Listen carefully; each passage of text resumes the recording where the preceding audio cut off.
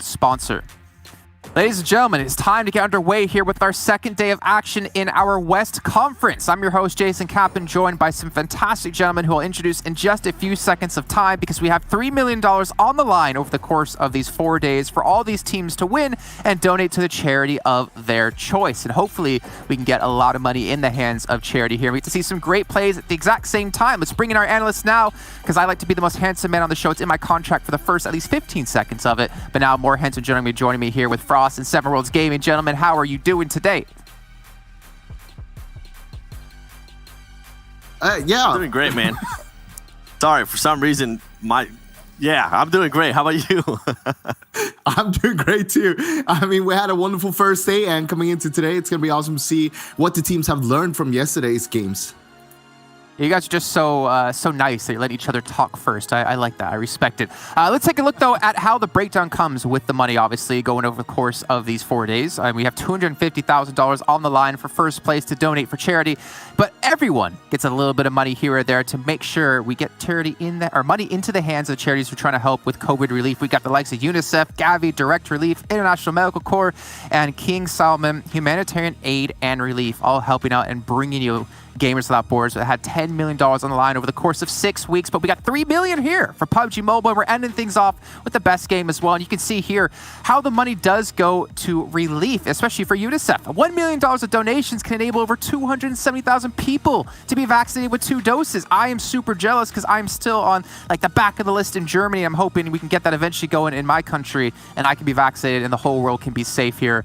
But guys, I mean, we're seeing how important it is to make sure to get everyone vaccinated around the world. As we're seeing, COVID obviously develop over the course of this, year and a half now. But it's great to see things like Gamers Without Borders to help relieve this and hopefully help make the world be at peace again. Definitely is. I mean, I've been vaccinated myself. I'm hoping that everybody starts getting vaccinated because I just want to be able to see some of you guys face to face again, man. I miss you. I miss you, Jason. I miss you. Look at me, look extra short. When he says you guys, he means me, Frost, not you. I'm sorry. What? Yeah. No, he's definitely talking to me, not with you. That's for sure. Okay. I mean, yeah, Potato, it's potato. amazing. What? Okay, what do you say? Potato or potato? 7. What do I say? Potato. Okay. Who says potato? Jason. Me, when you want to mix it up and have a little bit of fun, just like we're going to have fun here on today's show. Let's take a look at the schedule so you can see where the fun will be held and which battlegrounds. And just like yesterday, we're starting things off on Erangel, heading over to Sandhawk second, going back to Erangel, heading over to Miramar, where potatoes will not be able to grow. And then back on to Erangel to finish off our final match of our second day, which will be at our halfway point with 10 matches left to go in both regions. Remember, we have an East Conference and a West Conference. And if you missed out on the East Conference, that did happen earlier on today. But you know what? Go back, watch the VODs. You get to see my lovely face again. Or not lovely. It's fine. You can skip past seeing me and just listen to the fantastic analysts that are going to be there for that one with Blank. But anyway, guys, as we move on into this one, I think it's time to actually see how day one wrapped up, right? I think it's all about where the teams ended up placing, who got the $80,000 for first place to donate towards charity. And let's take a look at our overall standings because we have a couple of teams we expected to be there and a couple of newcomers, I'd say, and the likes of a certain Mexican team. There is. I mean, Chivas? Where did they come from? I feel like this is the first main event that we've been at. And you know what? Let's actually go through this list because even the #1 team that was able to, by the way, these teams are able to take $80,000 to their charities if they end up in first place after every day. Destiny being able to get 66 points. I thought that was a huge surprise. They started off the day super unlucky with the circles, but they were able to come back and some of their players were able to actually get hot as well. Then we have next Rio Gaming where they were able to step up to 19 Esports out of Canada. Came out of nowhere for me, Frost, and they were able to put up a great performance. To be fair, though, they kept winning the engagements against their NA competition in Ghost Gaming, and it pushed them up to 3rd place. And I mean, going back to Chivas, 4th place. This is a team that I can honestly say I was expecting them to be towards the teens, towards the 11, 12s, and 13s. But it's a huge surprise for me to at least see them here with 48 points in 4th place. And then Alpha 7, I was looking at the stats. I'm super surprised that they're currently in 5th place considering the way some of their players performed yesterday. That's one team I'm definitely going to be looking at, Frost. I want to see more from UDR Kills. We see them currently on 8th place down there with 40 points, but they've been playing pretty decently, and they have the potential to do even more. We saw them, of course, starting off with a 3rd place in yesterday's first game with 8 kills. I want to see them continue on that kind of run, because after that, it kind of slowed down for them, but that's what you want to see. And talking about Chivas and 19 Esports, those two teams were basically dominating on Erangel games. All 3 of the Erangel games, they got themselves a pretty decent both placement and kills, but we didn't see them win a game yet. Both of them, as you can see, towards the top without chicken dinner. So hopefully they can bring one home today, and it's probably going to be on Erangel if any map from those two teams. Well, oh yeah, I mean, you said it. They were just dominating. When it came to Erangel, especially after the second match, we were like, okay, this team's all right there. We were starting to bet on it too. We were saying these teams are actually going to end up being either second place when it came to Chivas. It didn't happen on the last Erangel, but I wouldn't be surprised if maybe today they're able to clutch that win. We got La Conostra here with 39 points, tied with Canina Power. Canina Power, towards the end yesterday, they started to step it up too. The last 2 matches, they ended up with a 4th place in Miramar, 5 kills, and then a 3rd place in the last Erangel with 3 kills. And then we're going to go down the list a little bit more, because we have Ghost Gaming. And this go down real far. I actually expected more. I had to give them some. To be fair, though, some of their players like Tensa usually starts to pick it up, and guess what? They did start picking it up later at the day.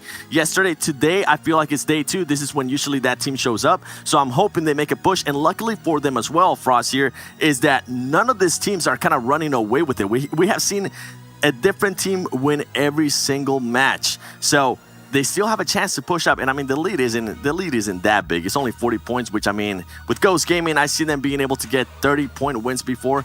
It wouldn't be a surprise if we see them towards the top at the end of the day. Yeah, basically it's all coming down to just one good game. If you can start out off with today's first game here, you're gonna be good. Then you're gonna be set not only for the overall leaderboard, but also remember that we have daily prize pool as well, where the winner will take home $80,000 for charity as well. So I mean, you're not just playing for the overall leaderboard, but also daily by daily basis. So clean slates for all the teams, no matter where you're sitting on the leaderboard. Well, one team sees that clean slate and wants to rise above what they did yesterday. Our #1 team at the end of the first day of regulation. It's going to be Destiny as we dive into a deeper look at them and the stats that they had in their first day of play. And Fresh, I mean, he did on Unicorn's Love. He's doing it with Destiny, 2,000 damage. He's leading his team completely here, guys. Yeah, we saw him yesterday already in the first game. I think that's when Sam was talking about him having almost like 700 damage in that game alone. But after that, it dropped off a little bit. But as you can see, all the others are stepping up as well. Even if they're not having as much damage, it's still having the impacts with the knocks, with the kills, and that's what matters. And if you look at the average survival time of all of the teammates as well, it's pretty even, and that's what you want to see, because that means that they're all 4 basically all up throughout the whole game. And if you have all 4 up, it's going to be so much easier to take on any team towards the end of the games.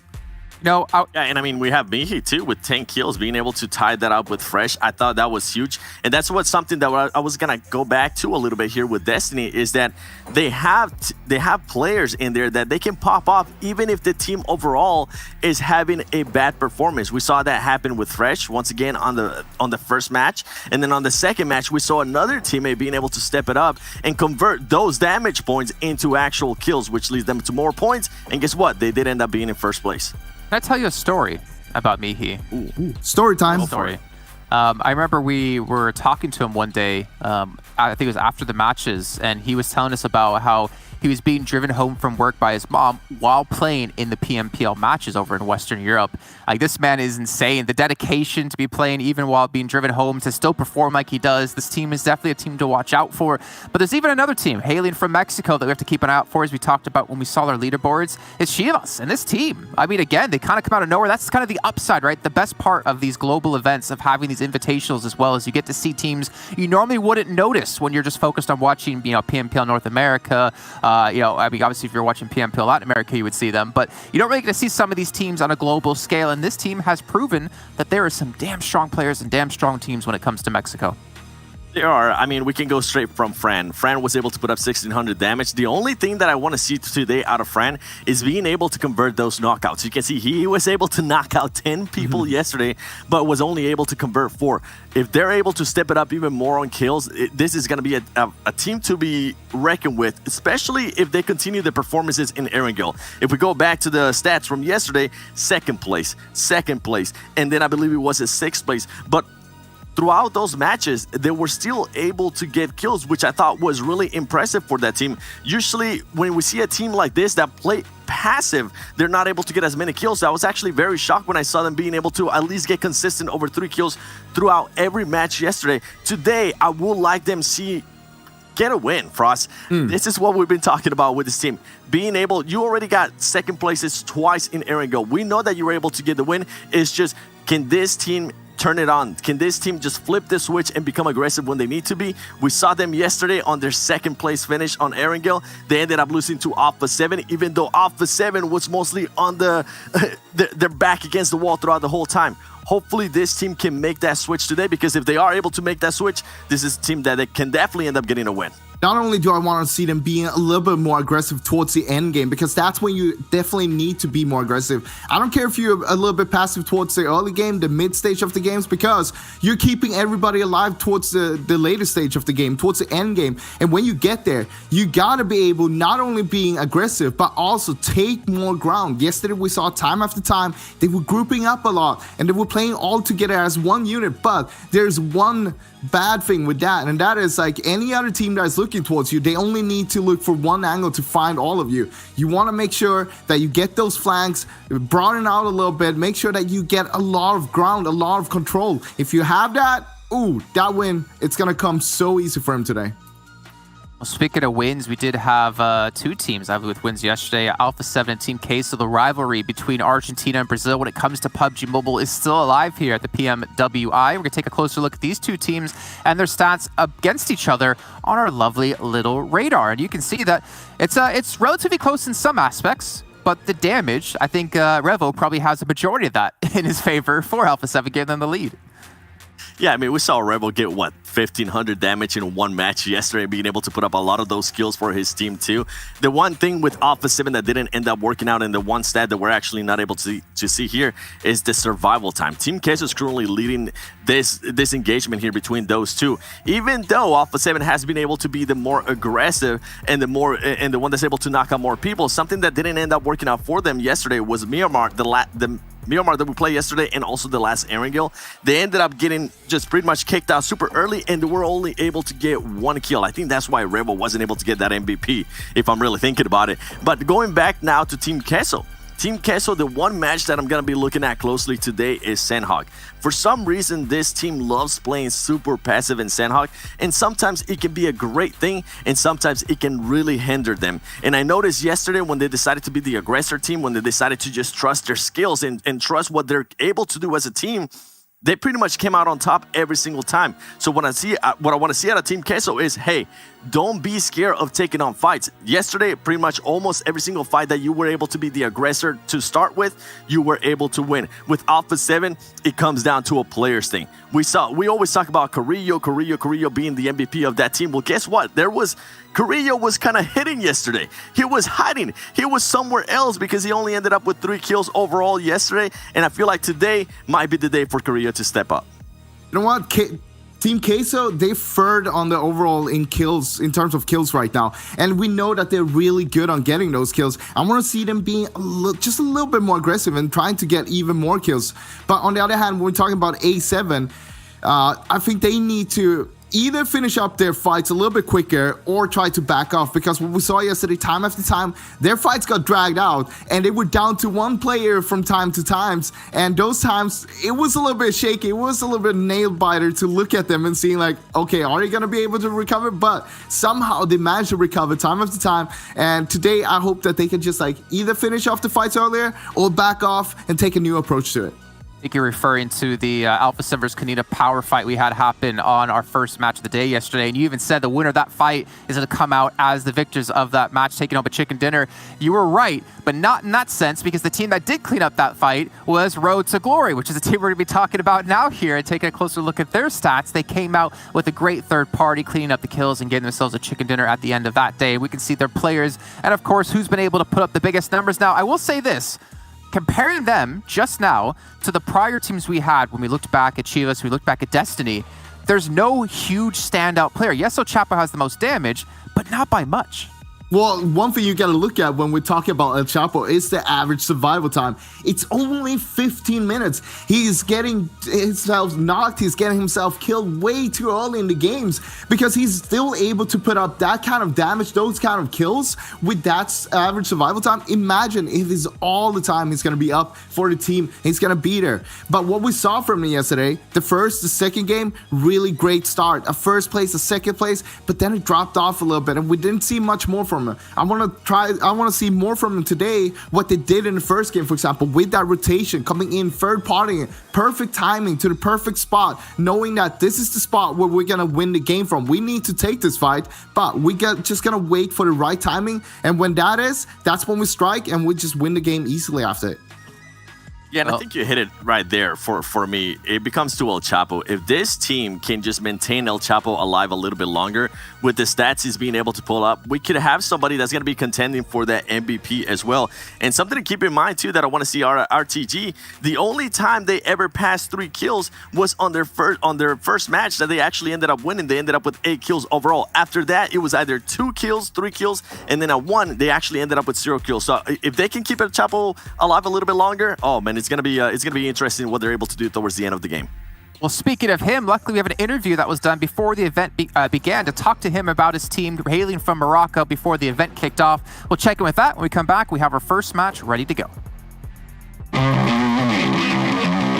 Since we brought a new member, we started playing as much as we can to improve the synergy of the team, and that's the really most important thing.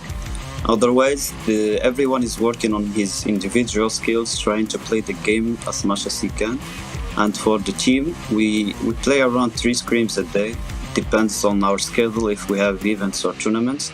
But we try to play as much as we can. And we watch the other teams, how they play, and we try to work it out.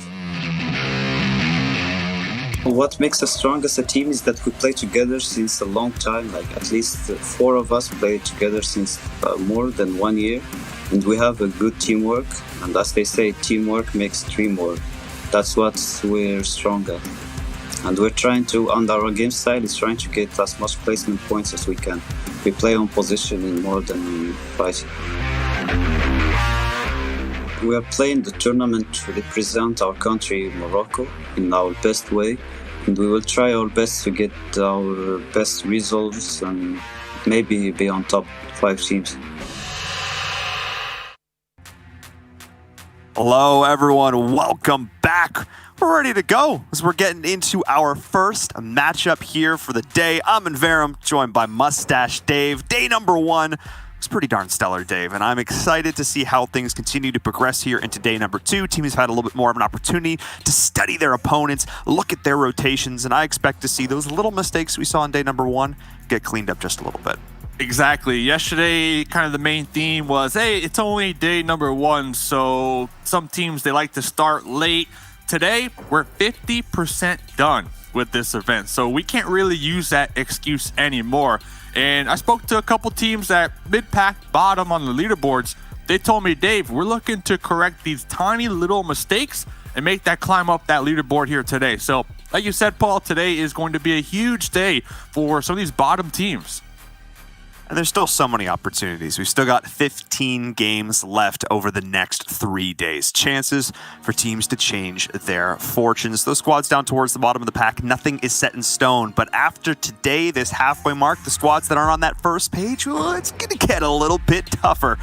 We'll keep an eye on them as we get into our very first game here on Erangel. Will the teams that the analysts highlighted at the start of the show step up, or will some of these other squads take the cake, or in this case, the chicken dinner? What up? Game number 1, ladies and gentlemen. Day number 2, PUBG Mobile World Invitational. This is the west side of things. Of course, powered by Gamers Without Borders. 5 games here today. Paul, yesterday, Pachinki, Guns versus Ghost. We saw in the final map of the evening, Guns actually got wiped out from Ghost. The other 2 air and goal maps, both teams kind of went their separate directions. So I'm curious, what's going to unfold here today in the 3 air and goal maps? Part of me wants Guns to go in guns blazing. I want to see them go aggressive. I want to see them try and take an early fight here just to prove to themselves and to Ghost that they can hang, that they can contest this squad here at this shared drop spot. That's what I want to see from them. Who knows? We may end up playing a little more passive. We may end up splitting a little bit with this playing path, Dave. Anything is possible.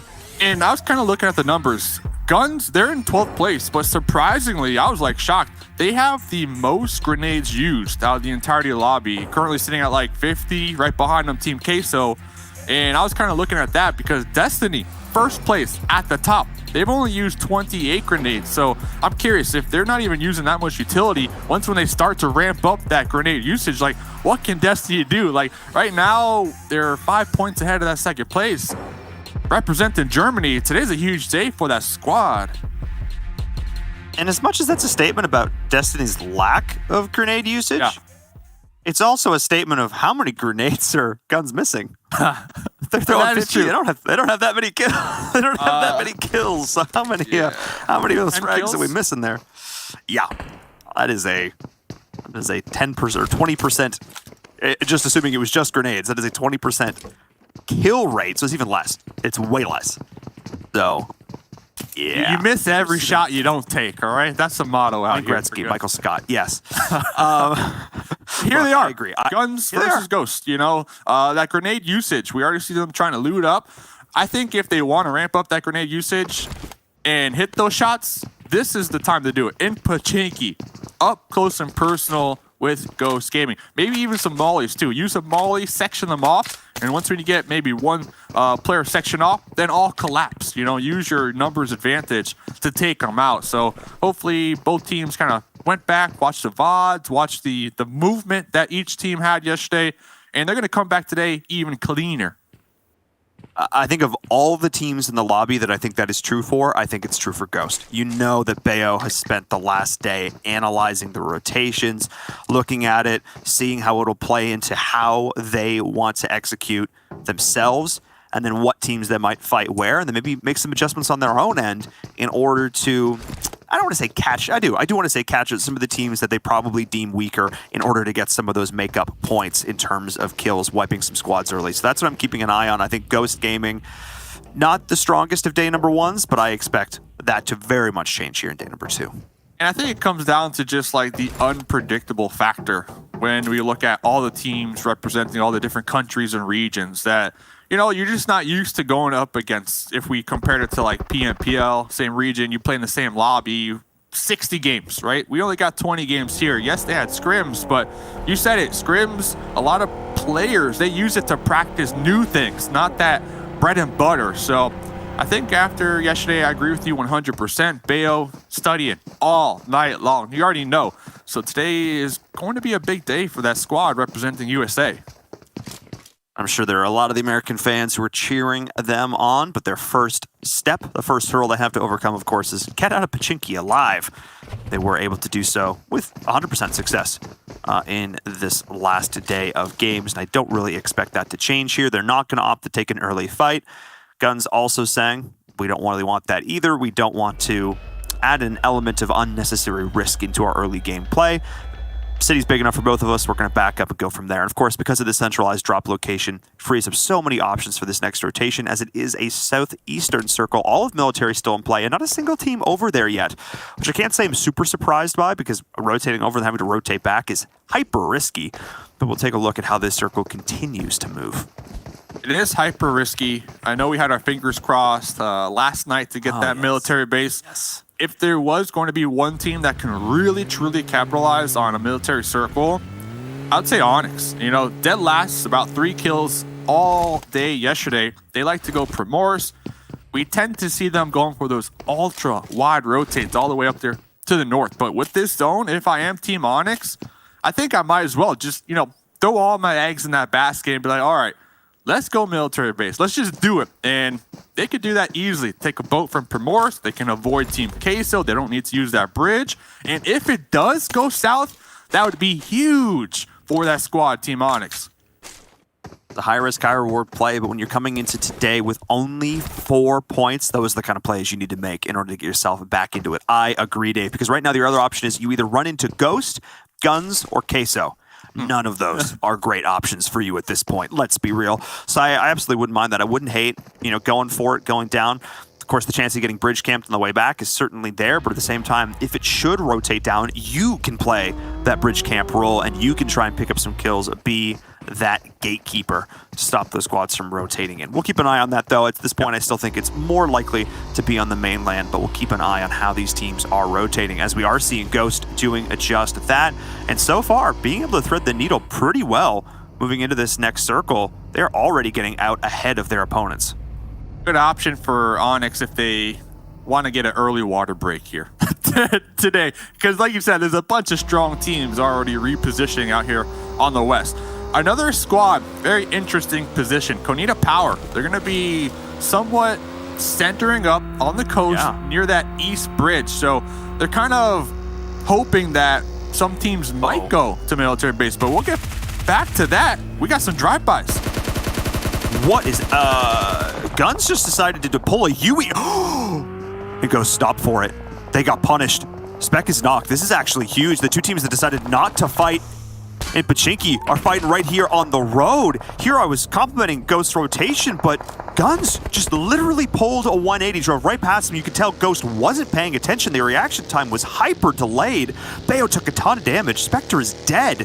And just like this is an opportunity for Guns Esports to take down their fastly budding rival here on Erangel. They know exactly where Ghost is at. Dave, they're going to pop tires. This is big.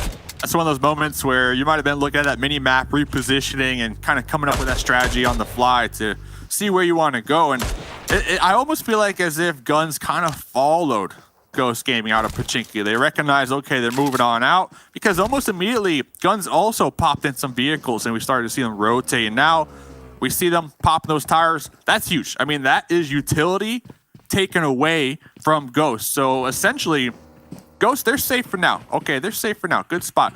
But eventually, they'll probably have to move on out of here. And without vehicles, they're not going to be able to move very quickly. So depending on how many resources, how much time, frags, Guns they want to devote to this, they could camp out Guns for some time, or Ghost Gaming for some time. Yeah, that clan tag is an absolute bait. I 100% agree.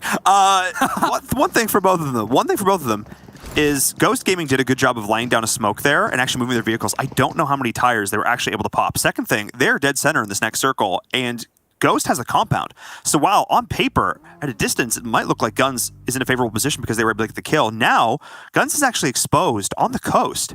So if they get third-partied here by like a Team Queso, this could actually be bad for them. As you can see, Ghost is dead center there in the compound. So not actually the worst thing ever. They obviously just would have loved to be able to get to that compound without losing a player. Guns, though, I feel like have a lot more room to work with, though, right? They have a lot more room. They're not going to be back against the wall. Next circle goes up, so both Guns and Ghost, they're looking pretty good. I'm telling you, I need to be the Onyx coach right now. I told them, take the boat. Like, right now, we see military base about, 75% in this zone? Nobody there. We see Team Queso, we see 19E. They're trying to make the move. They're trying to claim that nice prime power position right now, but we got to push. We got to pull up. We do indeed. In the northern portion of the circle here, Chivas, who've done so well on Erangel yesterday, a bit of a rough position because they're split as a team. RTG is here. Priming some nades. Looking to light this one up. Cooking it. Sending it. Not quite appreciating that their opponents are outside of the next building. Rahad having some trouble on the road. As we see Team Queso able to get ahead of 19 to the point where 19 has to pull that U-turn of their own. And this is the position that Team Queso's in right now that Onyx could have been in, Dave. Yeah. It's what could have been. Huge potential, though. Team Queso now setting up that bridge camp. But Chivas, 2 of their squad mates still not grouped up, a little hesitant in the back line. So it's going to be essentially a 4v2. Very challenging. It is indeed, and the nades are flying back and forth. 1 knock to start that off, and the kill confirmed. Beautiful play there from Chivas, able to take this down to a 2v3, but where's the rest of the squad? That's my question. They're rolling up right now, so they will have some backup here, as you can see them coming in from the outside. And just like this, RTG, their slower, patient play, not willing to take the numerical advantage, will now be their deficit and potentially their demise. But a nice pop out there from Marshall with the Scar in order to try and level this playing field just a little bit more. Yeah, Marshall's angle on the opposite end of that broken wall, pretty big, because they were able to recognize the push from the opposite end. And now Jacob trying to heal up, but we hear the gunshots firing out. El Chapo jumping out, pre-firing away. A lot of 1v1s happening right here. And just like that, Chivas have turned this one around, able to take down multiple members of RTG. They did lose 1 in the process, but it all comes down to El Chapo, the one who went for the push while the rest of the team was trying to play anchor. And just like this, Chivas is in a position to get our first squad wipe here on the map, going for the revive, UMP in hand. What can they get done? Nice pre-fire around the corner, but a great double peek in response, and the nade to clean it up. Nice grenade right there. Nice grenade. Yeah, El Chapo, kind of a solo mission, and we know very aggressive player from the squad. Like, they have, I guess, the highest damage done. But right there, could have definitely used their help in that anchor position you called out right there. So we'll see. We'll see what will end up happening. Chivas, though, very consistent on Erangel. That is a good thing, considering Erangel makes up 60% of the map pool here for our PUBG Mobile World Invitational. Now, looking around, Konina Power, they did make their way across that bridge on the east side. Pretty good, but here's the opposite end of that bridge. Who gets the privilege of trying to fight Konina Power here in just a minute. Clash going up against Alpha 7. Let's see if Carrillo can shake off the jitters that you saw in day number 1. Ravo, of course, doing a fantastic job of still continuing to keep his team in a pretty good position coming into today, starting it off in 5th place. As we're looking towards this next circle, Dave, we center up both landmasters still in play. A ton of water as well. This is a pretty toxic circle, I'm not going to lie. Toxic scale is at like a 9 out of 10. But look at this fight. MZ really like that position. They're able to gather a ton of information. They need to make sure not to get knocked from up there, as now we get the cover fire coming on out from Alpha 7, representing Brazil. Yeah, but they're still somewhat pinned on this side of the cliff right here. And because of the way Clash is positioned, it's going to make it so hard. That one off-angle player is creating so much pressure as Terminus is getting down after down. Nice shots there as Azer at range. The reposition play from Clash, I think Alpha 7 maybe thought they were going to completely bail on this fight, but no, it was a bait. And just like this, Alpha 7 is in shambles. This is the opportunity Clash need to push in right now. Get together, go. You cannot let Alpha 7 reset. They are the most dangerous when their backs are against the wall. And here comes the push. Grenade in hand. Ooh, you might want to swap back over to that UMP. Their teammates in the vehicles getting a run over. Mollies are everywhere. The fire through the smokes, able to come out on top. They should be able to get the pickup on their squad mates. Clash. Woo! Talk about mopping the floor. Alpha 7. My goodness. Get taken out here. I want the record to show Terminus did down his own teammate with that name. Just want the record to show. Still a sick play. Still a sick play. Just like this. Axel. That McLaren, though. Yep. Too speedy. McLaren. Too speedy. Too quick. Too quick. Yeah, the zone, though. Konina Power. Look at that. They're on the east side of the bridge. Clash up there. We're going to have a lot of teams over here on that west side now, all kind of taking that same passageway to try to get into the circle. It's going to be a challenge. It is indeed. As we're taking a look at how teams are trying to rotate in. A lot of squads still out in the blue. I'm looking towards 19E, Nextria Gaming. Chivas now forced to late rotate on that western bridge. Of course, Godsent and Guns still over on the mainland. They are bogged down outside of this next zone, and they're in a bit of a rough spot here, Dave, because there's a lot of open ground they have to try and traverse. Very little cover to be had. Not only that, like, where do you go? You can't really move because you're going to run into UDR. You can't really swim either because Ghost Gaming are looking across the channel. So Let's see. Guns, they do have 4 up. They do have a vehicle, but looking real indecisive right here. Yeah. This one's going to be tricky. I'm not seeing a world where many of these teams on the mainland right now survive. Maybe UDR Killers if they can make some play on the bridge. Onyx was able to make it across, though, but they're taking a lot of damage. Shivas 19 still out in the blue. This one's going to be tough, Dave, as we're seeing Guns now in the last-ditch send, and we get the center up. It's on Military Island, and like I said, those teams on that mainland, they are not long for this world. Dude, Ghost, game-winning position right here. Same thing with Konita Power, so we'll have to keep tabs on them as all these teams up here on the mainland, it's going to be a bloodbath. Right now, main objective for me, if you're not in this circle, go for those kill points. That's all you can do here. That's all you can do to offset the risk of getting taken out early. 13th position, that's 0 points, Paul. 0. Absolutely none. The big goose egg, which means you got to do it with your own 2 hands. You got to put the pressure on your opponents. As we're looking to see, I like it. Do that here for Godsent. See if they can find the shots. Nice movement, though, coming up from Hamudi and crew. Potentially having the advantage here if they can find the angle, but one of their teammates is downed.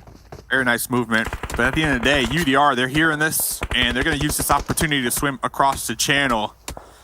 So both these squads, Godsent, Guns, yeah, it's like they're spending a lot of time out here, but they're forced to. They don't have an option, and now here comes the blue zone to apply that additional pressure, which is going to, ramp up those nerves. Did see Sandro for UDR Killers able to actually get that third-party kill on that last remaining player there, but will send it with the rest of the team. I thought for a second might actually play spoiler and play the last-ditch defender, but there is a boat as well. This could actually be huge, except for what you pointed out earlier, Dave. Ghost Gaming in the prime position to stop any team making a last-ditch send across the way as Ralph is trying to go for the but just denied. However, Hamudi is still there, and just like that, into the water, he's going to destroy the boat as well, likely. Yeah. Wow, that is bitter. Talk about the BM right there. I mean, UDR, they're already swimming away, right? They're already like, okay, we can't take the boat, but Hamudi making sure to get the blow-up, and like you said, Ghost kind of playing that Coast Guard role. Now, one thing I want to note, I do see Ayala from Team Queso rolling up on the Ghost, so that might cause a little bit of a distraction and allow Guns, the 2 players, and UDR, the 2 players, to safely swim across the channel. And keep an eye on that as Clash is trying to make the play into Konina Power. Nice shots, though, coming out from Nomi. That MVP star power play coming in, not missing a shot, not getting hit either. Great movement as we're looking at the last player, MZ, all the way down the line. See if you can spot him here, though. Right now, his goal is all about survival. Konina Power, Dave, they still have all 4 players up, but they're very split. And here comes Destiny as well, right underneath the bridge to kind of make matters worse. And I felt like Clash, we saw them earlier. They had a lot of time to reposition early, but they decided to hold back just a little bit. Nomi on that bridge. Yeah, MZ, I don't know where you're going, bud. Maybe looking for a boat, possibly. We'll have to see. But that wide wrap from Konina Power, at least, is doing some work. You talked about Destiny potentially causing some havoc under the bridge, but instead they're just target practices. We have the wide wrap. The issue is Fashe did end up going down to the outside. Nobody's got the reposition to try and get the revive there as Axer applies the pressure underneath the bridge. This is massive as we take a look at where this next circle is going, but great shots. That M4 locked tight. That is 2 members down now for Destiny. 1 big nade here, and Mihi could be dropped. Let's keep an eye on it. Way too far, but he still sees it, still gets the shot there. Axer, the 1-man wrecking crew, shooting fish in a barrel. Yeah, Mihi hitting that prone right there, and yeah, these smokes can't provide that much cover, especially with the enemy right above you. Next zone goes up, though. Konina Power, good spot. They are a little split, though, so they don't have a lot of time to get the pickup. Ghost Gaming, I'm still concerned with them because they're going to be rolling into the zone like a wrecking ball, and their main kind of objective right now, they need to make sure to win that fight against Team Queso if they want to move into this next zone alive. And that's where I want to look right now. These two teams are about to clash. Ghost did already lose one, I believe it was, to Team Queso. We can see them all running by right now. Clash does eventually go down, bleeding on the outside, just trying to survive for points. And Team Queso is actually going to bypass them. They're going to go into Rahat. Oh, this is massive. Absolutely huge, because this is the compound that Ghost Gaming would have wanted to have rotated to. But TQ, with a fantastic IGL call, is actually going to outpace them and push in ahead. Rima doesn't see his opponent, though. Blocks the grenade with his body and kills them both with an accidental mastery, but will get taken out here. And now the third party is coming in from Ghost. Team Queso was too slow. Dave, this was the one play they absolutely had to execute to perfection, and they're slipping. Yeah, I mean, talk about a full send right there. They committed everything to getting this building, getting this compound, but all 4 members in one little tiny building, you open yourself up to just getting grenaded to death, and that's exactly what's happening. Not only that, to make matters worse, 19E down there to the south, taking some shots. You even got Onyx on the outskirts showing up. So honestly, that's like best case scenario for Ghost Gaming, because now they can play Edge. And they have this entire edge of the circle as well. Beast from Destiny was actually able to sneak their way in as well. So that could be a factor. This Team Queso was able to stabilize a little bit. They did just spot him out. Nice play there. So that is no potential third party coming in from behind. And this has accidentally worked out fantastic for Ghost Gaming. Rather than having to play a long, drawn-out war to try and get to the edge of the circle up on the high ground, Team Queso went all the way past them and just broke on the walls. That was Rahad in this compound. Didn't play it well, got third party, played it too slow. And just like this, Ghost is once again in a fantastic position, but Konita Power can't look past them either. Yeah, not only that, beautiful dip that Ghosts are holding. They can keep those vehicles alive just in case they need to use that utility moving forward. And Konita Power, same could be said. Same could be said. Nice little dip. The thing is, though, they do have Fashe way down there, separated from them. So maybe holding that spot just in case the zone does shift in their direction. But looking around, Shivas, talk about consistency, still alive. And they're running into Onyx, but look at that. From the window, the M4 spray. Yeah, and it was actually, I mean, did most of the work there, as we're seeing Ghost Gaming actually picking up and taking that kill. Nice, solid, crisp, clean M16 shots. As Team Queso is getting a little bit of revenge as well. The nade down onto Rahad, trying to take over the rest of this compound. But at this point, I think Team Queso just need to hold tight, because Dave, they did get this circle. So did Konita Power. They are in a prime power position. At this point, Team Queso, they baked the cake and they said, hey, we're sorry. We didn't mean to upset you. And they just want to be neighbors for the time being, especially in this next circle. Both those buildings are in play. So now Ghost, they need to reposition. They're going to be on the edge. And they're making their next play right here. They're trying to decide which way should we go. This is actually huge. One player from Konita Power going down here means a potential opportunity for Ghost Gaming to push on in. Keeping an eye on this one. So we're seeing Fashe, like you mentioned, way on the outside, watching for any flanks coming in on that angle. Playing it quiet, though. Truly playing that scout role, and I appreciate that for sure. So we're seeing Chivas Esports going down. I think they actually lost the fight next to Gaming and Onyx. Onyx, who's still in this, Dave, this is their best performance yet, bar none, but they're going for the send now, and this is a bold play. Oh, trying to get that spray, and hey, they took a page out of the Team Queso book, sending it straight to the mid right there. They were taken out. Looks like Ghost are going to be pulling up to this compound as well. The only difference, though, from Team Queso and Ghost, they smoked a pathway. They used their smokes to make sure that they can't get sprayed down on their approach, and here, they're safe now, and they get a crate. This is absolutely huge. All the great weapons going in their direction right now. Konita Power still playing edge. Ghost Gaming opting to go in, but they actually bailed, just mollied HH24. That's unfortunate. Yeah, big unfortunate right now. They should be able to get him up. The nade did make it in the window. Oh, this is big sad. I'm watching just big sad after big sad here. There we go. Finally. Oh, there we go. Okay. You know, Tensa is smiling after that one. One more, maybe, you know, take some shots at that door. Throw through that door. That could be it. There it is. Could be it. I want to say, though, Konita Power, they have so much zone control right now. We saw a couple of moments ago, one of their players were knocked. They made sure to prioritize getting them picked up right here. For the most part, they're controlling the whole east side. They got it. They got it.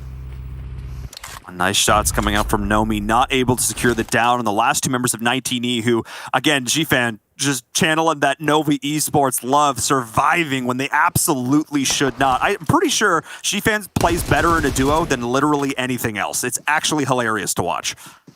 Make it to make it. That's what they drew on the drawing board here today for 19E, and you can't blame them. Super consistent on Aragorn. As we're still checking in with Ghost. They're okay for the time being. They don't have to move much, but look at this. Nomi, right behind Ghost, could play such a huge spoiler to him. I mean, the position... they hear him, though. They hear him.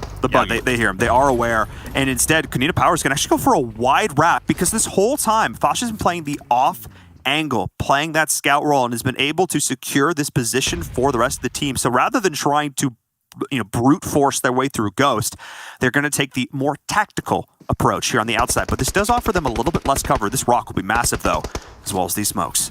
Oh, that Foshe has like a tally on an estimated number on how many enemies are down here. Foshe definitely saw the push across the road from 19E, so information is everything right now.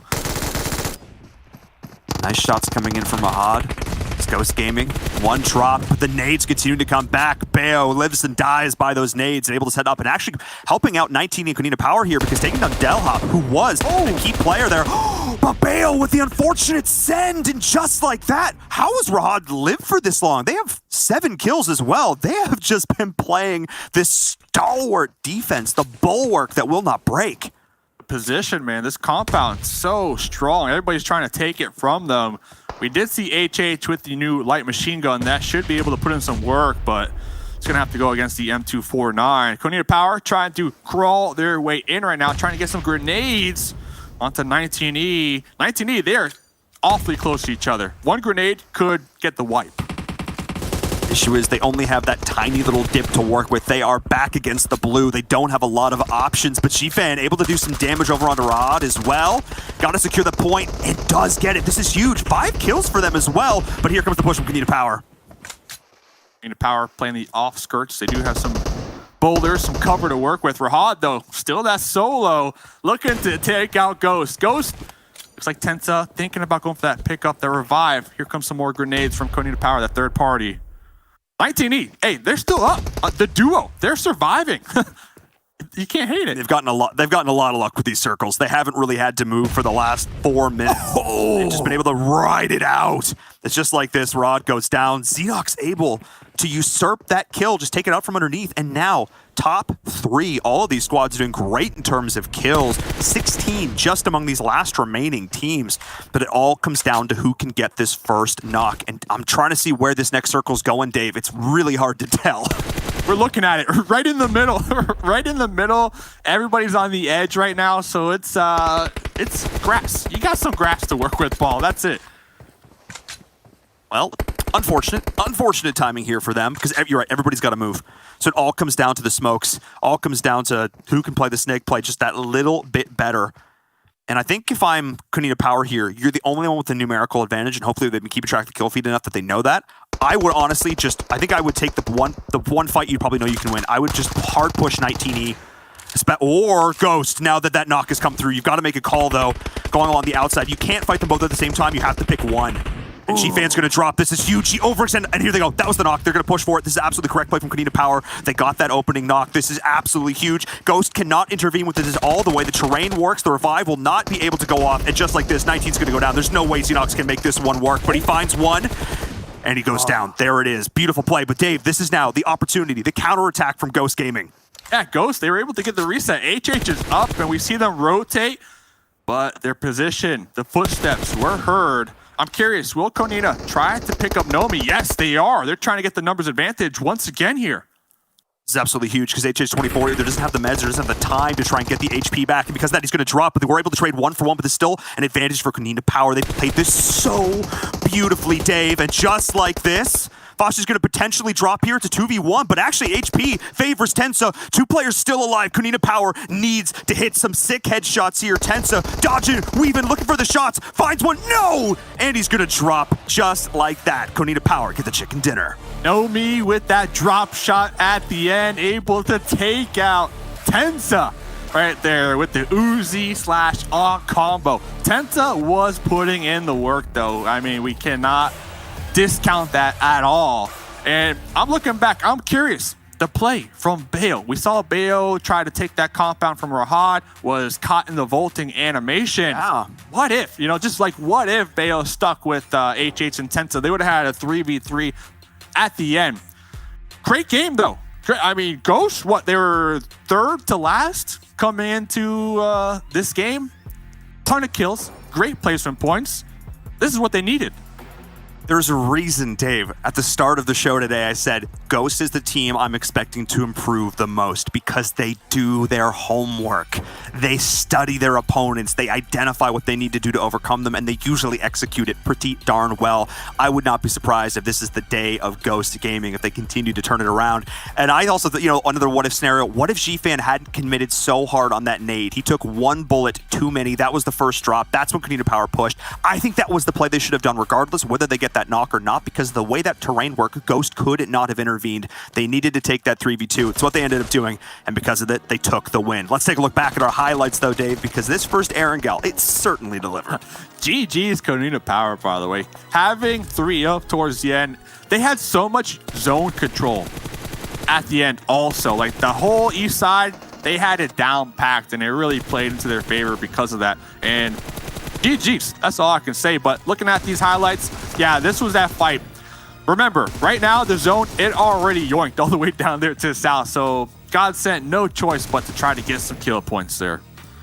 Yeah, I mean, it's 100% the right call. There's this, you have a 50-50 decision. It's never a 50-50 decision, but you have two choices. You either try and survive or you try and lash out like a wounded animal and get as many kills as possible before you go down yourself, and that's sort of what they opted to go for here. But Kanina Power, every single position they took, Dave, they just controlled it masterfully, and the way they were able to hold their off angles. And we heard Froz talking about it at the start of the show, how he wants to see teams doing a better job of splitting the position so they're not grouped together so much.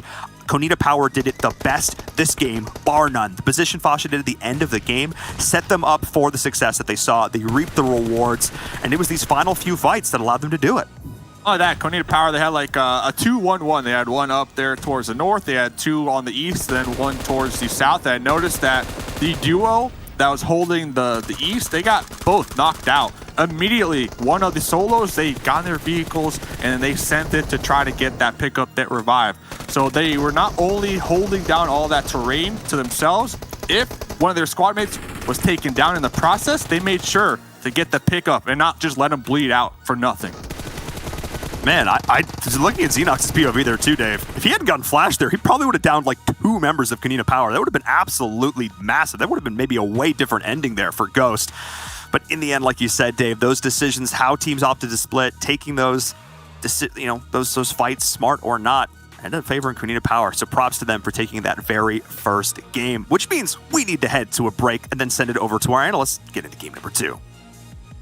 When the world has safe and effective COVID-19 vaccines, how can we make sure they reach the people that need them most? Today, there are many vaccines in development.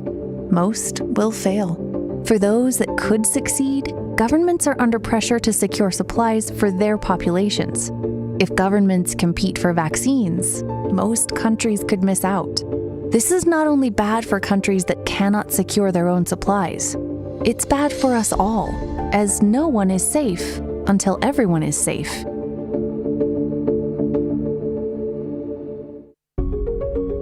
The COVAX pillar aims to ensure that every country gets fair and equitable access to eventual COVID-19 vaccines. It does this by acting as an insurance policy, with the largest portfolio of vaccine candidates in the world. Wealthier countries have a greater chance of gaining access to successful vaccines. And by pooling their buying power, rather than competing against one another, they enable investment in factories. So more doses are available as soon as a vaccine becomes available. The COVAX pillar is founded on the principle of equitable access. This means any country, regardless of their ability to pay, has the same access to vaccines. By supporting the development and manufacturing of these vaccines, wealthy countries increase their chances of getting COVID-19 vaccines and ensure the rest of the world gets access too. Ending the pandemic as quickly as possible will take a global effort. We need as many doses as possible, as fast as possible, as soon as a safe and effective vaccine becomes available. 2 billion doses would be enough to vaccinate healthcare workers and other high-risk groups. If we start now, we can save hundreds of thousands of lives, not to mention trillions of dollars. It's not about one country versus another. It's about one world protected.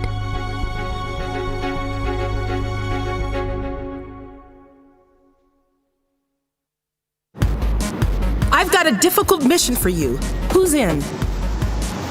Close to 1 billion people from 92 of the world's poorest countries need to be vaccinated. You'll need to work closely with governments and health authorities, and it will take millions of volunteers. And it has to be cheap. This is a mission only a few organizations can handle. It is the world's biggest and fastest distribution of a vaccine ever. Equipment such as needles, canisters, visors, protective suits, and sanitizer need to be in place first. All of this has to be transported to the most inaccessible corners of the world. The vaccine has to be kept cold constantly. If not, it's all for nothing. And when the vaccine gets close, a population without mobile phones or internet needs to get the message. Thousands of health workers have to be trained to perform vital work. No one is safe until everyone is vaccinated, so we can't stop until that's a reality. But even though we're doing this because lives are on the line, this is real life and not a game. You don't get a new life if you fall, or if you drown trying to save lives. We have no lives to lose, but we're willing to risk a lot to vaccinate the whole world. As long as the virus exists, the whole world is in danger.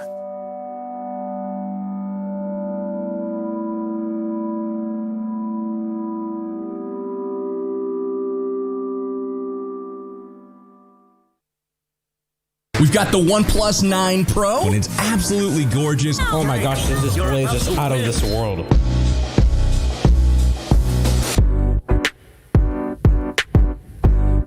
Insane. It's got 65 watts of charging power.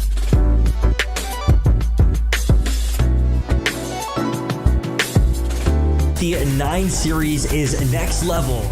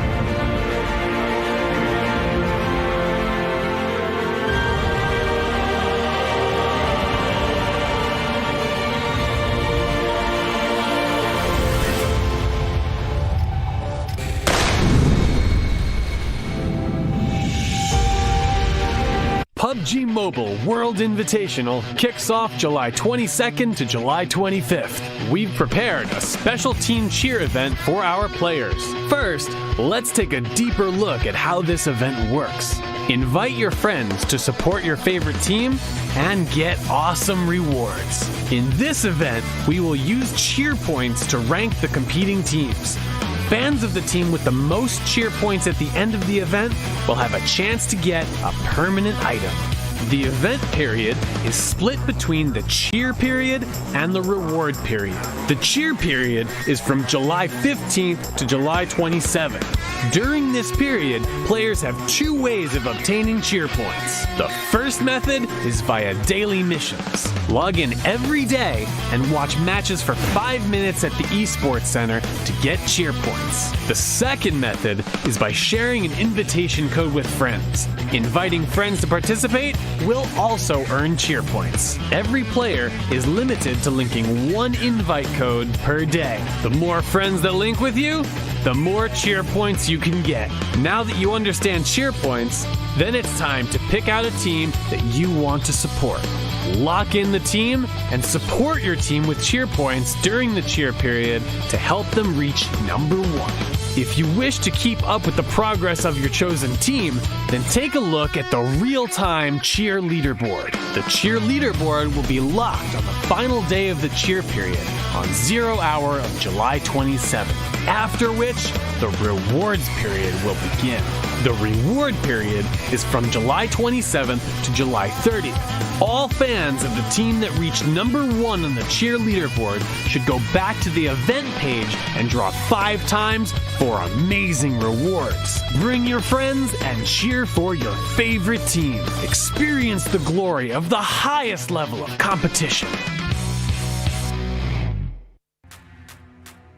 PUBG Mobile World Invitational is powered by Gamers Without Borders and brought to you by OnePlus, the official smartphone provider, Nemo TV, the official streaming platform, and STC, the official playout sponsor.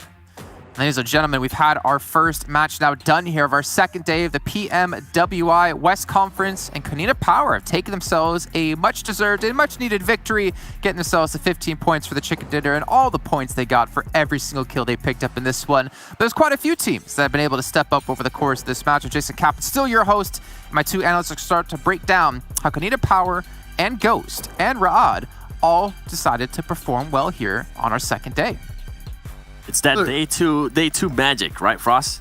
Yeah, day 2 magic for Ghost Gaming at least. but like, look at Kanina Power though. That's what we wanted to see, right? More splits, and they were taking advantage of that. Already from the start, we saw them taking a lot of splits, doing a lot of 1-1-1-1 splits, taking a lot of ground, but also being able to control it. That's so important. We saw, of course, Nomi on the bridge there holding out Clash by himself, and then you had Acer just holding out Destiny below the bridge. They get himself 25 points in this one. I told you, I said they were gonna get like 3rd place after this game. They're gonna be around there. I don't really know exactly where they are right now though. Yeah, and the one thing that we mentioned is that luckily for all these teams, there's not a team that's kind of currently running away with it. So by them having matches like this, they're going to be able to slowly catch up. And even though Ghost Gaming didn't really get those kill points that we're kind of used to seeing out of them, for them to at least get within those 10 to 12 placement points, this is huge for them. And also one of the star players, Intensa, he was able to kind of pop off 940 damage to himself, 3 kills, 19 esports. This is another team when we're going to start talking about consistency. I feel like we have to start bringing in 19 esports. They have been consistent. Xenox and Shifan, they're starting to become the duo. Before it used to be Xenox and Carnage. Well, guess what? He's been replaced. And then we have Rod. Rod pretty much, they almost doubled their whole points from yesterday in regards to kill. If I'm not mistaken, they did end up almost doubling their kills as well. They're able to get 7 kills, 15 points total. And next Ria Gaming, some of these kills that they were able to get, they were able to third-party people. Overall, I'm impressed with some of these teams stepping it up, and I know we have to talk about this one. Team Onyx, the team that was in dead last place and only have 4 points after 5 matches yesterday. Guess what? For them to be able to get 6 points, that's going to be pretty good for them.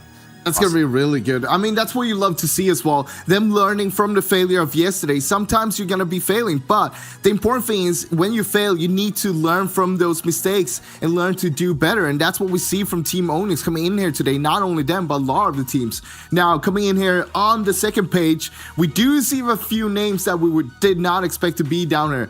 Let's go from the bottom. Alpha 7, 0 kills, 0 points. I mean, they had a good fight there against Clash, but Clash, they came on top. They had the angles. We saw MZ on the tower there as well, having that kind of second angle to be able to hold them down, and the rest of the team just took care of Alpha 7. But you also have teams like Guns. I'm expecting more from them. Destiny, we saw them yesterday rocking everyone. Now only 2 points, but hey, it's the first game. Yesterday they started off with 2 points, no, 3 points in the first game, so they could still come back strong like they did yesterday.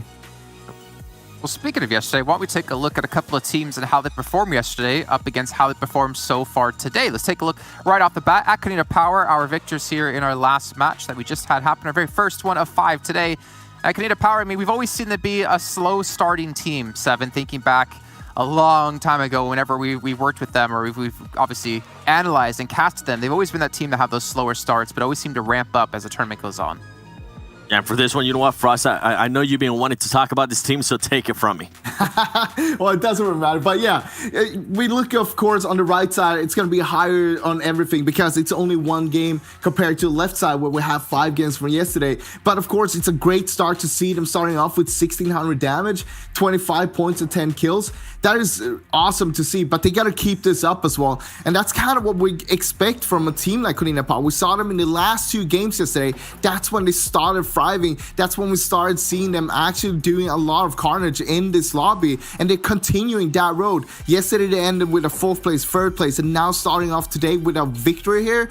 That chicken dinner, that's gonna put them up there. They're gonna be happy with that one. I think they're just gonna continue like that because we saw them doing those splits, and it's amazing because everybody else is basically just grouping up, and they're just taking so much ground, and no one is punishing them for it. Well, Nomi is punishing other people for it. Let's take a look, though, at Ghost Gaming as our second team here, and they really disappeared and ghosted the front page of our overall leaderboards, and we can see they've been able to step up now as, well, again, HH24 had some great kills, but if I'm not mistaken, Seven, Tenza, the guy you were talking about before the matches began, he had a fantastic match. When you think about Ghost Gaming and when you think about day 1 and day 2, I just want you to remember Tensa. That is the man that usually tends to spark up this team no matter what happens. And then once he spark it up, then Spec, HH24, and Bell will also start backing him up. But right here, I mean, just look at the damage output that they were able to do. Obviously, they didn't convert into those kills. I'm pretty sure this team, we really don't have to worry about kills. In regards to Tensa, though, the grenades have been the highlight for this man. The grenades that he was able to put up. Something I do want to go back a little bit more of is a lot of these ANA teams and America's team in general, and I kind of want to tell this to the viewers, are not really used to seeing the aggressiveness out of some of the other teams. For example, with Alpha 7, they ended up, as soon as Korea went down from them, Clash just right away pushed them, and I don't think Alpha 7 was expecting that, or they're not used to seeing that from their region. Same with I believe it was Ghost. They lost Spec, and guess what? Guns started just chasing them into a compound. So a lot of these teams are definitely having to adjust to how some of these European teams are playing. That's what you want to see. One team that might. Oh no, you know what, Frost, you don't get a chance because we got to move on. The next match is about to start here, so we're going to go over to Rod real quick because this team we did want to touch on. Considering, speaking of adjustments from day 1 to day 2, this team seems to have made the right ones, having a much better performance here and probably their best performance we've seen so far. Rad had a rough time yesterday in the first 4 games, but in the last one, we saw a little bit of sparkle, a little bit of light coming from them, getting himself that 5th place with 6 kills, and that's kind of what they've been continuing on here today. Get himself that 4th place, 7 kills, a great play. We saw him rotating into the center, and not just doing that, but being able to hold down that compound, getting clashed down by so many teams, and being able to grab 15 points. That is a great start from them. I want to see them continue that. I want to see them propel themselves up there on the leaderboard today. All the fans from Egypt are definitely happy about the result from them in that first match. And speaking about countries, you guys, again, if you saw during the break, you guys can cheer for your favorite teams, your favorite countries to go forward further on into this event. Remember, just to log into the game, make sure to head over to the cheer section and make sure to do that every single day. And then you can obviously win some things at the very end of it all. All right, gentlemen, it's time to kick you two out of here because it's time to bring our commentators back in to kick off our second match. We're heading over to the moist battleground of Sandhawk. And it's being brought to you by these two fine gentlemen, Viram and Mustache Dave. I mean, probably don't call it that, though, Jason. Yeah, less a fan of that. Sandhawk. Growing to Sandhawk, though, a map overall, Dave, we're very excited about because we get to see lots of action. The blue zone is as punishing as ever. Yesterday certainly delivered, and I don't expect today to be any different. A tropical map. We could say that. Let's go with that. A tropical map. So We are in the Sandhawk game. We have 3 more Sandhawks in the PUBG Mobile World Invitational West. All right, 20 games total. We're gonna have 4 Sandhawks, 4 Miramars. We played 1 of each yesterday, so it's gonna be exciting. Yesterday, we saw 19E and who was it? Alpha 7. 19E, they backed off of boot camp. In scrims and previous events, both teams, they dropped boot camp. So I'm curious to see what will happen here today. And Curiosity, look at that, 19E already pulling off that one. So Alpha 7 getting a nice prime position to themselves once again. Yeah, and this is big because they're going to be in this central zone. They're going to have lots of time to loot, to set up, and they're going to be able to take the fights they want to, ideally, and hopefully, depending on where the circle goes, not have everybody just crashing into them. They turtled up a lot yesterday in this position. They didn't really move. I want to see them make some, now that they know who's dropping around them, they're a little bit more cognizant of what the rotations are going to look like. I want to see them make a concerted effort to go take some of these early game fights that they know they can win. Obviously, try not to get third party, but Alpha 7, they're in a good spot right now. But, I mean, they're almost half the #1 in terms of points. So that they need to do some work if they want to turn this around. Yeah, we'll see. We'll see. Alpha 7, like you said, they know for a fact who is going to be near them. Another team I want to keep tabs on here has to be Destiny, right? Yesterday, we saw them in those cliffs, and it didn't pay off for them. Today, same thing. Does not pay off. Yeah, sure, they'll be able to get some loot up there free and clear. But talking to me, they told me that their main goal here today, make sure not to lose players early. They want to keep everybody alive for that late game. So we'll see if they can accomplish that, considering their drop spot not going to be favored right now. Speaking of not being favored, oh, Master, this guy just gets caught out on his own. I mean, to be fair, he was with a teammate. That teammate's just dead now, to be fair. They were able to take 1 member of ROD with them, but this is just not the opening either of these teams need, especially Onyx. Like, they showed a breath of life in the last game, but it isn't really making a difference. Oh, but look at this. Master has the support, has the squad mate right here behind these stairs, lurking in the shadows. Gee, this could be huge for Onyx if they play their cards right. Be huge if they can get a squad wipe. Yes, it's going to be a challenge. There's only 2 alive. 2v3 though, we've seen it done before. We have indeed. If they can find an isolated player, 1v1, catch them out. But Delhop, I think, is aware that there's another player nearby going for the wide wrap. I think they're baiting him a little bit. He is opting to just hard run. They're going to know exactly where he is. There are the shots coming around the corner. He's taken so much initial damage. Pops back, misses his shots though, right through the legs. He's going to go down, but the trade comes in, and now this just means Master is going to flounder. Off on their own, is coming in for the wrap now, but no helmet, no vest. I was going to say no pro. I do have a vest, but... Grenade though. Grenade? Master knows where this pickup is happening. That would have been the moment. That would have been the moment. Wrapping around, but now 1v3. Drop shot. Oh, okay. 1v2. All right, goes for the shot. Can hear the footsteps. Knows exactly where this player is. The jump shot, though, doing work. He's committing to the nade. Maybe shouldn't have. The M249 now floor drop. By the way, we see it every single game. It's such a huge weapon to pick up, especially off the drop. Imagine parachuting M249. Bam, right there. Like, oh man, I love it. I love it. And talk about loving something else. God sent an early fight here. And they did throw out a grenade earlier, though, but Next Ria Gaming pushes right on through it. But just for a second, I thought that maybe, just maybe, they'd be able to win that exchange, but Kuder is able to get it done. So just like that, Sandhawk certainly delivers some of these early fights. This was the start of it. Godsend getting rolled up on by Next Ria Gaming. Fantastic plays. These drop shots just in this game so far today, Dave, have been sick. Yeah, I love drop shots. You know, last season I was like, do you even drop shot, bro? But I believe this season now, yeah, the drop shots, but the crouch spam, they improved it. So you can crouch spam all day long and maybe throw off your enemies. But Alpha 7 pushing uphill. It's gonna be Ghost right here.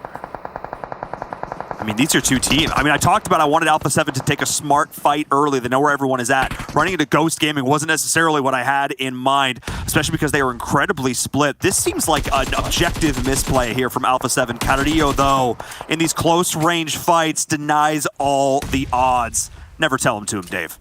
I'm not gonna lie, I was like, okay, so it's a 1v4, but it does look like they have the support from their squad mates quickly rolling up, running across that field. HH cooking a grenade, tossing the grenade. Just a little shy of the mark right there. Yeah, which means the Senate Texas is going to be able to get in position, give Carrillo a chance to try and reset. Oh, but the off angle. The UMP comes in, but another one in response. And just like this, Ghost Gaming is in shambles. I was talking about how I was expecting them to completely step up here, but Carrillo by himself shut it all down as it all comes down to Bayo, the last one standing, more like the last one to hit the floor. That was nice to watch from Alpha. Not gonna lie, that was pretty. Okay. Hey, they feel the same way right there. They lost one in the process, right? But looking at the pros and cons, they got 4 kills. Not only that, they're dead center. They're gonna get some additional loot, and that was Ghost, right? Like Ghost, they had a phenomenal game 1. My concern now, and I'm looking out for 7 on the desk. Can they just kind of not get tilted, right? After that wipe.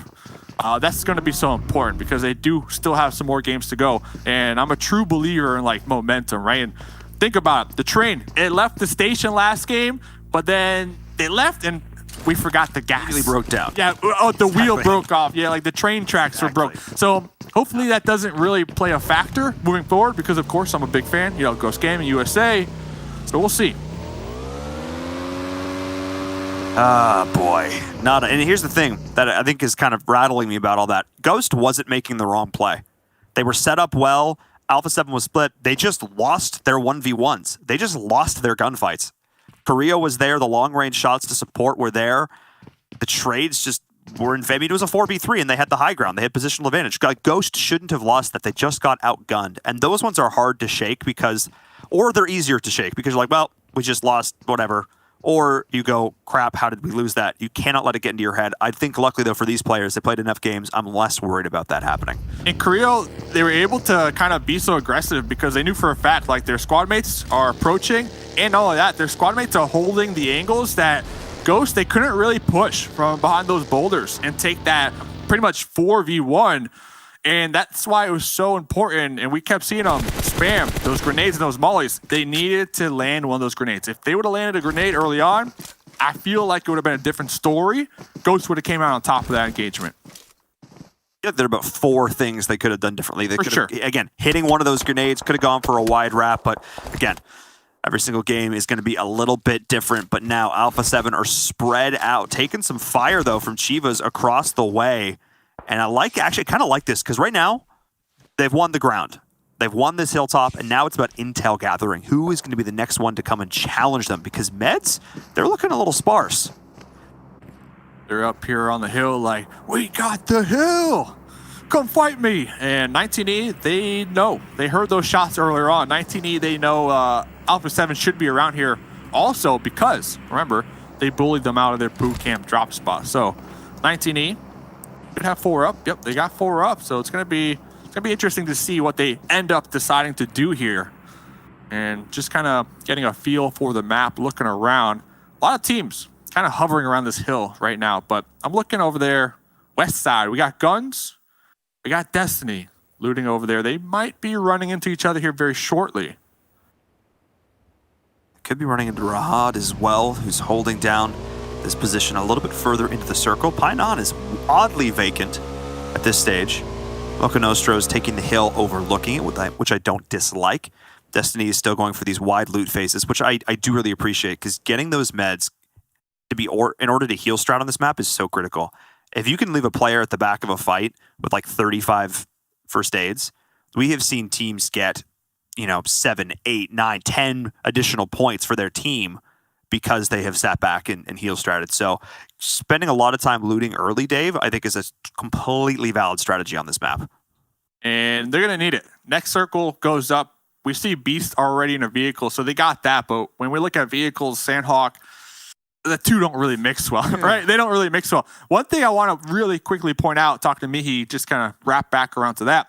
I asked Mihi from Destiny, like, hey, you guys afraid to like kind of fight anybody, any challenges? And they told me like, no, our mindset is we're not afraid. We know we're going to take a fight and we're going to win that fight. That right there, that's like the mindset of like a true champion, in my opinion. So we'll see what they can do with that mindset, because they do have a slight challenge right now to rotate into this next zone. And we were talking about this hill earlier on. 19E representing Canada, looking to take it from Brazil. 19E have the work cut out for them, trying to make their way up this hill. And just like that, Mafios is saying absolutely not.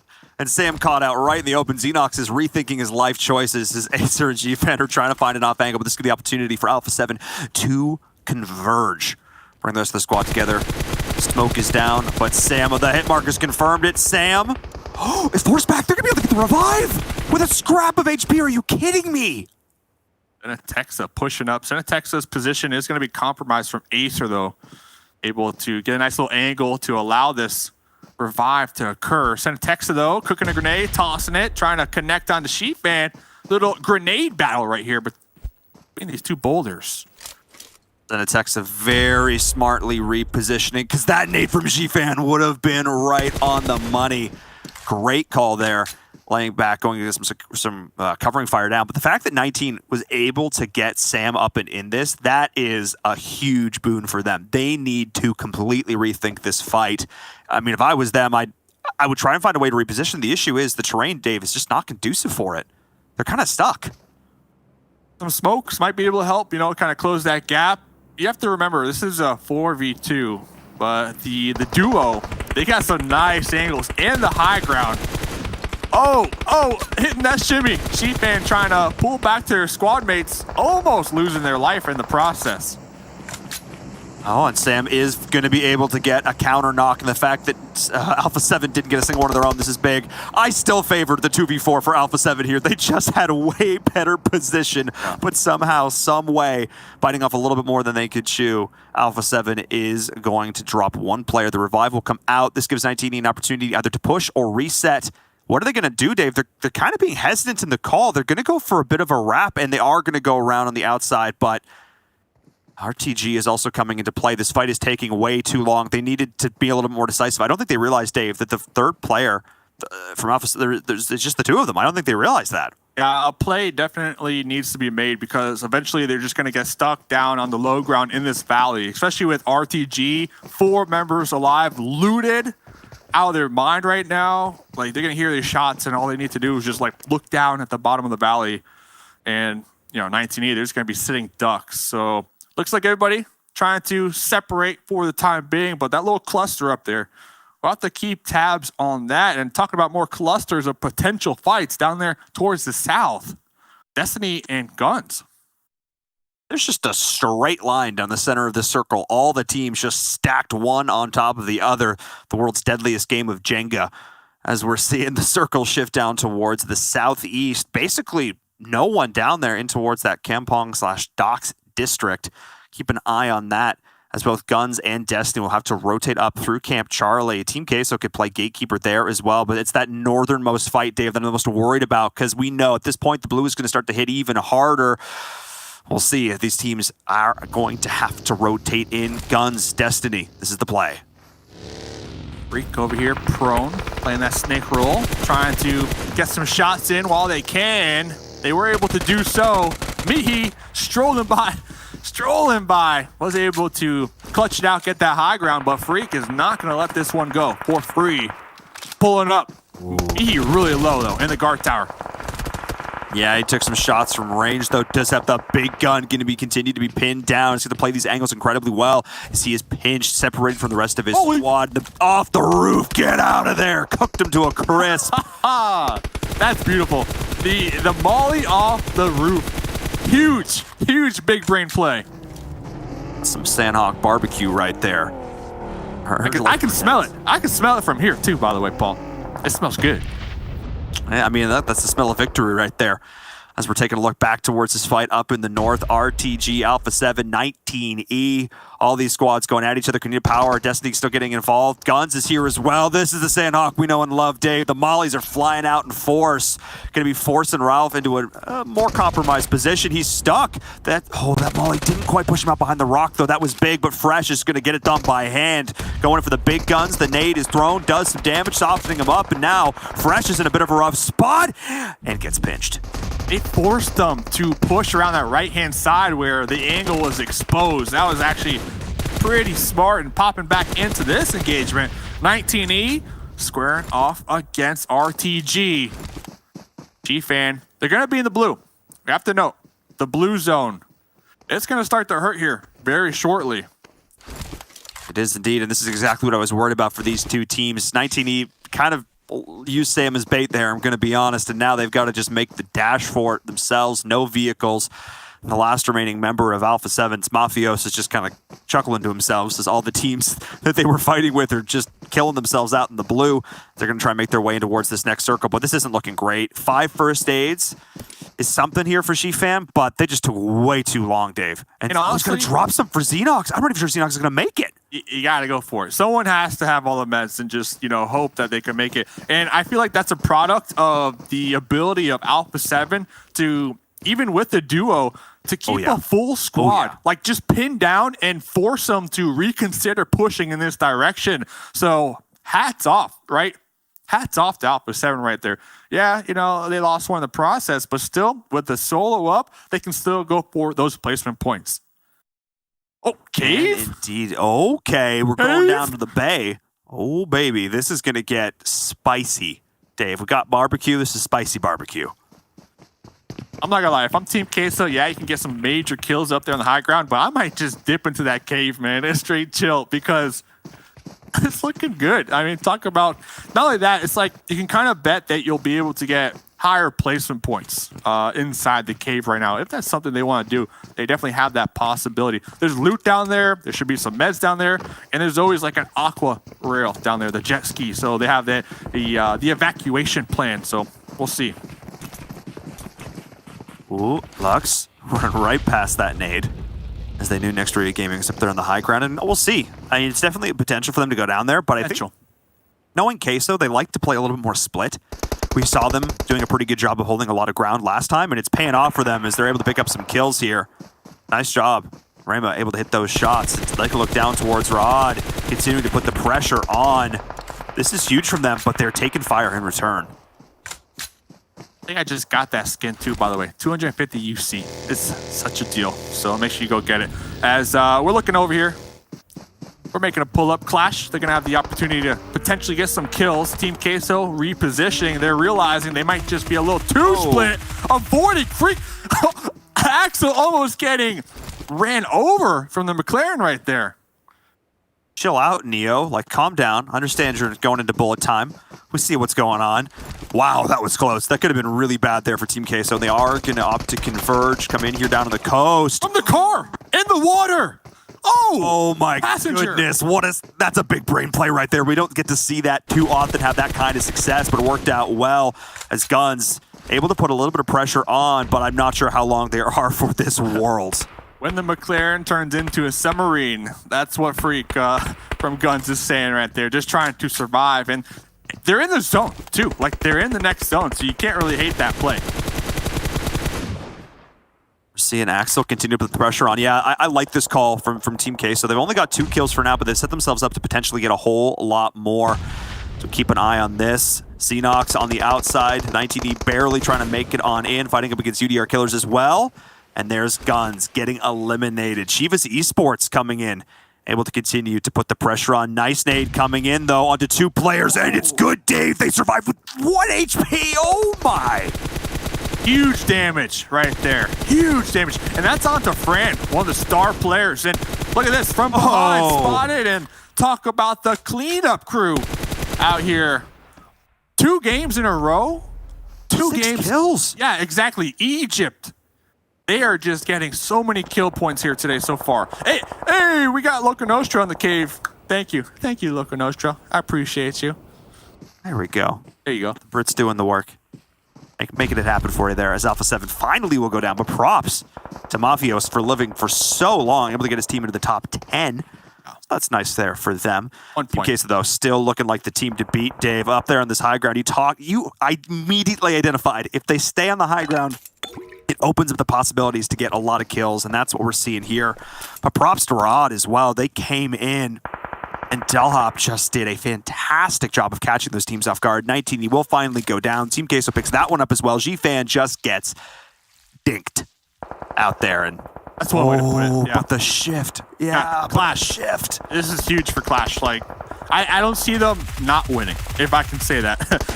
They have the compounds over here, and Daddy forced to push out. UMP spray down. Got him. Team Queso no longer in the game. And look at this. Daddy stayed behind to play that anchor while their other 3 squad mates, they swam across the channel. Smart play from Loco Nostra. This is huge because now the potential for them to get backfilled is gone. Nita just died as well. Chivas Esports is out. Daddy just single-handedly put his team back in this game. You're 100% correct. Clash is still very much the favorite, but look at, he's pre-scouting. He's giving them covering fire with his dying breath. Talk about a play there from Loco Nostra. So worth it, too. They call up Daddy for a reason right there. They were able to get their squad mates across the water. They got a couple boulders to work with, and just like that, 4 teams to go. Even if they get taken out here, that's 8 placement points. That is extremely worth it, in my opinion, right there, that play. Oh, 10,000% worth it. You get 2 kills onto Queso, and you secure your team this next spot in the zone. Absolutely worth. I mean, they're going to have to try and breach the beach, so good luck to them on that. Clash has gotten the circle time and again here. The angry porcupine taking shots in every direction. They've got the only piece of hard cover with this compound at the next circle. They have been circle blessed going into game number 2. 4 up. I mean, France right now, they are celebrating. Only 4 kills, but they should be able to rack that up. And even if the blue takes away the additional potential for kill points, first place, that's 15 points. So that's going to be huge for Clash, who definitely need it. I believe 15th place as of right now. So this is going to be that huge, huge buff for them on the overall leaderboard. Absolutely massive. They just took advantage of the chaos that was Sandhawk. They played it a little bit more passive, which I've noticed tends to be their style. They really only take fights they feel they have to. They focus a lot more on survival, staying alive. But if I'm some of these other teams and I know what's going on or have an inkling of what's happening, I'm denying myself to the blue, like we're seeing right now. I'm playing the heal strats. I'm not giving anybody else any more of these points, and that's exactly what we're going to see. The quietest ending you've ever seen to a game of PUBG Mobile, as everyone just accepts their fate, denies the points, and just like that, chicken dinner goes to Clash. Heading over to France for game number 2 here of day number 2. And you nailed it on the head there just a little bit. Like, all the chaos, everybody trying to get those big games when it comes to kill points, trying to stake their claim, their flag in the soil, especially there on the beach. Meanwhile, Clash are like, let's just rotate down there, towards docks. Maybe they scouted it, realized nobody's going to be down there because no vehicles might be present. And they had such a strong position. Not only that, favored about 3 times towards the late game. Easiest chicken dinner. Easiest chicken dinner you could have asked for right there. But they planned for it, They didn't have to shoot their guns. They didn't have to shoot their guns. But they planned for it, though. They got like a kill in that compound. They rotated down there, though. Like, that was intentional. But yeah, easiest chicken dinner I've ever seen. Oh, yes. Yes, one of the most chill, because the rest of this game certainly was not. There was action from literally minute 1 as we saw teams hot dropping on one another, trying to make big plays and getting shut down in the process. Next Ria Gaming did a fantastic job. That roll up on Godsent was absolutely sick, but it was this one right here that I think really changed the face of the game. Alpha 7 able to win a disadvantageous fight up against Ghost, remove them from the server. That set Alpha 7 up to do so much more in this game. They denied 19E, they shut them down, did a ton of work as just a duo. Dave, if this is the Alpha 7 we're going to see all day, all weekend, Brazil is in the house. They are going to be a contender. And that's what's so impressive. Like, this is only a duo up there, and they're able to make sure to keep an entire squad pinned down and force them to reconsider their movement, right? And they kind of forced them towards RTG, and they had to fight in the blue. They had to fight in the blue. Meanwhile, the solo from Alpha, they're like, hey, okay, you guys got that back there. I'm going for placement points, so pretty good stuff. And I'm not gonna lie, every game we watch, Paul, for some reason, I'm starting to become a bigger fan of Onyx. I don't know if it's the underdog story or whatnot, but it is. I don't know what it is, but like I want Onyx the underdogs.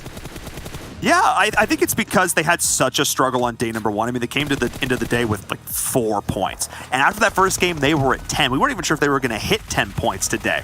And they were able to get a couple of kills in the early game. So I 100% agree, Dave. I'm looking towards Onyx to try and build some momentum for themselves. That's one of, and also Rahad. Rahad is the team we need to keep looking at. Again, Clash, props to them. Super solid, smart rotations, great team play. They're able to get the win, but there are a lot of squads we're keeping our eyes on. And I know our analysts are too, which means we need to head to a short break. When we come back, analysts will break it down in game number 3. When the world has safe and effective COVID-19 vaccines, how can we make sure they reach the people that need them most? Today, there are many vaccines in development. Most will fail. For those that could succeed, governments are under pressure to secure supplies for their populations. If governments compete for vaccines, most countries could miss out. This is not only bad for countries that cannot secure their own supplies, it's bad for us all, as no one is safe until everyone is safe.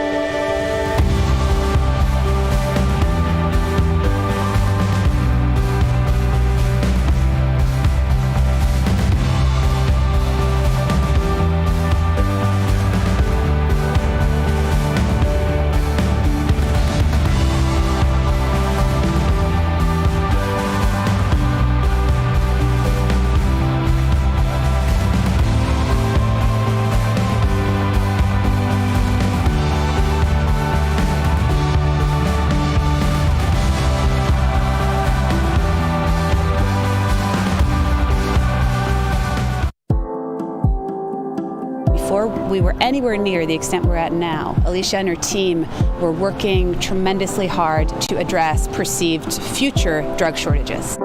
The idea with the ICU kit at the beginning was trying to think of a way that we could help these patients that are critical in ICU settings. In this case, it was kind of the next layer of protection for this response. In the kit, we have a few different types of medications, antibiotics for secondary bacterial infections, as well as blood pressure support, so vasopressors. Things like albuterol inhalers, we were learning, were highly requested in hospitals. Medications that are used for intubation and sedation that help with that process.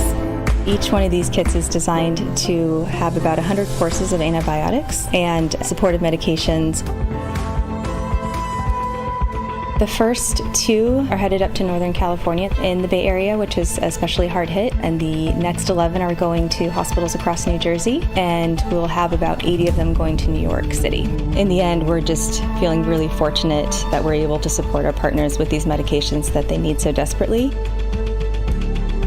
The wisdom, the expertise that I think this team has demonstrated in being able to help us as a community partner, but also hospitals and healthcare systems around the country struggle with drug shortages, which are now a reality, I think just speaks volumes to the impact DR has.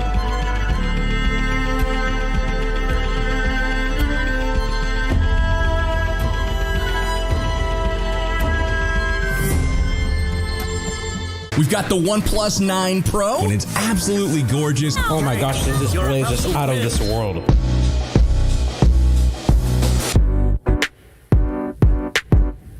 It's insane. It's got 65 watts of charging power.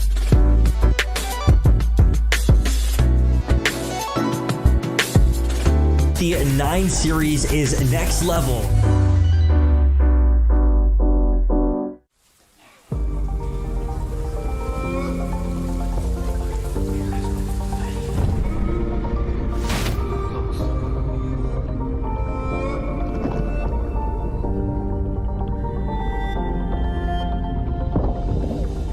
There's a fire in my heart, yeah, it burns. burns for the game we play. Now I rise and take my turn to be born again for this day. I know they're waiting for me now to win it all. I hear my name cried in the crowd. They call, fighting through all of the pain. I'll never fall, risking everything I have to stand up tall.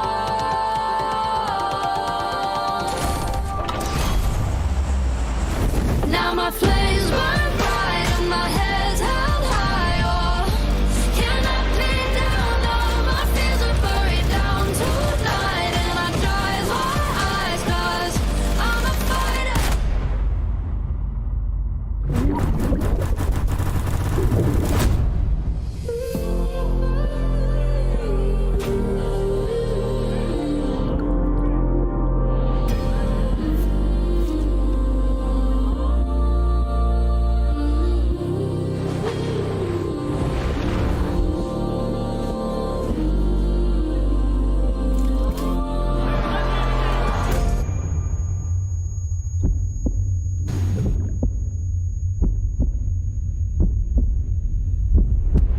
There is only one way I can survive.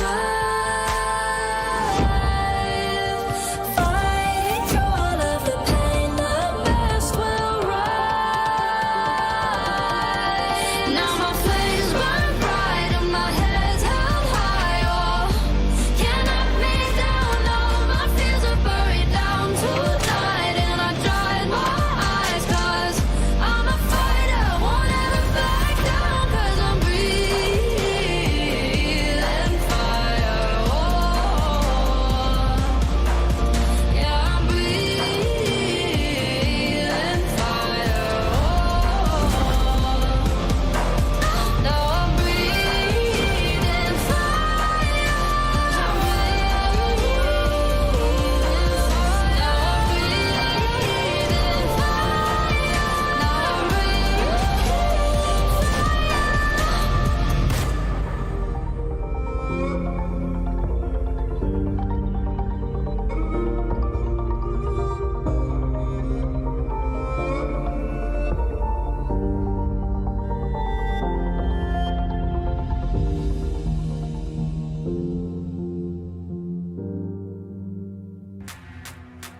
PUBG Mobile World Invitational is powered by Gamers Without Borders and is brought to you by OnePlus, the official smartphone provider, Nemo TV, the official streaming platform, and STC, the official playout sponsor. And Sandhawk is an interesting battlegrounds, and it proved to have some interesting zones, as we just saw here in our second match of the day. A lot of teams very happy about the way it shifted. A lot of teams very unhappy as they got punished on the transition to get back into the safe spots, but that's going to be another match done and dusted for today. I'm Jason Kaplan, joined by Frost and Seven Worlds Gaming to start to break this one down. We saw a lot of great individual play, I think is the way I want to bring this one up. Daddy in particular coming in from La Nostra MVP with some great positioning and a selfless play for his team so they could succeed. Yeah, I think the winner of that, Daddy showing why they call him Daddy, right? He was protective over his team. He made sure he stayed standing until the last second. But overall, the circle just screwed over so many people there. As we are seeing the match ranking here, we see Clash. To be completely honest, as much as we want to be like, oh yeah, they did amazing, they just had Circle and they also had a compound and they were able to pick people apart. They were able to, however, at least put up 7 kills, 22 points. And Next Ria, I think overall out of those two teams, Next Ria was definitely the more impressive one for me, Frost. I mean, I gotta say though, even if you get the circle, you get the you have the compound, you gotta be able to hold it down. So Clash did a wonderful job on that. But yeah, as you're mentioning, Next Ria, 2 good games back to back now. That's gonna put them top towards the leaderboard there. But La Nostra also getting strong, and Rad again, a really good game from them. I'm really liking what I'm seeing. But not only that, but it's kind of the whole thing, right? All the teams have a kind of a different playstyle from yesterday.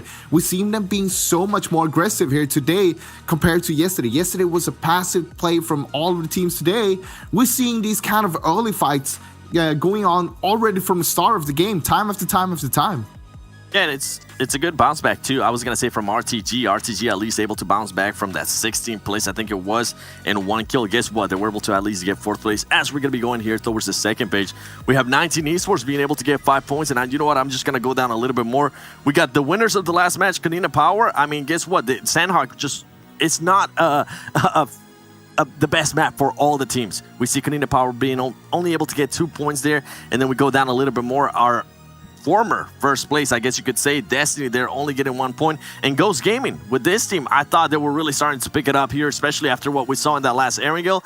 But I think it just comes down to Sandhawk. This is a team that usually doesn't really tend to perform that well in Sandhawk. I am going to be looking forward to see how they bounce back here on the Erangel coming up.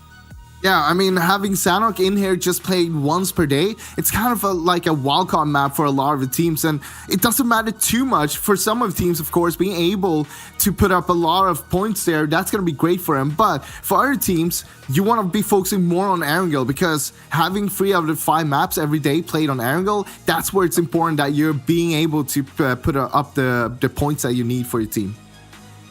Yeah, and I think it's difficult to be able to maintain that level of consistency on a map like Erangel when everyone knows that map so well.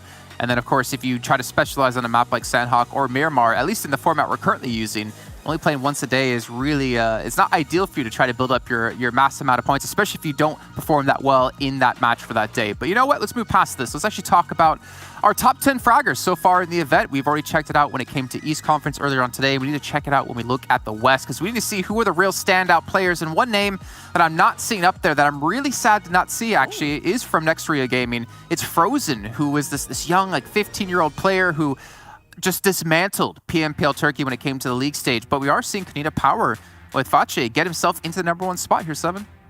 Yeah, this is the one that, Jason, thanks so much for telling me how to say his name, Facha, because I had no idea. And look at him.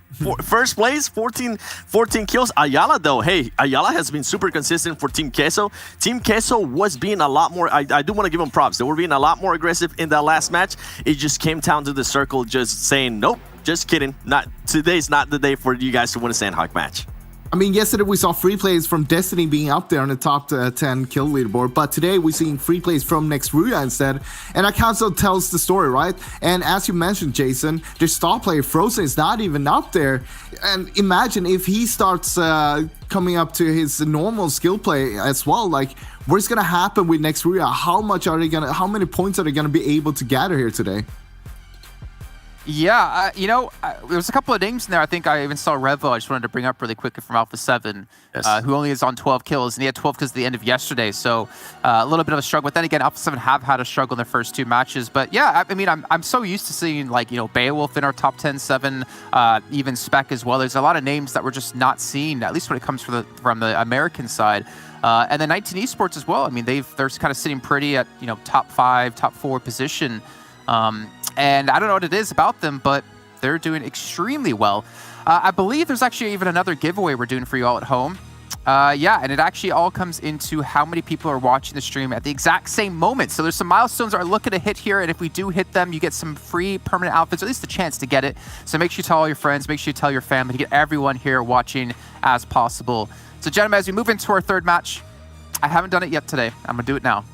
Predictions. So if you're hopefully out there watching as a player, you hope Frost isn't going to say your team, because he seems to have that curse going his way. But Frost, who do you have? You know what? I'm going to throw a curveball. I'm going to throw it back to you. Who do you pick, Jason? Well, that is not my job as the host. So Seven, we'll throw it over to you as your chance to pick. What? You know what? I'm going to go with Ghost. They did well on the first Erangel. Yesterday, they ended up the day doing well as well. I feel like they're getting ready for that win. If it's not Ghost, it might end up being Chivas, but I know Elanise is pulling for Ghost, so Ghost it is for me. I'm going to throw a name out there. No. You had your chance. Ross. You threw it. You got rid of it. No, quickly. 19 Esports. Okay, well, poor Knights Esports going to be going out in 16th place here. We're going to find out with our casters with Environment Mustache Dave as we bring them back in and head back over to Erangel for match 3 of 5 here of our 2nd day of the PMWI. Ross, why would you do me like that? Why? Why would you curse 19 Esports, the Canadians? Why would you do that to me? It's bad. Anyway, Dave, we're back. Yes, game number 3 back on Erangel. I'm excited to see what these teams can do. Map number 1. With the military shift, we saw some teams play a little bit more passive, go for maybe the safer option, quote unquote, and they got punished for it, Dave. I want to see teams do plays that are a little bit more aggressive. I want to see them take some risks. And for me, if you are going to be a team to really, grab the fruit, right? The risky fruit, it has to be Onyx, man. Like, it has to be Onyx. Like, especially just looking at this flight plan. If I'm Onyx, Primorsk, it's cool and all. I'm going military base. Okay, that's where I'm going. Get on that sweet loop, get a couple boats if it doesn't favor down there. Whatever Onyx were doing yesterday, they can't be doing today. And game one, in all fairness, like, a much better game, right? Like, we saw them late game, they had a couple of kills. It was a good start, but then last game we saw them in the ruins, kind of getting hot dropped on. We saw the plays coming on out, Master forced to kind of defend themselves. A lot of hesitation though. That's what I'm seeing from Onyx. A lot of hesitation in team fights when they just gotta believe in their gun skills that they got it. So we'll see what they can do here. We already see a couple players, couple teams dropping out. I got my eye. I'm trying to look. Okay, Pachinki confirmed. They told me before this event even started, like, both teams, Ghosts, Guns. Dude, my military base prediction. It would have been so good. It would have been so good. It would have been made in the shade. I can't see the bottom of that circle, Dave. This is going to be military. Teams need to go now. If I'm Team Queso, I get in a vehicle, I totally ditch Fairy Pier, I go military now. If I'm Konita Power, same thing. I get in a car, I drive. No hesitation. Onyx might look to do the same. I think both teams need to. I think you get in a car, you go. Yeah, I already see a vehicle, Onyx. They got a little 2-2 split going on right now. At least one of their players are in a vehicle. Konita Power's doing it too. Okay, hey, they hear us. They hear. Not only that, like, they see the zone. Come on, for a fact, like, this is gonna be a milli game. Like, there's no, I have no doubt. Way. I'm no like way. 95% sure it's gonna go down there. But before we get to that, Pachinki, who's gonna make it on out alive? We already see, what was that, VSS on a Bayo. Bayo making that weapon pretty popular here in comp. So we'll see what they can do with it. Oh, the car is so shiny. I like it. Anyway, VSS. So I'm rocking it actually late game last time around. And I remember when I first started casting PUBG Mobile, like way back, like 2019, VSS was actually super common just because it comes silence default. You're able to take these like sort of awkward mid-range fights. Yeah, obviously the bolts don't hit as hard, but it puts you in a position where you can catch teams unaware and extend the time period where you're not getting shot back. Honestly, one of my favorite weapons, and I stand by that since like the day I started playing, right? Especially if you get that extended mag, you got a ton of bullets to whiff in my case, and you're almost guaranteed to hit a couple. And I think it's a really strong weapon early game. In particular, like you said, it comes with a scope. It's suppressed already. The 9mm, not too bad. So we'll see as this game, military. Everybody already trying to shift down here, trying to claim some type of position for themselves. And they're not having a whole lot of luck here. It's Team Queso, the player chilling on the bridge. Looking to try and find some shots. Is already down 2 members of Guns, going for the pickup. Can they find the shots? Come on. Oh, yes, they do. Okay, Nitsu, the one-man wrecking crew. And it comes down to the last player remaining. Do they even have a weapon? I would pop some tires, but maybe Nitsu's not doing it because the ammo situation might be a little low. And it does look like they were able to drop down, so they don't need to worry about Nitsu getting the confirm right here. And Guns, I'm going to say, not a successful push across the bridge. They lost 2 in the process. At least they got the pickup, but it's going to be tough to defend their position no matter where they go here in this very challenging zone. This was definitely, of all the zones we've seen so far over the last 2 days, you're 100% correct, Dave. This is the most challenging. This is the one that requires the most decision-making from teams early. It is going to pose a lot of challenging questions that they're going to need to answer. I got to give props to Guns, though. They actually made the absolute correct play. That drop pickup was sick, and now Freak's in a position where he could turn this one around. The spray, can he transfer it? Not quite. Ran out of ammo. That was nearly sick. That was sick. It was sick. It was still sick. That's some revenge. Not gonna lie, kind of dropped the ball there. Like, Team Queso knew for a fact that there's somebody at the end of the bridge, right? I think they thought they had no weapons. Because there wasn't a single shot back, I think they thought the entire team had no guns. Nitsu just fell to his death to deny the point. Look at this. I'm not sure I love. The rest of the team comes around on a boat, and they beach it too, so they deny any other team getting value out of it. Oh, man. And Hamudi is underneath the bridge, so in case they do decide to drop off the bridge to get that revive, kind of similar to what Guns did, Hamudi's there to get the confirm. So they're really thinking ahead right now. They are indeed. The question is does Hamudi have a weapon? Didn't have one before. Not sure he has one now, honestly. So we'll keep an eye on that as Remo's going to get confirmed. It's a 2v2 now between Team Queso and Guns, and both of these teams would have been able to like to take this clean. The setup on this bridge could spell huge benefits for them over time. So we're jumping now to the complete other side of the military island as Axer is just shredding people. That M4 spray, that red dot did not move. It did not shift. It did not wiggle. It was a laser. And now Rahad is going to have to try and answer. On point for sure. And you know what I'm looking at? I'm looking at the map. This fight needs to happen quickly because Loca Nostra on a boat. The pirates out there. They're going to be pulling up here very shortly. Oh, watch your angles. I see an M249 on the playing field.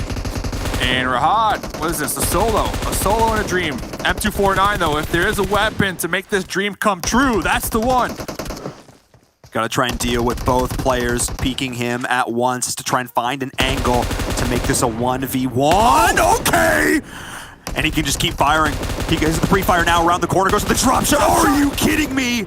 Desha just single-handedly slaughtered Konina Power. There's only one player left. Can he get the 1v4? It all comes down to Nomi with the big plays. The nade is being primed.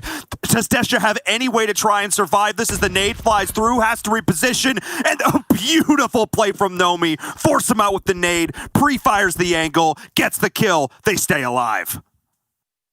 So close, though. So close. That was good. RTG, they're like, okay, we don't want nothing to do with this bridge, and they sent it off. Huge play to be able to make it across this alive with 3 underneath the bridge to kind of third party this long, drawn-out battle between Team Queso and Guns. Nomi, though, coming in clutch for Konina Power. I'm not going to lie.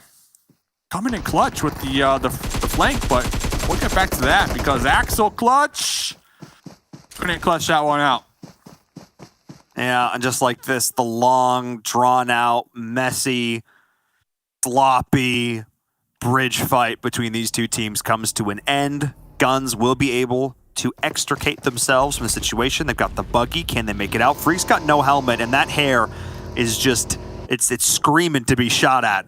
As we're seeing now, RTG, the second they think they have a moment of peace, Ghost Gaming has arrived, and this is just going to be the entire story of this game for the next 5 minutes as team upon team upon team try and make the sound. The thing I'm most interested in, Dave, is the fact that the other bridge, no one's camping it, no one's on it. How is it open at this point in the game? Yeah, free and clear, and that's going to be beneficial to Destiny, Shivas, even Alpha, if they can quickly kind of claim that for themselves, because the West Bridge we saw right there, Ghost, it's in ruins, right? There's vehicles blown up everywhere. There's crates everywhere. And Ghost, they already see the shift, already popping in their vehicles. They're going to need to move. And looking around, we see Godsent in a boat, 19E in a boat. Onyx, they wrapped around all the way down there to the south in a boat. Loca Nostra, they wrapped to the east down there to the south in a boat. A lot of boat plays. And I'm pointing that out because Destiny, to me, it looks like they're looking for a boat. There might not be a boat at this point in the game. Yeah, I think it maybe on that coast they might be able to find one, but they might have to try and take the swim or try and take the bridge. I think they are probably going to assume what I would have assumed, that the bridge at this point is still being held. Not actually the case here, so we'll keep an eye on this as RTG is going to pull out, and that opens up Ghost Gaming. HH24 with the Fast and Furious plays here off the bridge. Spec's going to follow. These two are going to look to try and gain ground, edge creep their way into this next zone. A surprising lack of action here as a lot of teams sent it very far into the circle early. can't say I'm surprised, but we've seen a lot of edge creep over the last few days, Dave. I expected more teams to play that here. Look at this. I love it. I love it. Alpha 7 over here. They're going to be over shelter. So I agree. At this point in the game, if I'm still on the mainland, I'm going to be like, okay, that East Bridge, there has to be a team there. There has to be. But in reality, there's not. And looking over here at the top, the highest elevated point here on military base, UDR currently holding it down to their own. We saw Konina Power.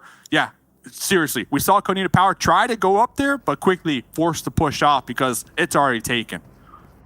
And we're able to get it down onto Sandro, burn some meds, burn some armor. So keep an eye on that, how much of an impact that might have as they're rotating down to a potential fight between like a Nostro. We'll see if they're going to be able to make this one happen. Clash is here as well. A little bit of friendly fire. That's okay. All these teams are just trying to vie for a position on the coast because half of this circle is water still. It's still water. This is just such a toxic circle. We saw one earlier when it comes to Military Island, and it seemed like Erangel is in a mood today. I think Ghosts have the best position. A lot of teams, this is interesting to me, they're kind of favoring the coast down here to the south, but you have to assume eventually the zone is going to shift away from the water, which it tends to do a lot of times, and we all know Bayo... For sure. Yeah, Bayo has the algorithm packed. So, you know, Bayo in a good spot right now for Ghost. And it's going to be pretty crazy for all the teams on the coast to reposition and kind of just doubling back to UDR's position up there on the high ground. It's huge, right? If the zone does shift away from the water, which it tends to do, they have a lot of sight lines on teams that are going to be forced to reposition from their coastal spots. Like we do see the cliffs on Sandhawk, though, it can be a double-edged sword. I agree. I think it's one of the strongest strategic positions on the map right now. But if a hard shift, say, goes down towards like the southwest per se, and they have to try and go down the side of that hill, that could be also very exposed. So high risk, high reward. But if it pays off for them, if they have a chance to continue to take shots at these teams surrounding them, they could rack up a ton of kill points. As Alpha 7's making the cross, Destiny is as well. Extra Gaming and Chivas, though, out in the blue still. We'll keep an eye on that. As you're right, Dave, so many of these teams on the coast. It's insane. But no, UDR Killers gets the best circle they could humanly ask for. Ghost Gaming is still in this next one, but this is UDR in a prime spot. I wouldn't be surprised to see a team like Ghost try and take it from them early, try and usurp that high tower position. And all those teams on the coast, it's a product of, those are the teams that took boats, right? They all thought, okay, we take a boat, we wrap down there towards the south, it should be somewhat safe. But everybody thought the same thing. All those teams that did decide to get in those boats, now they're all going to be right on top of each other. We actually saw for a quick second 2 members of 19E. They're on that little tiny island down there as well, kind of trying to play it safe. But you call it Ghost. They're trying to reposition. They're trying to get some type of high ground right now on Clash. MZ taking down HH. Have a tree to work with, but yeah, I mean, that was 100% the right call to make from Ghost. You've got to try and get up on the high ground as best you can. You've got to do it immediately. They were in vehicles ready to rock when the circle popped. I think the big difference, Dave, part of the reason teams roll down on the coast is, yes, they had the boats, but also that was the center of the circle. Teams not appreciating how much these later game circles shift due to water. It is not equal. These things are not made equally. And because of that, so many are caught out of position. The unfortunate factor for Ghost was, though, where they lost that player, where that player got knocked is entirely exposed. They are spending resources to try and get the revive, but at that point, I almost wonder if it would have been better to just leave them. Yeah, seriously. And kind of back to that water point, like the 2 to 3 years, you know, been watching these games, I've seen a water ending maybe twice. So you have to assume like it's going to go on the land. Destiny, strong position on Nova. They got it all to themselves over there on the coast.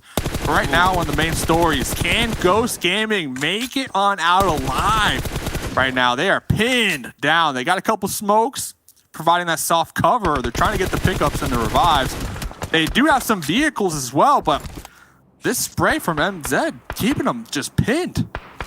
I can't believe Ghost has survived for as long as they have. We did see a double nade knock from Guns onto Onyx here on the coast. Poor Onyx just cannot catch a break as Hamoudi with the scar looking to cut up the hopes and dreams of Onyx. But Seven's not in a bad position here. Has that little bit of the defilade, but Chivas is rotating in as well. The nades are continuing to come in, trying to find that off angle. The blue will continue to pressure this as well.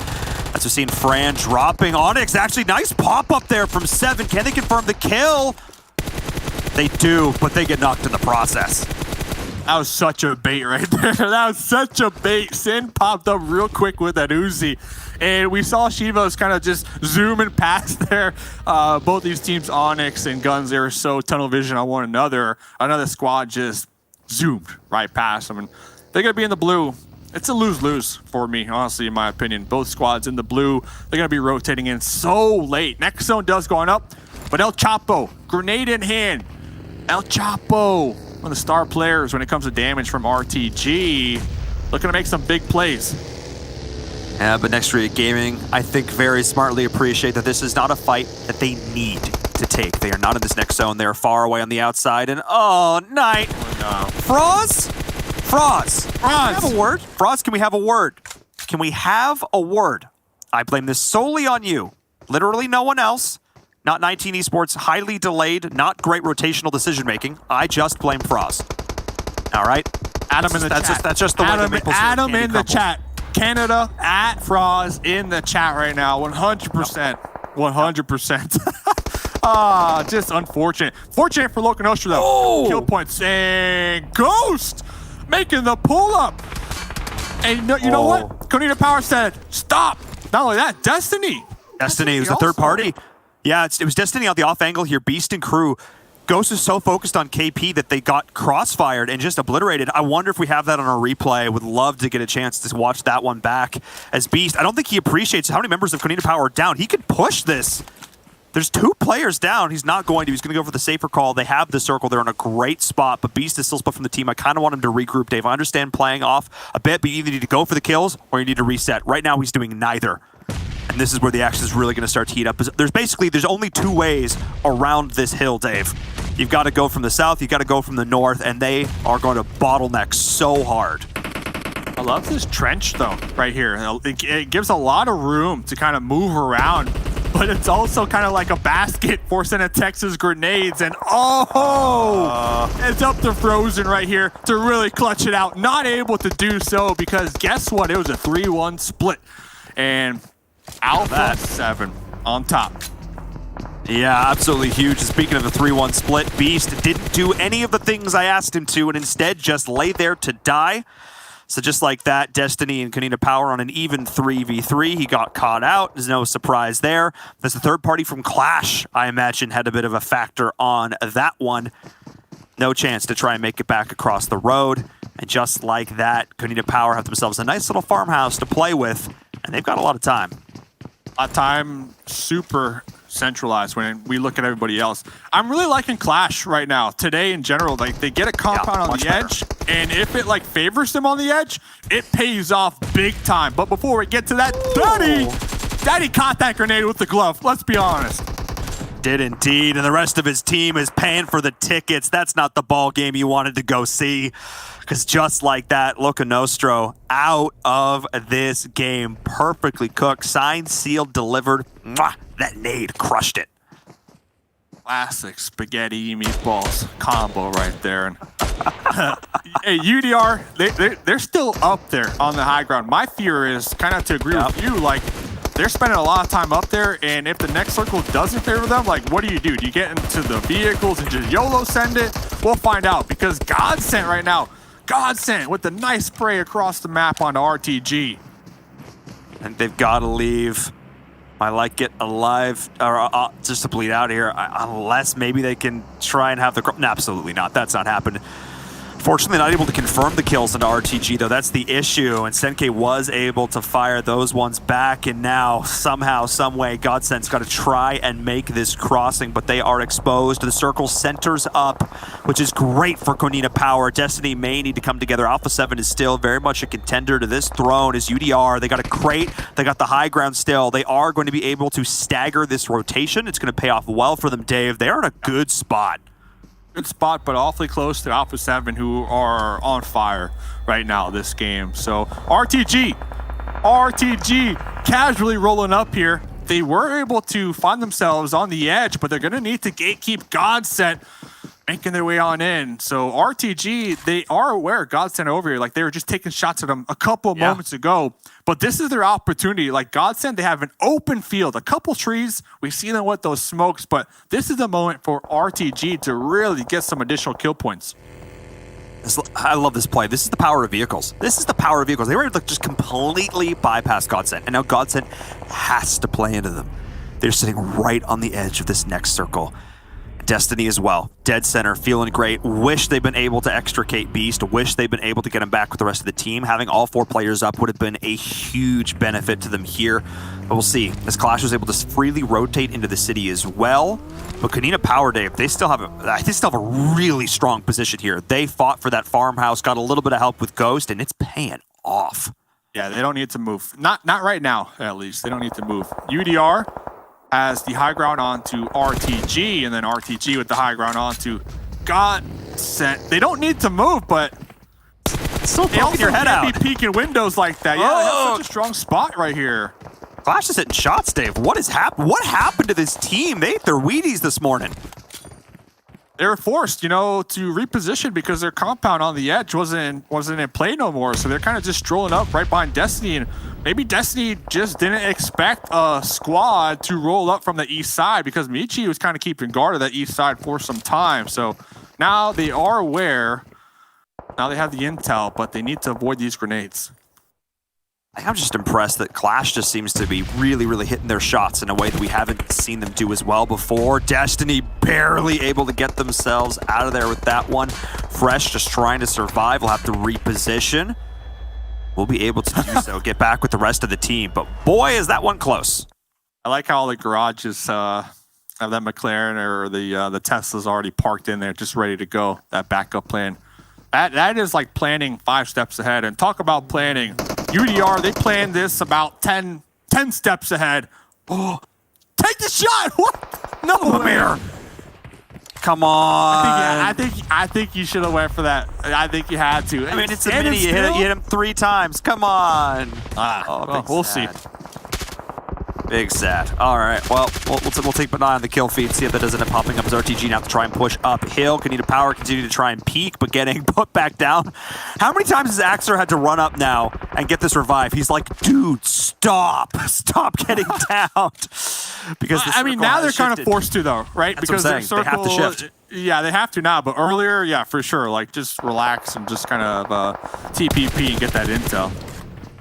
They are going to be able to do that here, though. Deny some of the players who may be stopping this next rotation. Nuggets will drop. That's Godsent out. That's the shot they were looking to get. But they're doing it as a team, Dave, which is making it a lot more effective. This frees up this entire southern portion of the hill for them to rotate up as RTG's looking to do just that, try and usurp UDR up here at the top. But they're going to have to contend with Alpha 7 as well, who pushed down this middle ground. I don't know if I love this play, Dave. Alpha 7 is potentially very exposed. Their utility usage is going to have to be excellent. I'm looking at UDR as well. They need to make sure not to kind of span out too far and get a little thin over there. They need to keep close, in my opinion.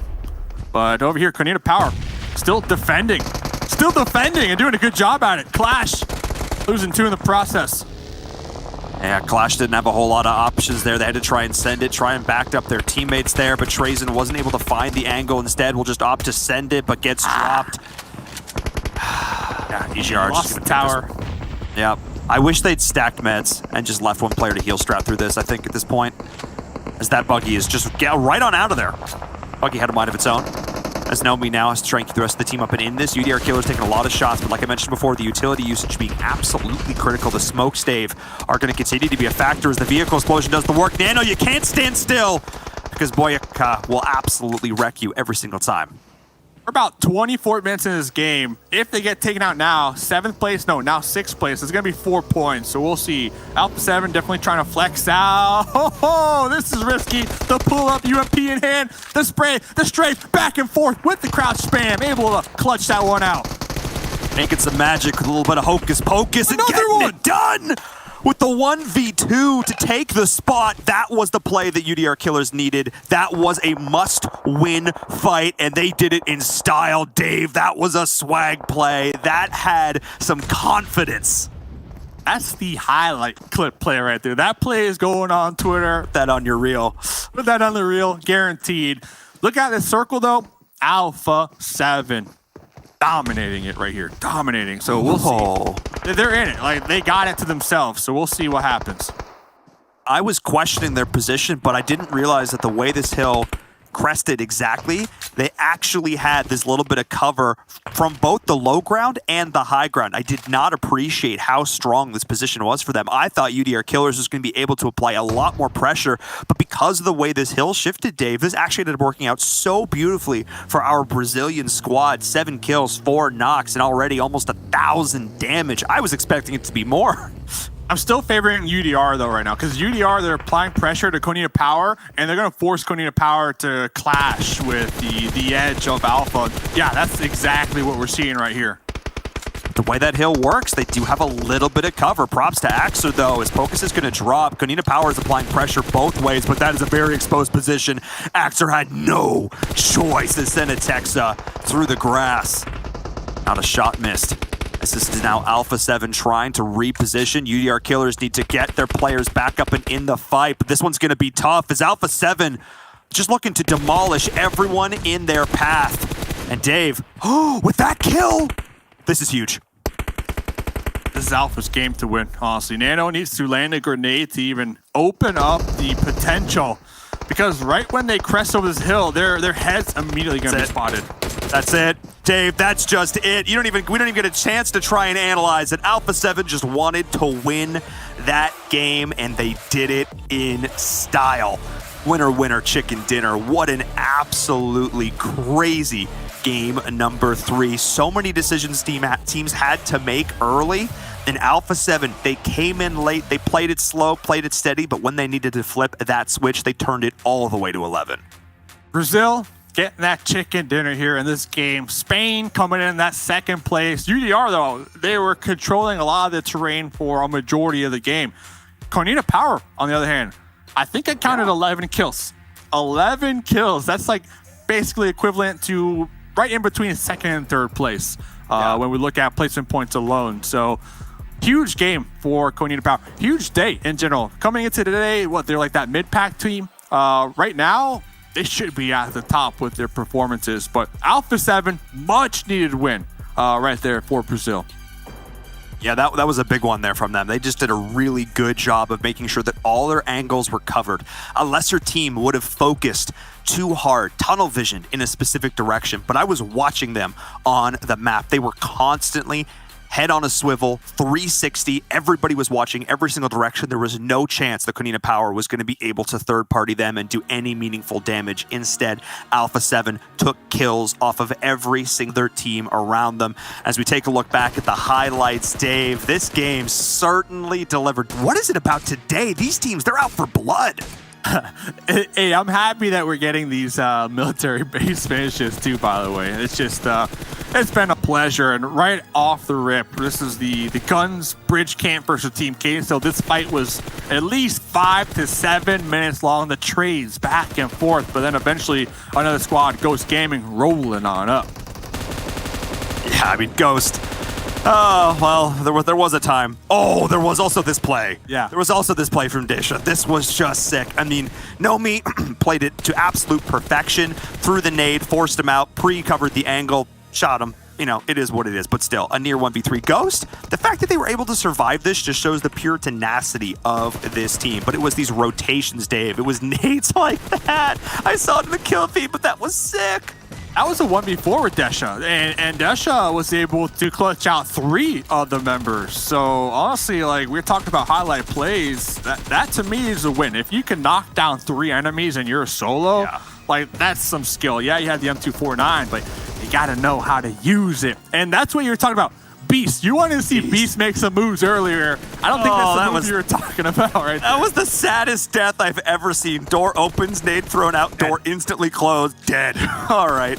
I mean, it would have been sick for Desha if he'd been able to get some of the points for the team. Instead, I don't think able to get any of them. KP was able to keep the squad in it, but still, a moral victory there from them. And I hope we get to see the push play from Pocus here in just a little bit, because we saw a lot of individual highlights, stand-up plays from a lot of these teams teams, but it was this final hail position, and it was plays like this, Dave, that give me so much hope for these next 2 days, seeing some of the best PUBG Mobile these countries have to offer.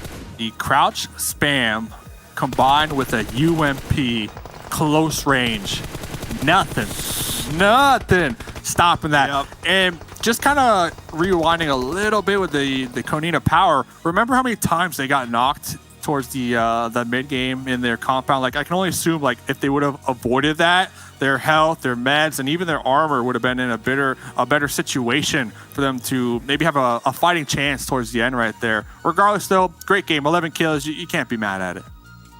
No, certainly cannot be mad. Great series of plays overall, but I agree. I think trying to take some of those riskier peaks may have ended up being a bit of a detriment to them in the end, but they were still able to put up an absolutely stellar performance. That's it, though, for game number 3. We still got a lot more action in store for all of you, so we're going to head to a short break and then game number 4.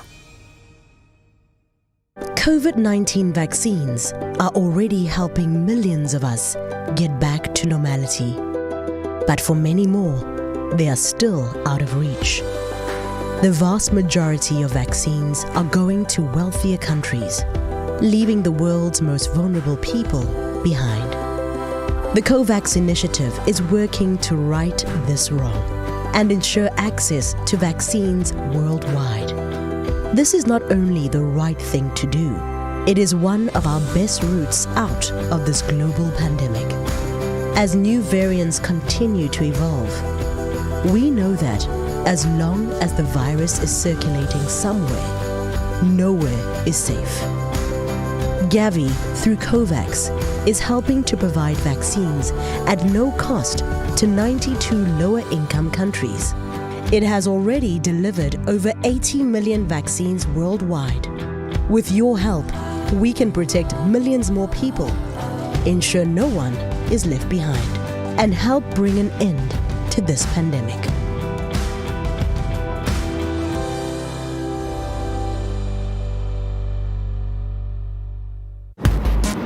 I've got a difficult mission for you. Who's in? Close to 1 billion people from 92 of the world's poorest countries need to be vaccinated. You'll need to work closely with governments and health authorities, and it will take millions of volunteers. And it has to be cheap. This is a mission only a few organizations can handle.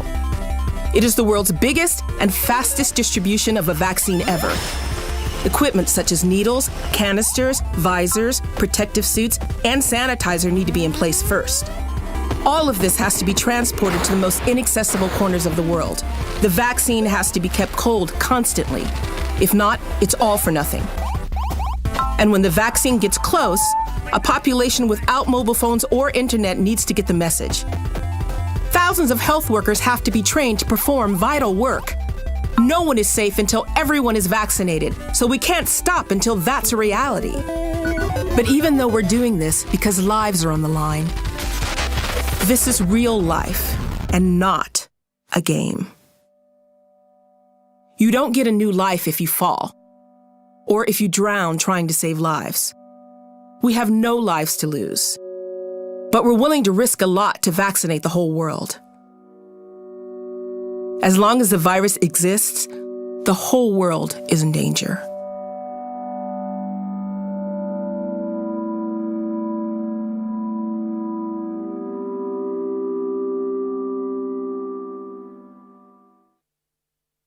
We've got the OnePlus 9 Pro, and it's absolutely gorgeous. Oh my gosh, this display is just out of this world.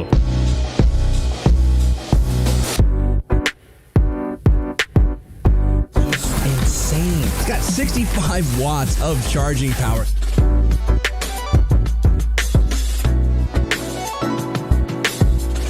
The 9 series is next level.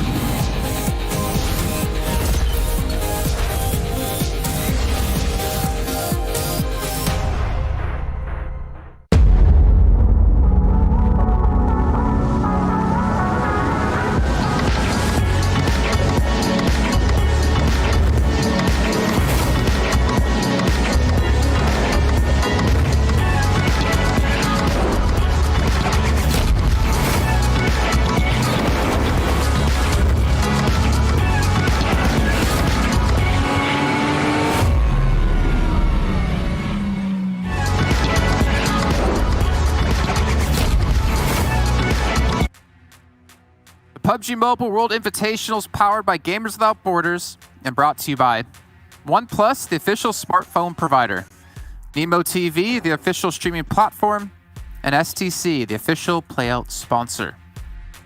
Well, I have to start off talking about this last match and talking about one thing in particular. Ladies and gentlemen, if you're out there rooting for your countries, you got to make sure to root a little bit harder. Make sure you get your cheers in-game. You can get some rewards for yourself and support them, as we did get to see Alpha 7 take themselves a victory and a chicken dinner, really reminiscent of yesterday where they got one as well, performing back to the standards that we expect out of this Brazilian team. And 7, if I'm not mistaken, you didn't say it on air, but you did say it right when we went to the green room. You thought Alpha 7 was going to win, right? Yeah, I said it was either going to be Ghost or it was going to be Alpha 7, and I'm glad I was right in some kind of way. At least Ghost was able to get some damage too, so I had that going for me. But man, those circle ships are just pretty interesting when it goes to military as well. And then Frost, bro, we'll wait actually. You know what? I'm going to wait until we go to match ranking. Which, here we are, Alpha 7, 27 points. Boy, did they needed those points too, because today it has been a hit and miss. The first game, 15th place, 0 kills. Second game, 10th place, 5 kills. And now being able to get that chicken dinner. And also, this is just for the viewers, in case you guys missed it yesterday, this is the second chicken dinner they get back-to-back days on match number 3. Something to keep an eye out on. Kanina Power being able to get 21 points. They have definitely stepped it up today. And UDR Killers, I know, Frost, when we were watching this team, you thought maybe they were going to be able to get a chance at winning it. I thought they were going to choke, but hey, they were at least able to get some more kills. I was expecting them to win that from that position and being able to play from up there. But yeah, sadly they did not, but still a really great game for him, getting himself 17 points in total there. That's going to propel himself up on the leaderboard. Now, we've seen Destiny getting a little bit more alive now as well. That's what we want to see. We saw him dominating yesterday, but today it's been a little bit more quiet. And of course, we have some of the other teams like Shivas there as well, but let's take a look at the other teams on the bottom here, because there's a few teams that some of us predicted. Not going to mention any names, but Jason, he might have predicted a team or two there that is towards the bottom. We have 90 Esports, we have Ghost Gaming. Well, Frost, I just have to ask this one question. Why are you so garbage at picking out teams and predicting? You picked 19 Esports, and Viren ripped you on the broadcast. I'm going to rip you right now. You talked about guns on day one. You talked about 19 Esports. Why do you curse teams? Why do you hate people? My middle name is Maxman. That's why. But I mean, these kind of teams, like we expected more from some of the teams towards the bottom in this game here. But it's what happens sometimes. You just bomb out. You don't get any points. You don't get any kills. You don't get any damage done. But hey, there's always the next game. There is. It doesn't seem to be sometimes though when you pick a team, man. It's every time you pick a team, they just bomb out. I don't know what that kind of power that is, what kind of monkey paw stuff that is. But let's take a look at the overall standings, get an idea of where things stand after the halfway point here of our second day. We see Nexria Gaming taking that #1 position, albeit by 1 point, as Kanina Power have had a fantastic day today. And something that I'm go for it, Frost. You go. All right, I was gonna say Kanina Power. I mean, they've been. At least to me, they have been the most consistent on this day. #2, being able there to secure 87 points. Next year, though, they have been able to put up some good performances, only being able to take the lead, as Jason was saying, by just 1 point. Destiny, for me, has fell off, and they have fell off in a big way. Remember, they were starting to create there a little bit of a lead, kind of has fallen out to the 3rd place, and now with Alpha 7 Esports, some other players are finally starting to wake up. We're going to talk about that a little bit more. But I know the Brazilian audience is definitely going to want to see them improve. They want to see, at least at the end of the day, see them in that top 3. We have 19 Esports, even after they had that goose egg of a game all round, they were able to maintain that 5th place. Chivas Esports, with Chivas, Frost, this was kind of like something that we were talking about yesterday. If they don't perform well in Erangel, we're going to see them drop. And guess what? Today, that's exactly what's happening. That's happening right now. They got themselves a 6th place here in the previous game, though. Kind of what we expected from them on the Erangel game, to get a decent counter placement at least. But Kanina Power, they've gotten 87 points right now. Coming into today, they had 37. That means that they've gathered 50 points so far today. And we still have 2 more games to go. That's going to be amazing for them to see where they can bring themselves up to towards the end of the day. But here, looking at the bottom 8 teams now, we still have, it's kind of fairly like close. towards the center there, the center pack, you can see La Chronostra, Queso, Clash just being a few points behind right now to be on the top 8. And then we go down a little bit. We have Rad, we have Guns, and Ghost Gaming, 3 teams that we expected a lot more from. But Godson only 1 point behind Ghost Gaming as well.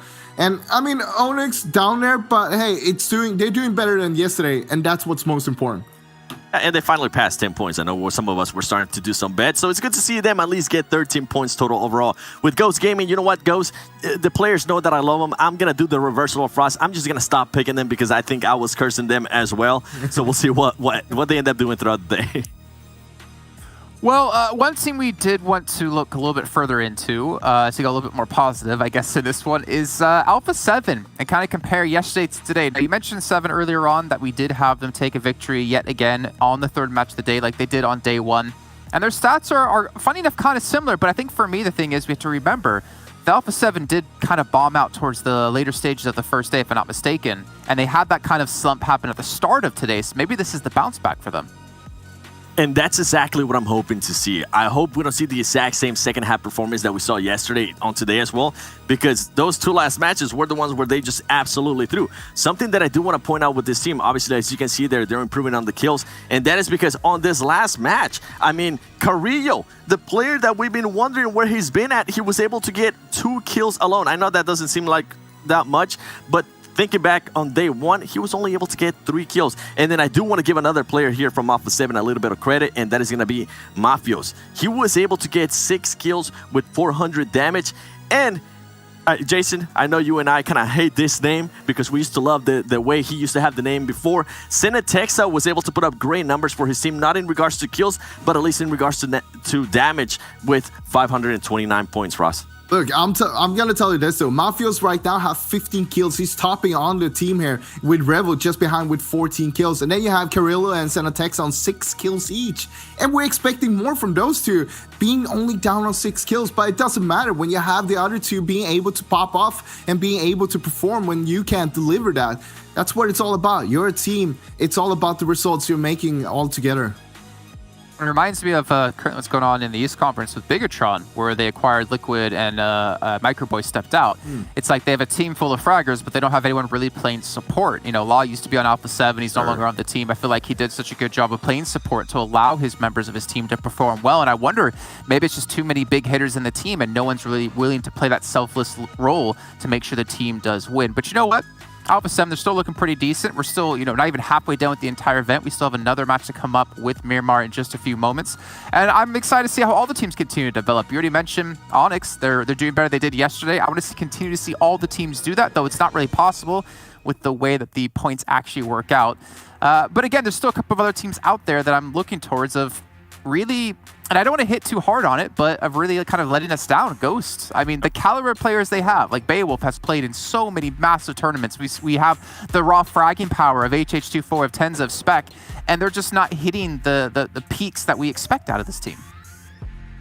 Yeah, and with Ghost Gaming, I think the main thing that a lot of us that watch them in NA, we kind of expected them to not do so well in day 1. They usually kind of tend to sit back and just watch everybody and see what they're doing. This day 2, we saw them starting to get a little bit hot there in the first game, and then they went into Sandhawk, which is usually not one of their favorite matches to play.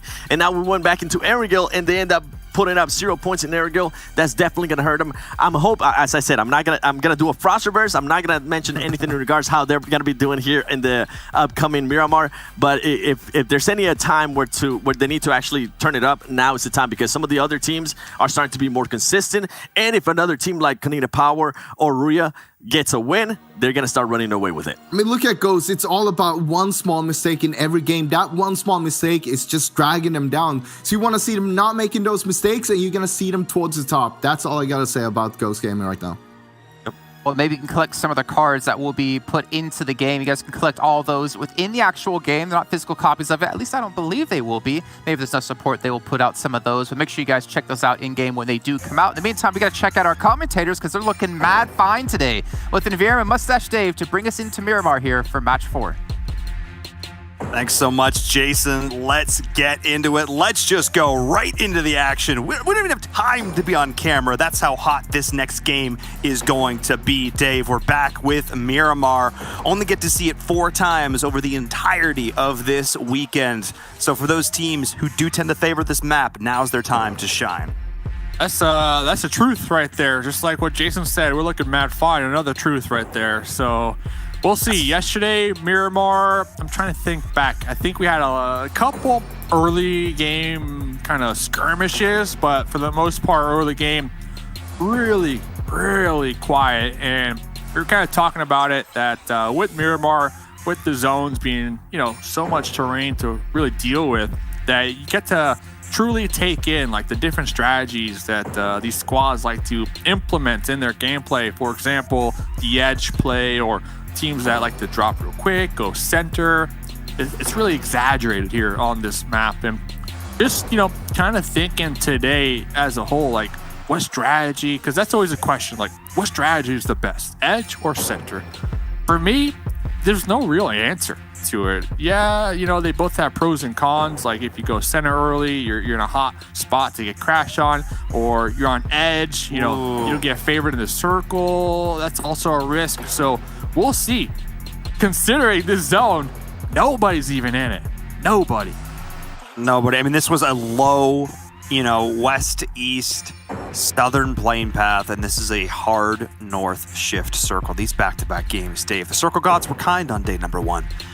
Here on day number 2, they are angry. And I agree, there's no real answer. We saw a lot of teams play edge for a very long time, and then it was all about the early rotates, get a compound, play center. But I feel like as Vikendi got phased out of the map set, that was one of the maps that really exemplified that play style. We called it like the breach meta, where it was all about breaking into people's compounds. That's shifted a little bit, again, since it's no longer in the pool. So because of that, I think teams are starting to favor both. And honestly, I see teams playing both and making both work. I actually think this is probably, in that regard, the healthiest the meta has looked so far. Both strategies are absolutely viable.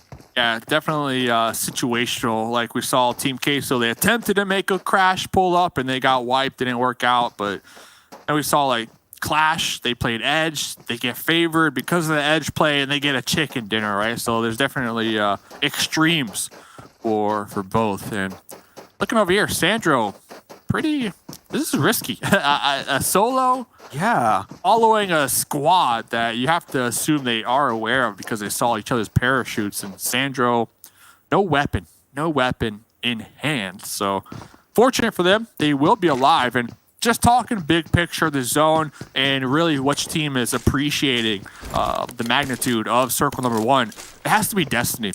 All 4 members already in vehicles, all 4 members already sending it to a somewhat center position, which I think is huge. It's definitely a heads-up play because on the flip end, we got Konita Power down south, not moving, just looting. We got RTG down south, not moving. I really, truly feel like those teams are going to have the biggest struggle here this game. Especially because of the way the terrain works. There's a lot of awkward mountainous areas, both in the center, on the east and west. There's only a couple of really, I don't want to say viable, but routes you're not afraid to take going quick in a vehicle that aren't like super, super treacherous. And because of that, they're going to create these sort of natural funnels and choke points as teams do rotate up from the south. So because of that, because of their option to rotate in late, they are objectively going to be out of it positionally. The way they're figuring if they can counter that is if they can spend enough time to loot up now, they can get utility, get lots of meds, get all the vehicles, and they're going to have that sort of counterbalance their lack of positional power, let's say. They're going to try and balance it out with the utility, which isn't the worst decision ever, but we'll see how it plays out. We'll see. There's a lot of possibilities here, especially early game. Yep, this is that Konita Power position we were talking about. You have to assume, like, you're going to have a safe looting phase, which is always a plus. Like, it's always good to not have to risk it and, be on your P's and Q's and super aware. The thing is, like you said, the choke points, they're going to be occupied here very shortly for multiple teams. Team Queso, UDR, even Chavez up there. Yep. So we'll see. It's going to be interesting. By the way, I just leveled up in real life. Not a flex, but daddy. Dropped the follow on the IG, son. So, hey. All right. Hey, I'm just saying, Paul. All right? Just saying. He heard you. He heard you. He's hearing the praise you're sending his way. There you go. And because of that, I want to see more. I want to see more from Loco Nostra. This is trying to get a follow. Has a lot of potential. I don't really use Instagram, but that's okay. If I did, that's 100%. I follow you on Instagram. Yeah, I see your cooking photos. Occasionally, I do like to cook up some food. These players that cook grenades. I cook stews on occasion. I'm gonna try my hand at making some more I got ramen last night. Now I want to try making ramen. Things are happening, Dave. Not in this match, but just in general, because it's been very quiet to start things off. No real surprise. As we segue right back around. There you go. Perfectly done. Nobody even noticed. And then perfectly segue done. Back out, Paul. Okay. Paul likes to cook ramen, likes to play the guitar. Yeah, there you Drop go. a follow. And segue back in. All right, 19E. Hacienda. I like it. Froz not picking that team to win this game. So that's a good sign, because yesterday represented Canada. Okay, consistent day, in my opinion, for 19E. I mean, they came into today in third place. They were looking in a pretty good spot. That last one was obviously pretty rough, but I 100% blame it on the fact that they just made one of the worst rotational decisions I've ever seen, and they just stayed out on the water for way too long. They had a lot of teams looking at them. They're not going to make that call this time. They're doing the complete opposite strat. They are not going to wait. They're not split looting like we have, the influence of Shifan on this team. We're not seeing that. They are going in early. They're grouping together. They're taking over Hacienda. And Dave, they're going to be not alone as I just look over my map and Ghost is joining them.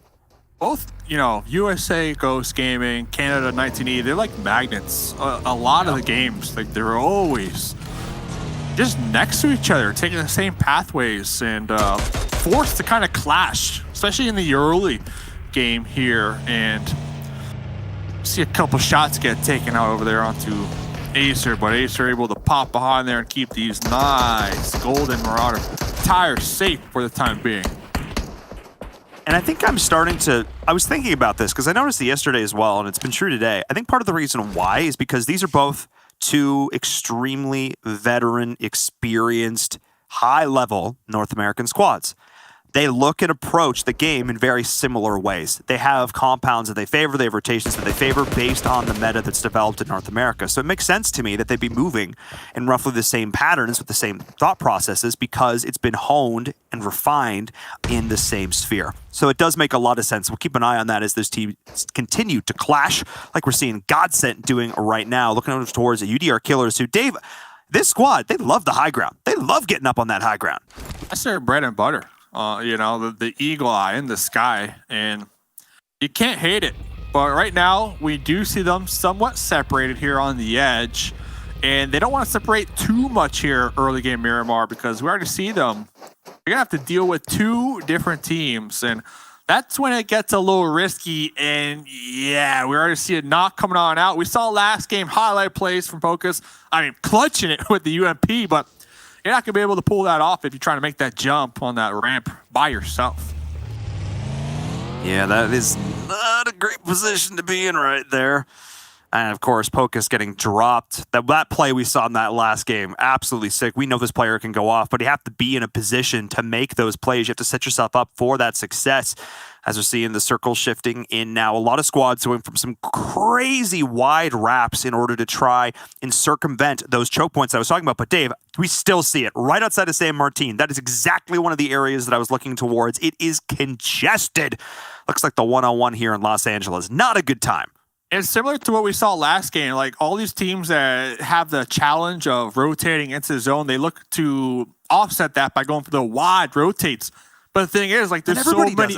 Exactly. There's so many teams that are doing the same thing, trying to play safe. Sometimes the most obvious answer, just sending it straight in, is the easiest. And I think they're going to learn that very quickly, considering this is the second game in a row that we're kind of seeing a similar pattern when it comes to those wide rotates.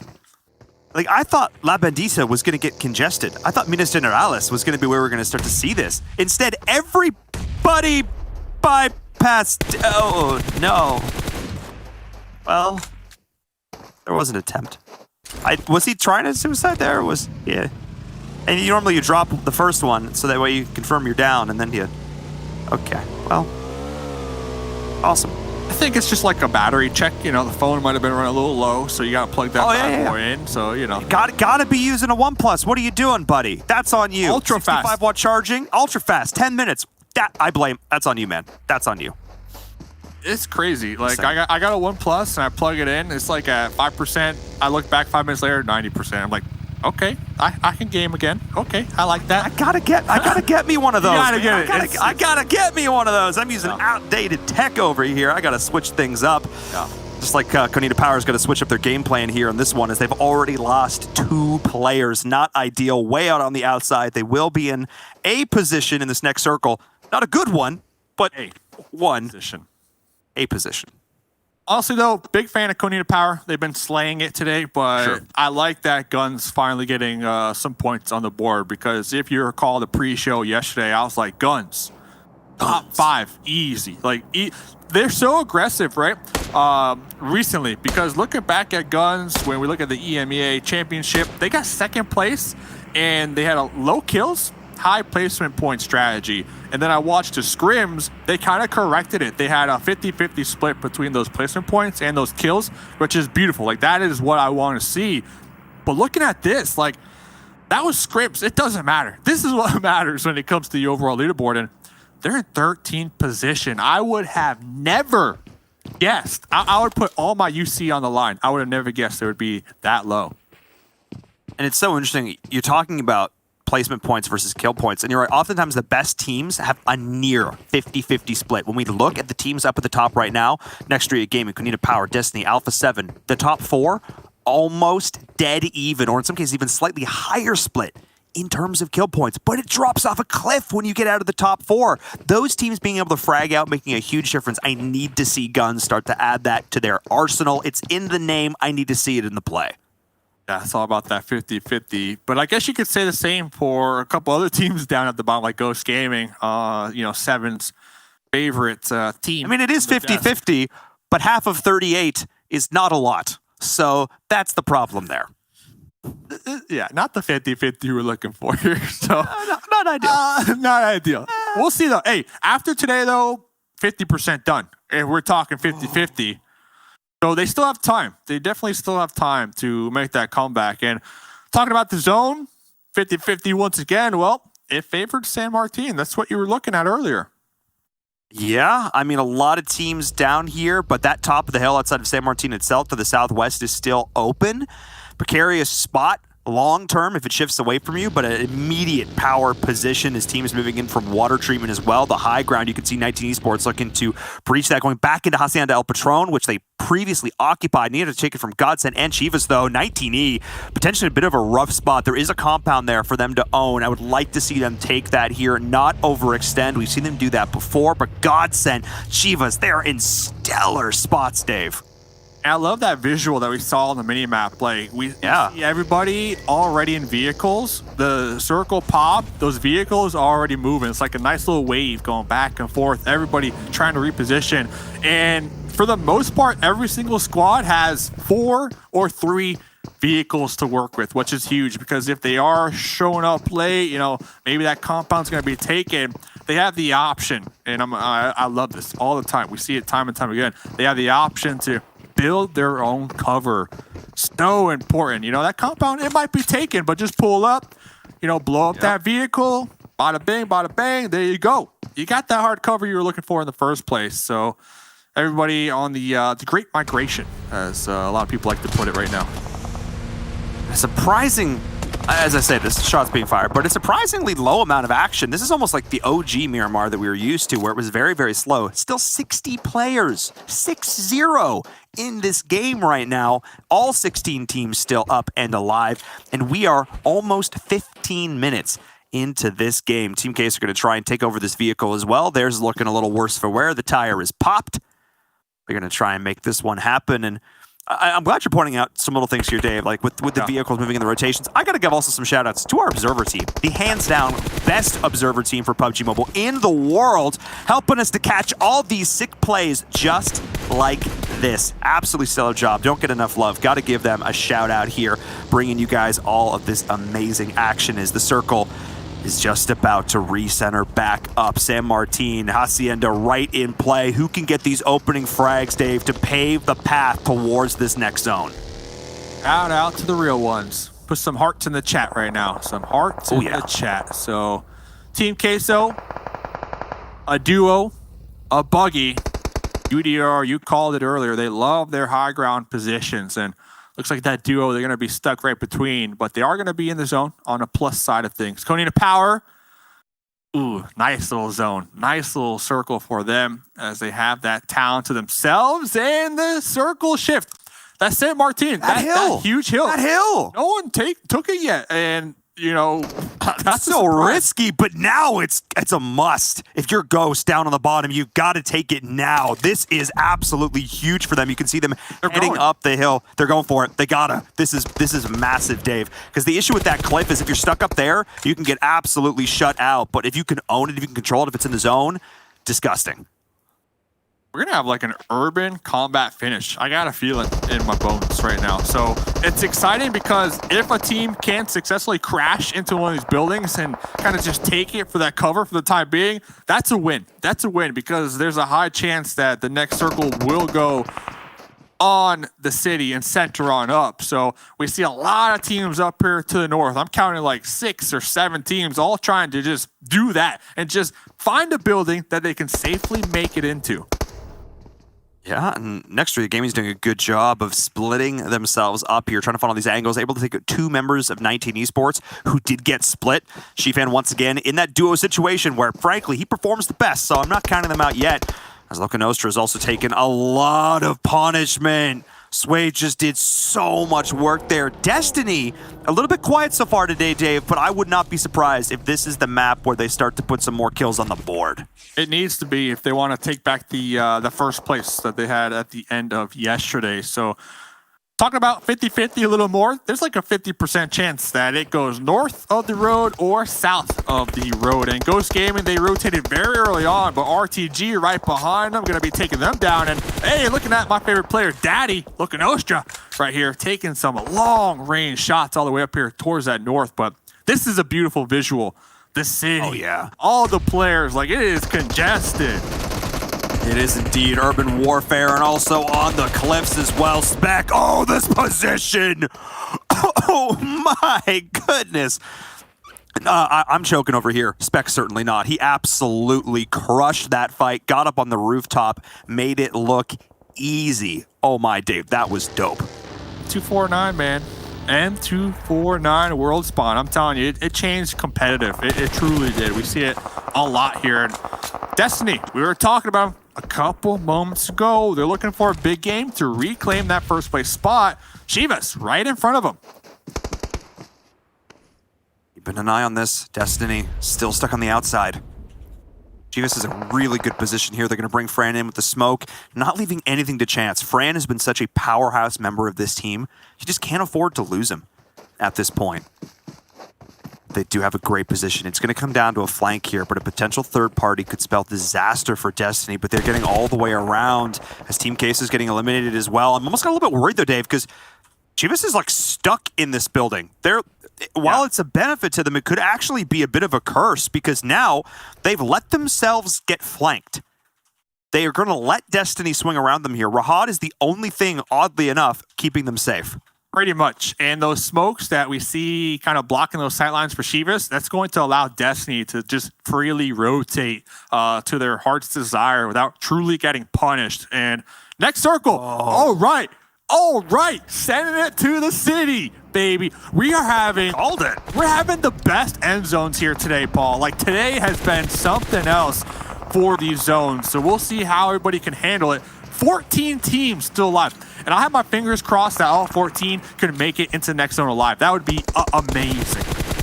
That would be unreal. You said it was a 50-50, and you called for urban combat, the CQB. That's what we're going to see, as now Chivas are bursting out of this compound, looking to take on over. They've got this little bit of the hill, the defilade. The Destiny ended up giving up when they rotated on through. They split themselves up, but it also opened the cage which now means that Chivas can unleash that rage, looking to take themselves a position moving into this next zone. But they have a ways to go, and Godsent, the squad that was playing Protector, is now going to be defending this path into the next zone. We'll see. We're getting the YOLO crash. Let's be real. The smokes are going to be blocking those sidelines to allow the closing of the gap, but they are right on top of each other. Mihi popping on over with the spray, Fran with the return molly. This is madness. And Chivas is just not stopping. Dave Nito gets it done. That Molotov to force them back out behind their cover. Absolutely stellar. And Chivas Esports, when we talk about killer instinct, when we talk about snap decision making, when we talk about commitment in PUBG Mobile, it's that play right there. All four players together, no hesitation, no backing down, full send, get it done, get the points, get in the zone. Let's go. Oh, that was it. Yeah, that was it. And that's truly represented Mexico, and they should be proud with that play right there. And talk about trying to represent. Well, we got Egypt strolling on up right now. Godsent Nuggets cooking this grenade, tossing that grenade, and it's good. Oh. Nice play there from Nuggets. Looking to just thread their way in there with that one, as we can see the roll-up happening once again. Chivas is continuing to keep up the pressure that they exerted before. They've taken a lot of damage in the process, though. Need to try and stop and heal and reset, because there were previously, and there still are, 2 teams in this next building, one on the roof, and Raad is here in the main part of this warehouse. And whoever wins this fight, Dave, controls the entire northern part of the circle. This is a huge fight to win. Really solid position to have, and Chivas just rolling up. They could be on the outskirts of the compound. They need to make sure not to get taken out right here. Nuggets trying to heal up from Godsent inside, kind of just stuck in an unlucky situation, and here comes the push.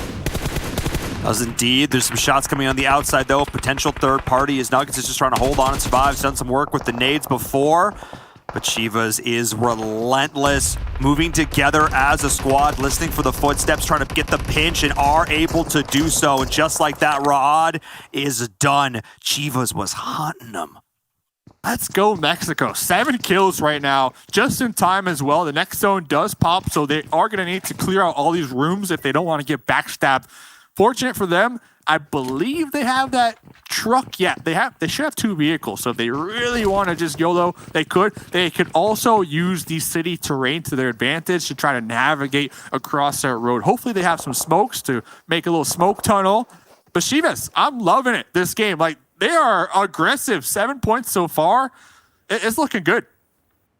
And they're a team that needed it too. They had a really good, not great, but a really good day number 1. They're currently sitting in 6th place going into this match. So a big, big kill. Maybe a chicken dinner, or at least a top 3 would do a whole lot for this team here, as Clash is going for the desperation send, and Onyx needs to try a little bit harder, as Onyx with 3 kills, all 4 players alive. Hey, Dave. Hey. We asked for it.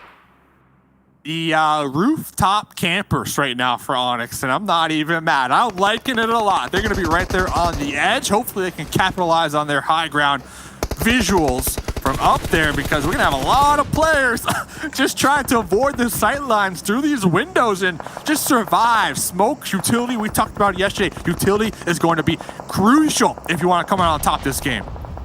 Oh! You just saw it exemplified there. Oh, big nade coming from Alpha 7. Absolutely massive. Mafios doing some work as Godsent's going to get eliminated as well. Ghost trying to push their way in with that smoke like you talked about before. 19 Esports still able to survive through all of this. Tensa just barely surviving this wall, doing so much work for them here as they're just trying to clash once again. North America battles amongst themselves to determine who will represent this region. Oh me, oh my. As here comes the push into the compound. Tensa's got the big gun though, and at close range, you know how scary he can be. A 4-gun spray down. M249 coming out of clutch right there. Almost lost it against that UMP. UMP so strong now.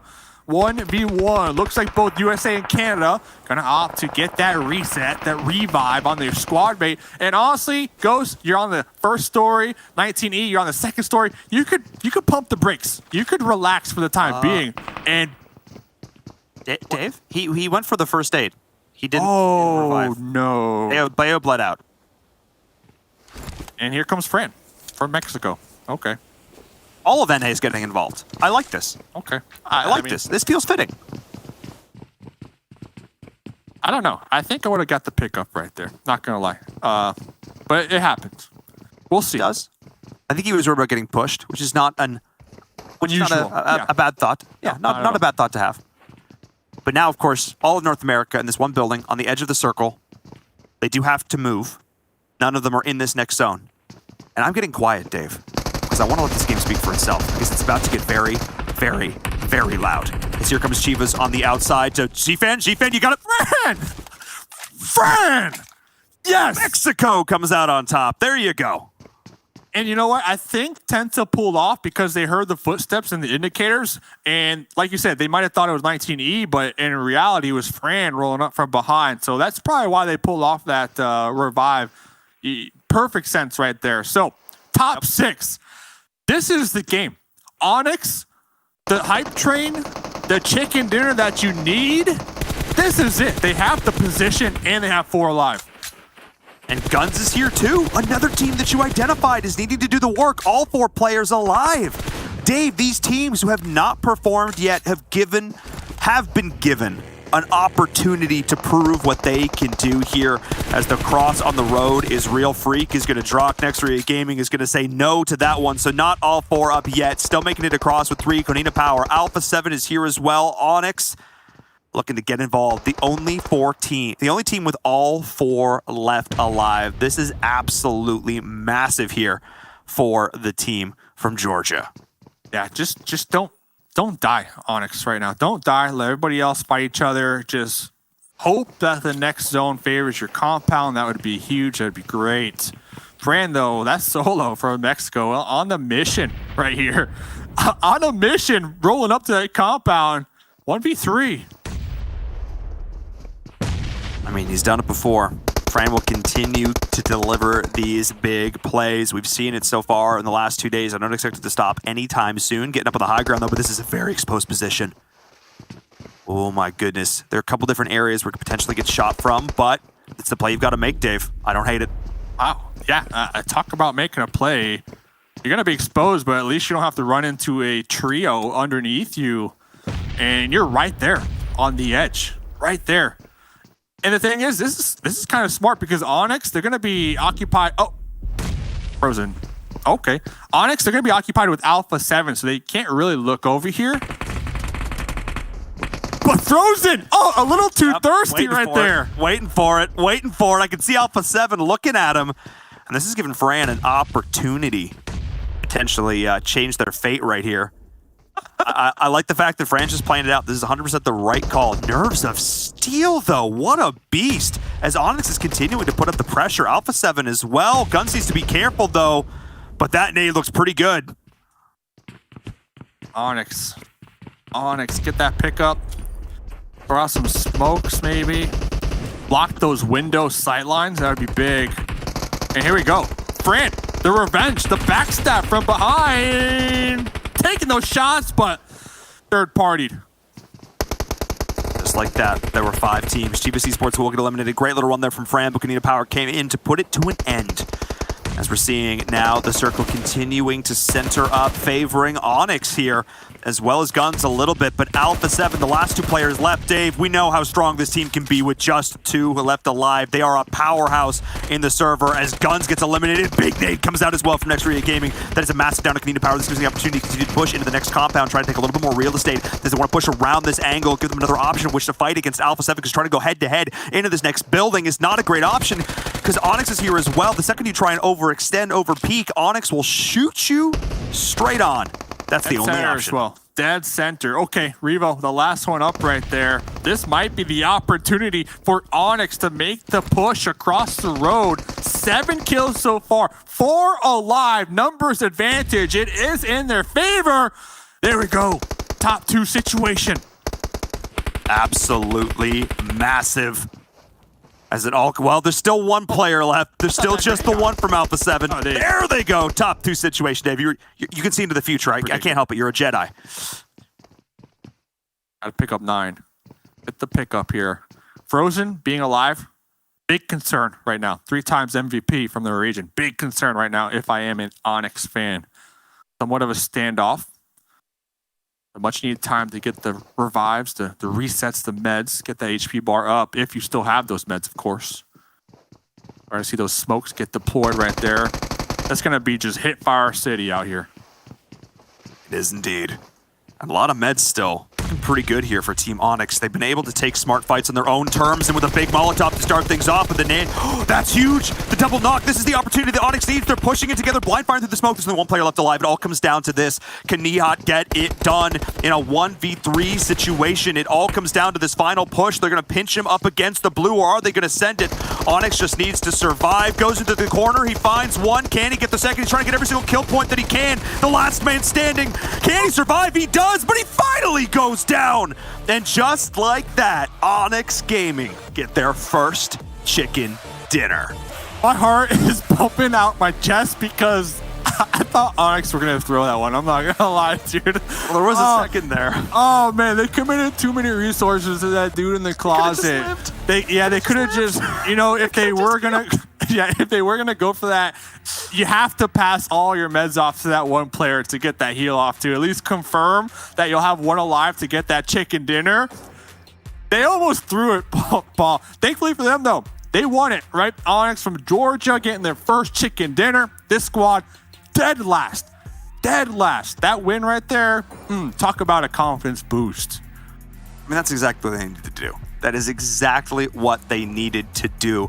We're not quite done day number 2 yet. This weekend is almost halfway over, but that they can start to change their fates, if they can start to get into the right mindset, that's more and more money that they can help donate over to charity. Of course, a fantastic cause here for the World Invitational with Gamers Without Borders. This is what it's all about, Dave. We get to see awesome PUBG Mobile action, and we get to do some good. As we take a look back at our highlights, this game certainly had plenty of moments to watch. Oh, man. Talk about... Oh, no, that's what you were talking about. That was just a mistake.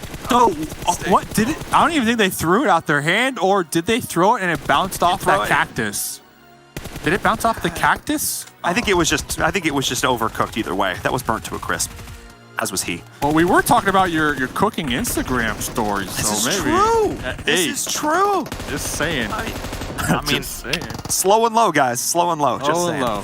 Spec M249, the dream killer right there for RTG, trying to make their way up that hill. But honestly, this game, hats off to Shivas. They took multiple fights here on their pursuit to just get that win. And we always see Fran, that last one alive, you know, kind of forced to go for those clutch plays. And I'm impressed. I'm not gonna lie. I'm impressed. Fran has been slaying it here today. Yeah, Fran has definitely been one of these players that we keep going back to because they keep living.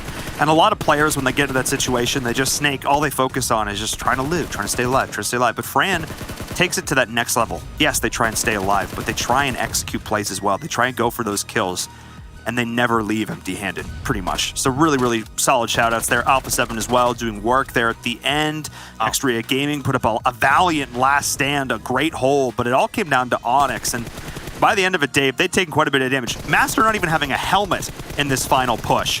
And you're absolutely right. They almost threw it away. Nihat with an M4 in the corner.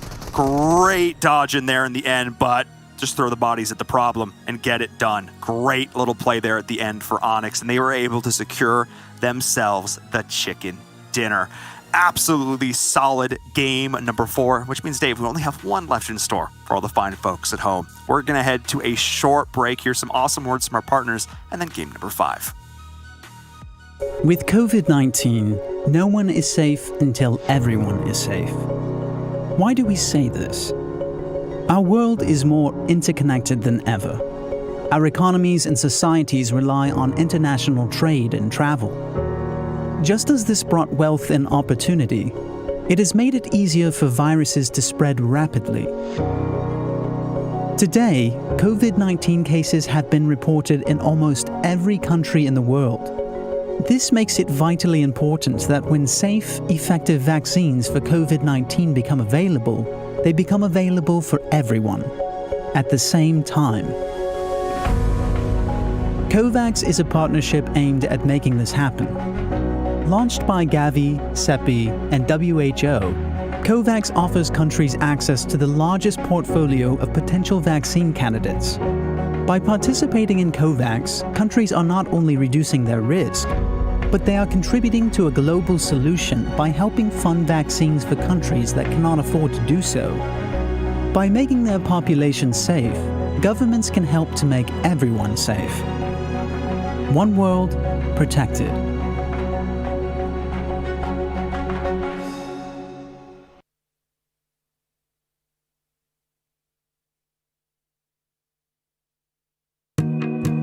Emergencies always cause shortages because you have this immediate spike in demand, and the supply chain, the distribution, the roads, the warehousing, the trucks, and the information that drives it all gets broken. In a way, every emergency is a logistics and distribution problem. You have to reallocate resources rapidly, and you're doing it with very poor information because it's unfolding.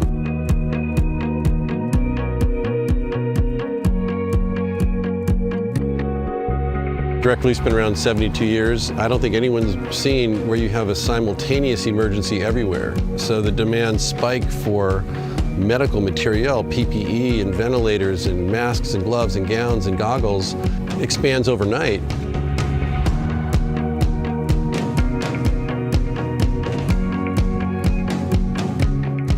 At Direct Relief, we've said the best thing we can do is put these philanthropic resources towards those frontline health workers that rely heavily on the support of groups like ours, while also backstopping the hospitals because they're in a crisis of kind of historic proportions.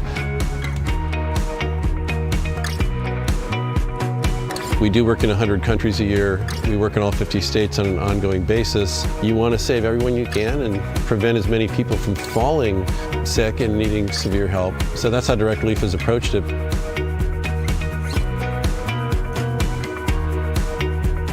This is one that is an equal opportunity threat to everybody. So we're trying to do our best in a fair, equitable, thoughtful way, doing whatever we can to get help to people where they need it, when they need it, as fast and efficiently as it can be done.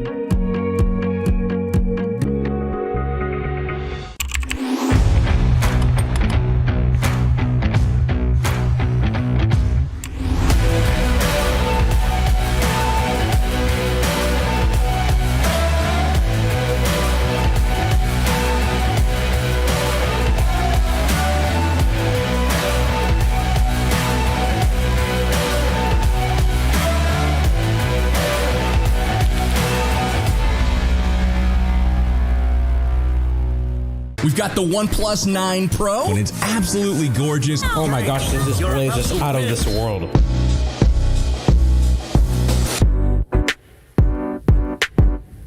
Insane. It's got 65 watts of charging power.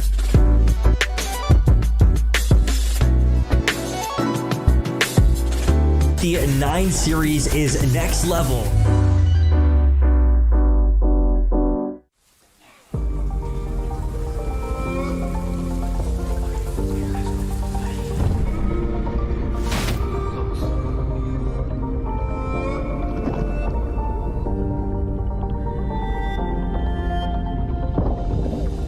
There's a fire in my heart, yeah, it burns for the game we play. Now I rise and take my turn to be born again for this day. I know they're waiting for me now to win it all. I hear my name cried in the crowd. They call, fighting through all of the pain. I'll never fall.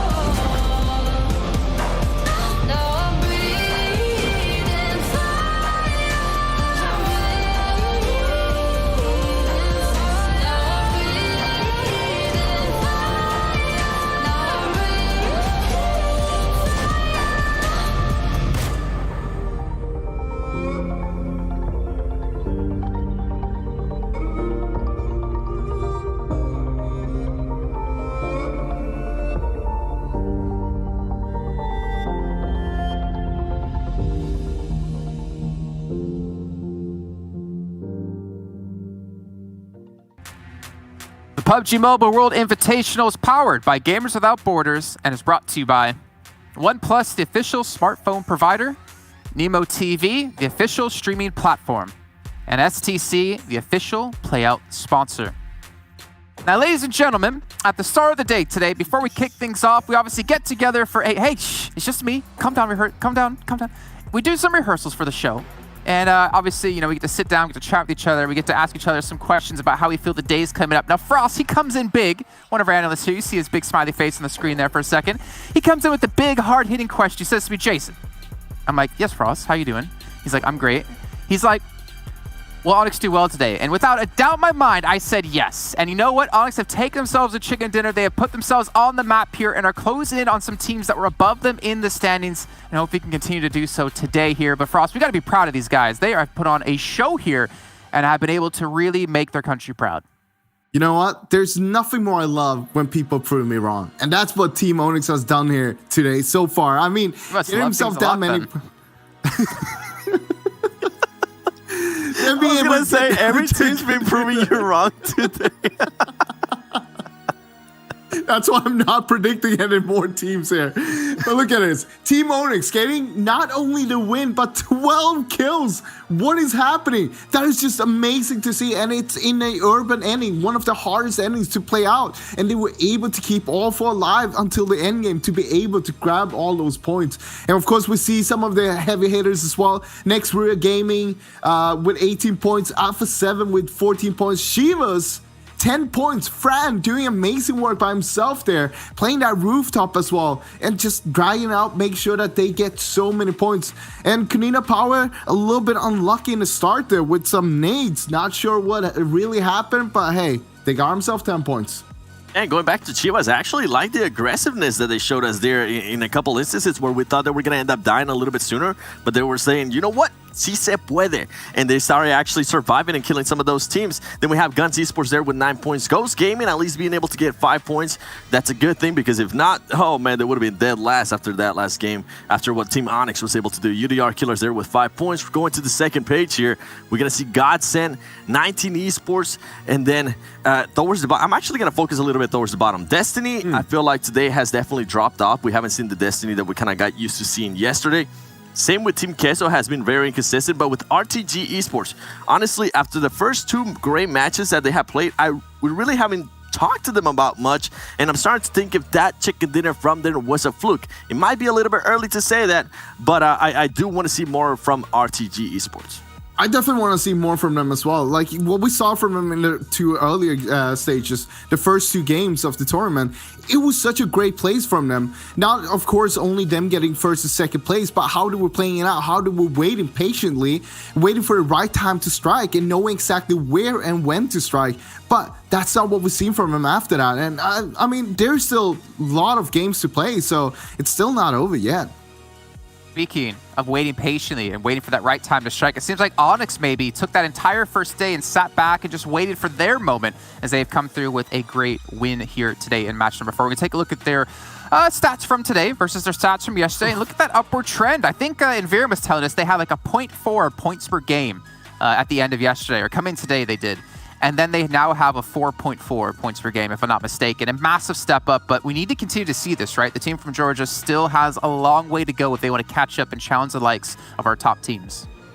Yeah, I mean, you can just see it right there. 5 matches played, 0.8 points per match. And then today so far, 9 points per match. If I was a betting man, I would have not expected this out of this team, but I'm glad we're starting to see it here. The damage, not only that, the kills. They've been able to actually put up kills, and surprisingly enough, I feel like their rotations have worked out this time around, Frost, because we saw the rotations yesterday. We were kind of making fun a little bit of it because all the time they were just going for crazy rotations.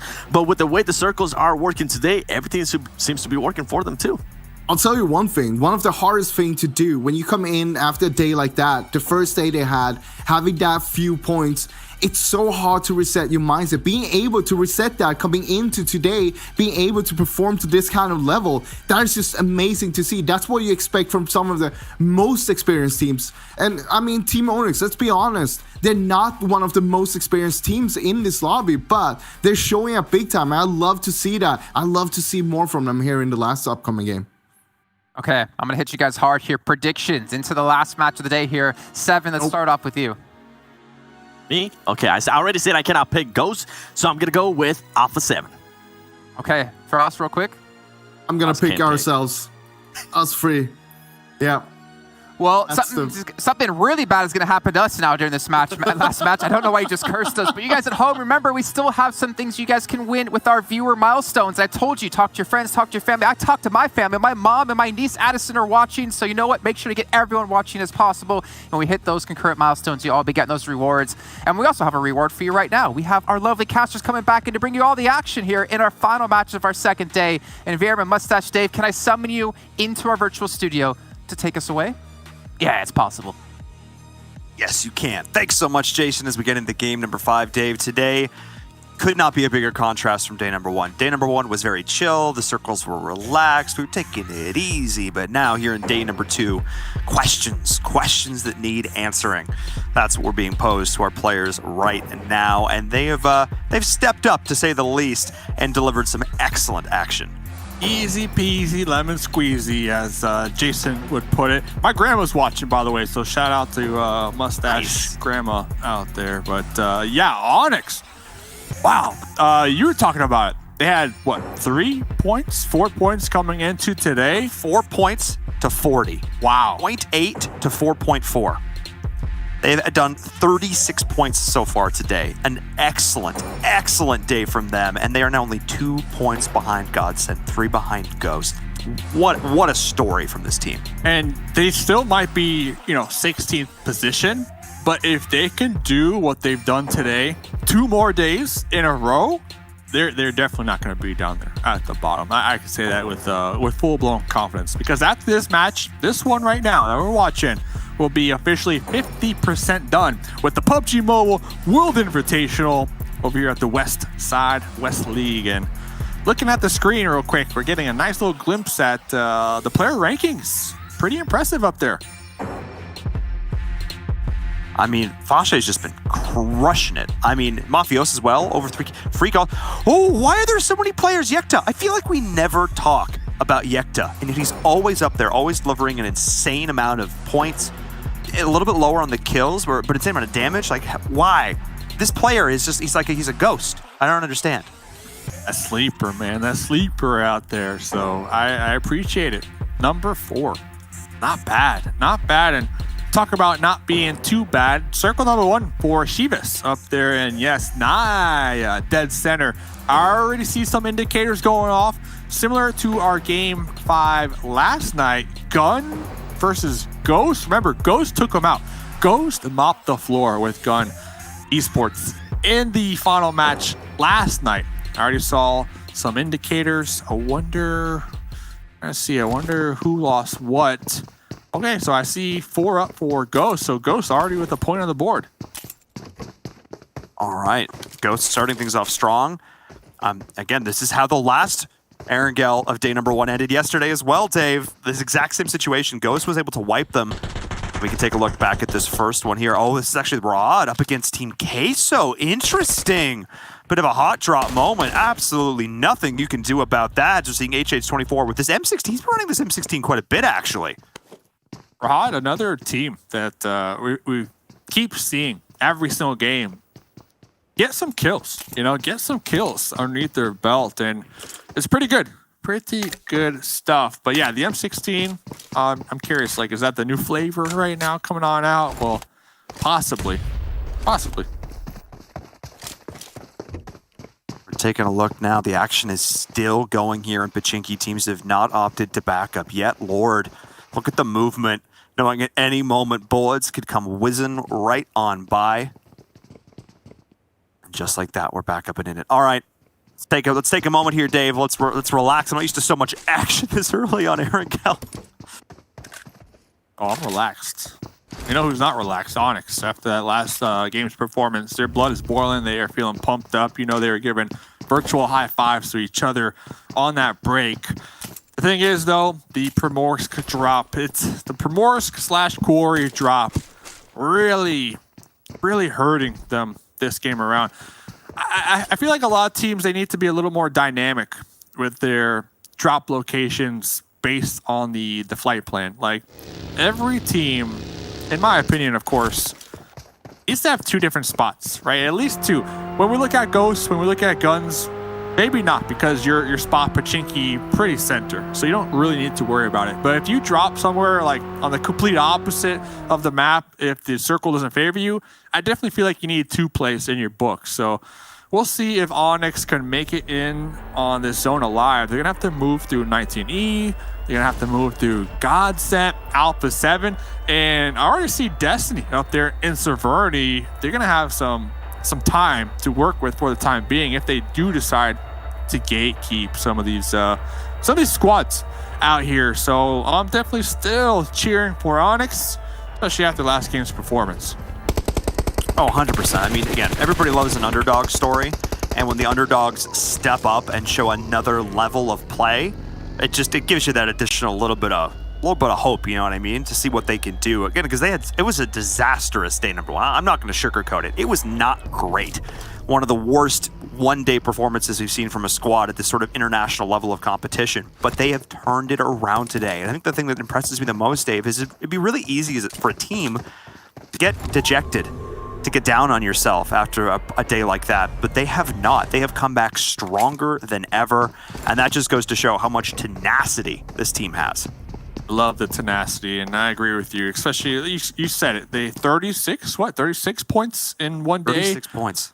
That's big. Like, only 4 games. Only 4 games. That is big, especially after 8 points a game. That is 8. That is solid. Like, that is really good. And that's what we were saying towards the end of yesterday, right? Like, any of these bottom teams, if they're really truly looking to make big improvements, they need to come into today's games with an average around 9 to 8, and that'll put them at the top when it comes to those average points. And that's exactly what they have been able to accomplish here today, which is big. It's huge for them. Absolutely massive. Again, I cannot understate it here as we're taking a look at where these teams are sort of positioning themselves. This looting phase going a little bit longer, simply due to the nature of this circle. A lot of teams are already in it. It's, again, like you mentioned before, those teams on the west side, 19, Onyx, Alpha 7, Nextria, that are going to have to think about how they want to plan these next rotations. Low and steady. I'm trying to think real quick. Like, let me ask you, do you have a favorite play of the day? I know there's been so many, but like, does one really stand out to you? Yeah, I think the Pocus push was really, really solid. I can't knock that one.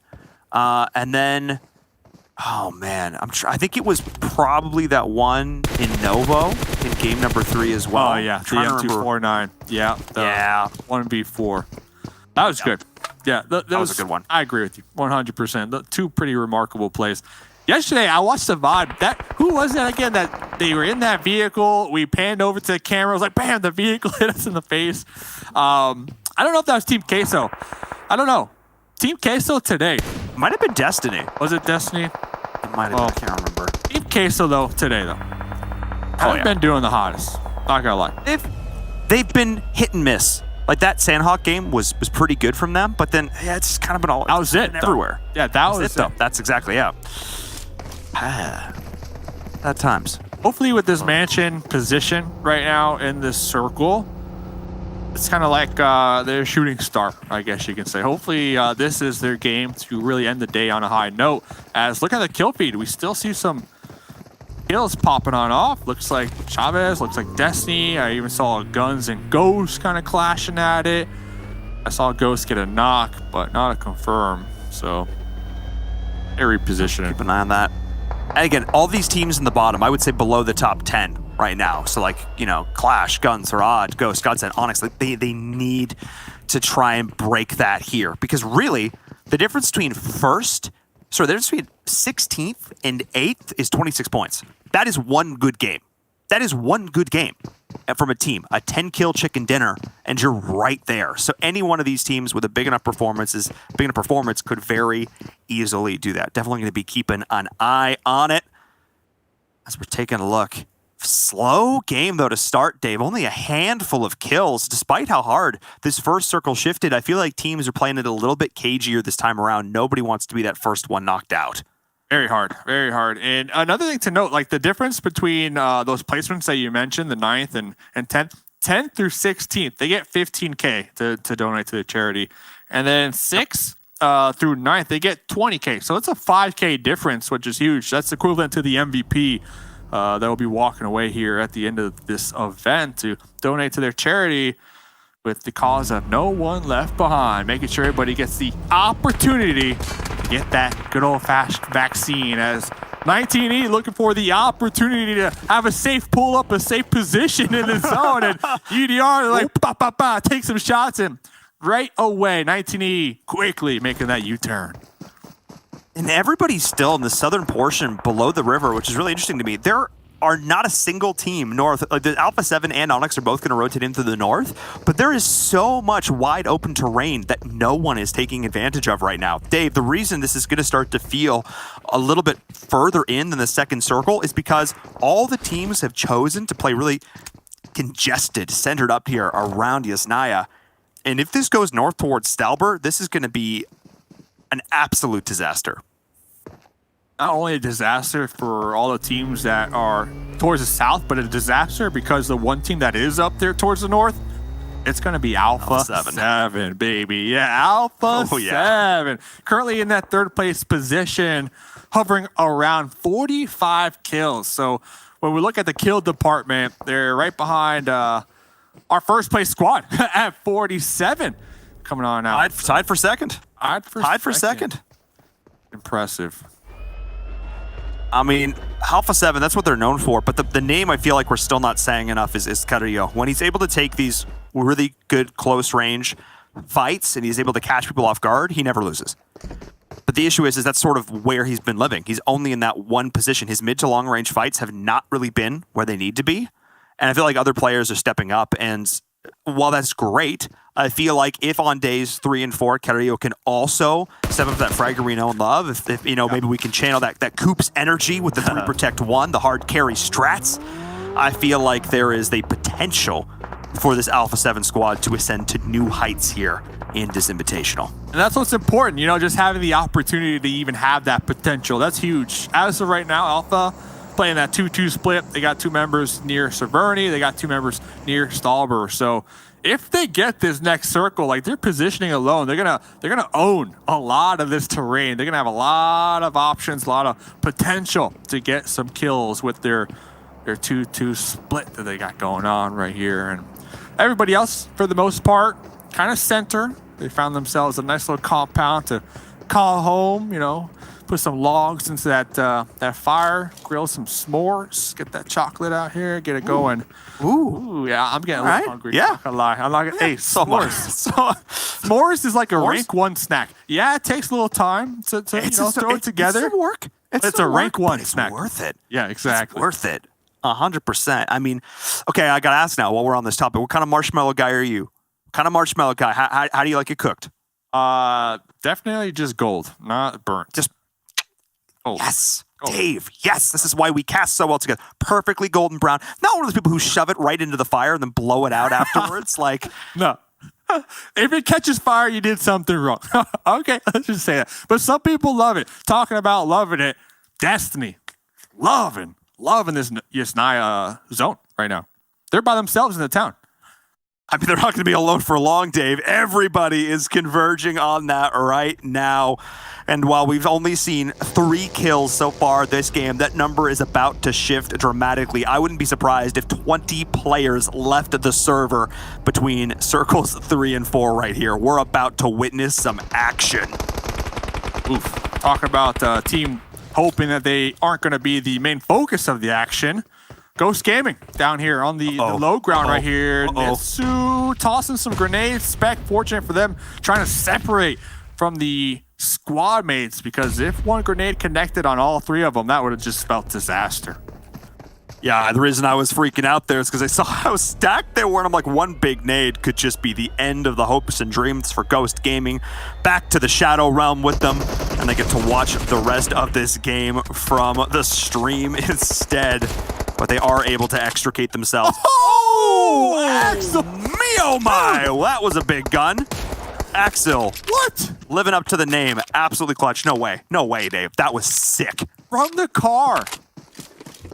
Whoa. What? Okay. Okay. All right, we see you. Okay. We see you, Axel. We see you.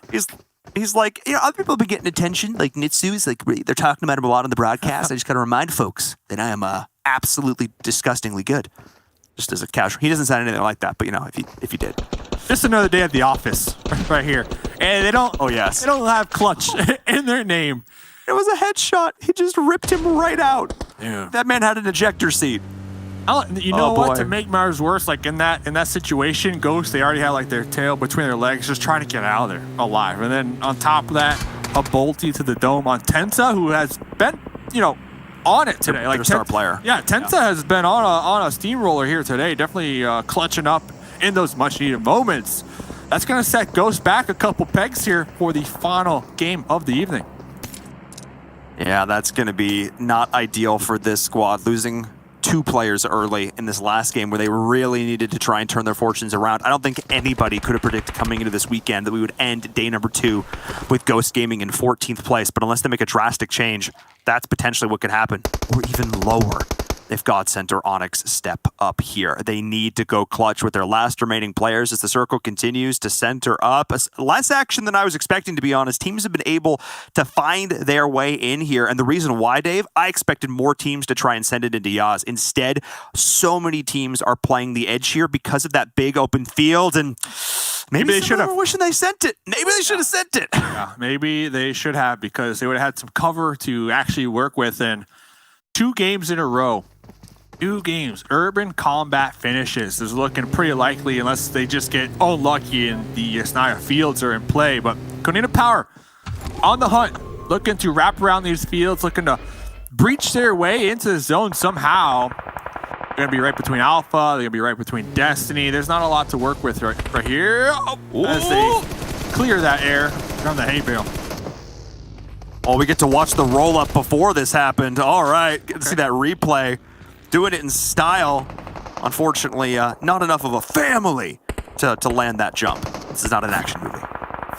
And they lost one in the process.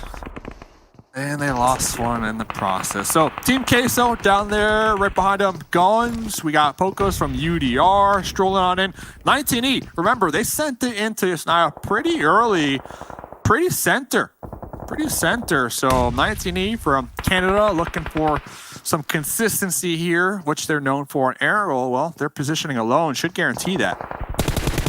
Yeah, they did lose Sam in the crossing, but not doing too bad here. Fashe was confirmed. GDR's UDR killers as well goes out. Surprising, as those 20 kills I predicted, well, they did come to pass. As Destiny's dropping as well. Big plays here for those teams unable to find a purchase in Yasnaya. As you can see, it was a 1 nade from Acer, just absolutely wrecked them. You can see it there in the kill feed. Wow, big plays coming out from 19 Esports. Destiny, not the hottest days here today. Day 1, at the top, rocket ship to the moon for sure. Today, 4th place as of right now. Still, we're only halfway done. And they're definitely within striking distance to get that first place, $250,000 to donate. But the main focus right here, Team Queso. We talked about them a couple moments ago. Team Queso are looking for that comeback match. And this could be it. They're already getting a couple kills. I saw another one of those headshots with I heard the bolt action in my ears, and then I saw the kill feed pop up as he was able to get it down there. I don't think able to confirm the kill. But Team Queso certainly making their presence felt on the outside, though. This is the one issue. They're the team, probably them and Nextria Gaming, worst positions. You can, as the camera pans here, you can just see them off on the horizon on the edge of the circle there. So far, they haven't even rendered in. That's how far away they are from the action, Dave. Worst if the next circle doesn't hard shift down there. If it does, one of the best. And if I had to, if it does go down to the south, Clash, they're in an even better position. They have such a huge buffer between them and everybody else in those fields that it'll be a shooting range for them if they play their cards right. But for the most part, most of the lobby, 85% of the lobby, they're definitely hedging their bets over here for Yasnaya. Yeah, and you can see RTG here on the outside playing the cliffs. I don't hate this position at all. It allows them to only have to look in one direction. That is straightforward as the circle will close in. This is of all the circles so far this game, Dave, this is the most important This is going to determine where teams have to shift. Will it be out of the city? No, it will not. This is about the best circle a lot of these teams could have hoped for. Dave, urban combat once again. Yeah, it's unfortunate for our squads down here towards the south. And Clash, they're going to be letting a squad just roll right past them. They're playing this one awfully slow. As we see our first place squad rolling up into the town, representing Turkey. Yes, and they lost all that. Okay, well, yeah, I mean, that's kind of to be expected. I mean, you probably weren't going to make that crossing unscathed as, Cooter might be very much in some trouble. That nade came on out. Rod has taken some damage as well. 19E. Next Area Gaming hard eliminated through all of this. Oh my goodness, the action just is not stopping Dave. It's like we flipped that switch. Yeah. And just like that, every single team is firing on all cylinders. Alpha 7 is looking to try and push in onto Guns Esports. This is an opportunity to step up against one of the most dominant teams in the lobby. Carrillo, point blank range, the building. I called for him in this game. Go clutch. Be the star player we know you can be. That was the opportunity. They're going to do some damage. Reset. They don't want to take that risk. 2v3 as well, but Alpha, they're so grouped up. One nice grenade from Guns could be the deal breaker. Looks like Guns are going to get the reset, the heals, and looks like they're going to pull back just a little bit. They don't really want this fight, and as I say that, Break gets knocked from RTG. Yes, indeed. Gotta watch those angles. The shots. Yeah, you can see the shots over towards the right. You can hear them. Them and Godsend as well as Clash are going toe-to-toe. 19E and Team Queso as well. Nice nade. Not quite able to find its mark, though. They'll still give Xenox a chance to revive Acer. All I can just hear is just this hail, this cacophony of gunshots as every single one of these teams is trying to take out their immediate neighbor, trying to create some space like Nomi is doing with that triple nade knock there in the feed. Wow. Nina Power continuing to... Ooh, it just keeps going? Yeah. Kill feed just keeps going. He just destroyed them all. Nomi coming in clutch right there. That grenade. Yeah, I keep hearing grenades. I keep hearing shots get rung out there. Now it's up to Daddy. The last one alive for Loconostra. They've been having a phenomenal day. A lot of teams that really needed those clutch games have gotten them here today. Konina, Roof Campers, a duo right now. Grenades in hand. They are going to be on the edge out here towards the east side. Chivas down there just a little to the south, but the standoff still happening out here between Alpha, RTG, and Guns. So many of these standoffs happening right now. The second that you poke your head out, though, to try and challenge, the chance of you getting third party just drastically increases, and that's the issue. Onyx, oh man, they're just trying to sneak in on the outside, though, and I don't think Nomi is aware. Heard something. Heard something, goes, turns, can't win the fight though. However, the teammate is there. The old bait and switch, Dave, giving him the old razzle-dazzle. Hit him from both angles. That one's hard to win unless you got that quick 360 flick. So great teamwork as Spec trying to get over there. Come on. I think Spec made it. Spec made it safe over that wall with that Volt, but about 1 HP. So close. That DP spray, when it starts to get out of control, good luck getting it back. It is like a wild stallion just trying to make that one happen. As Alpha 7 is trying to make their next rotation happen, pushing in these circles though, Dave. They just keep centering in the city, which means it's all about just taking the next building, the next block, the next window, the next angle, how to get from point A to point B. We're in rush hour. Talk about it. That's an understatement. Hamoudi and Freak right on the building of 19E. Oh, but a grenade in return. So Sheepman might knock themselves, but the much needed time to pump the brakes from the side of Guns. Hamoudi, I believe, is going to bleed on out. And look at this over here. Daddy popping off with the Bob Barker MK14. No health. Made it alive. Daddy, slow down.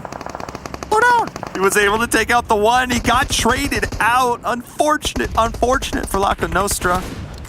Going to be going out there in 12th place, so not doing super hot here in this last one. Alpha 7 as well, they'll continue to try and lay on the pressure, but taking damage at range. The UMP of Acer.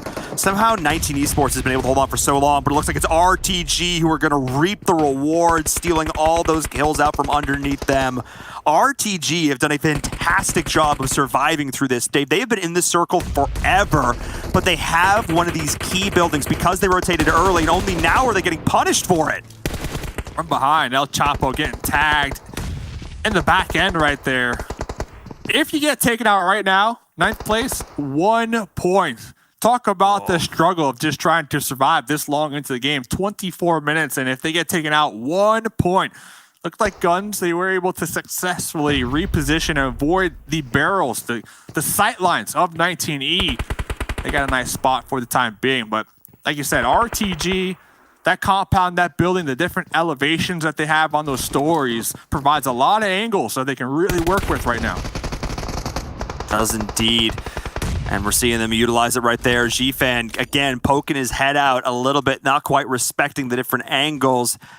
But they will have this next circle rotated up to the north. That does benefit 19E, Ghost, RTG, Team Queso. Put some squads on the outside, like Ra'ad, like Clash, like Chivas. They've got to push their way in. I know it's hard for you all to see in the mini-map, so I'll try and describe it for you. They've got to push north. That's what this next one's all about.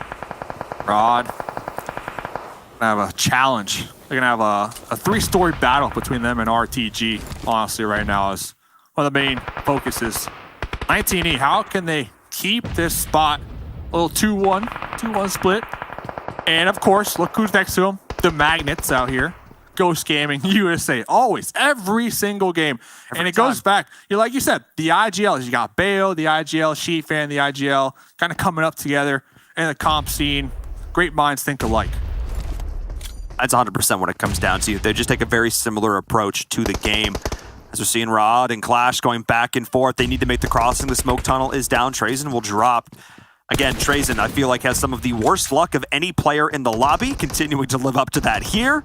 As Ra'ad was able to pinpoint that. His MZ goes down as well and confirmed this is huge. Clash will be able to make the crossing, but it was not for free. It took its toll. Yeah, Desha on it, man. Desha on it with the AKM up there. That was that player from the last match with the M249. So Clash, okay, they got 2 up. They have this broken wall to deal with for the time being. They're somewhat on the outskirts of the city, so they can really use that broken wall to their advantage if they want to go for those placement points, because RTG, they're gonna collapse in on Rod right now. And maybe the play here, as everybody is just playing this game of chicken, who's gonna rotate out first? As 19E and Ghost are continuing to trade blows. HH24 is down on the high ground. Spec, the way the blue works, can't actually go up there to revive him. Will take a significant amount of blue damage if he tries to do that. It still might be the play, but it opens them both up to be taken down by 1 grenade.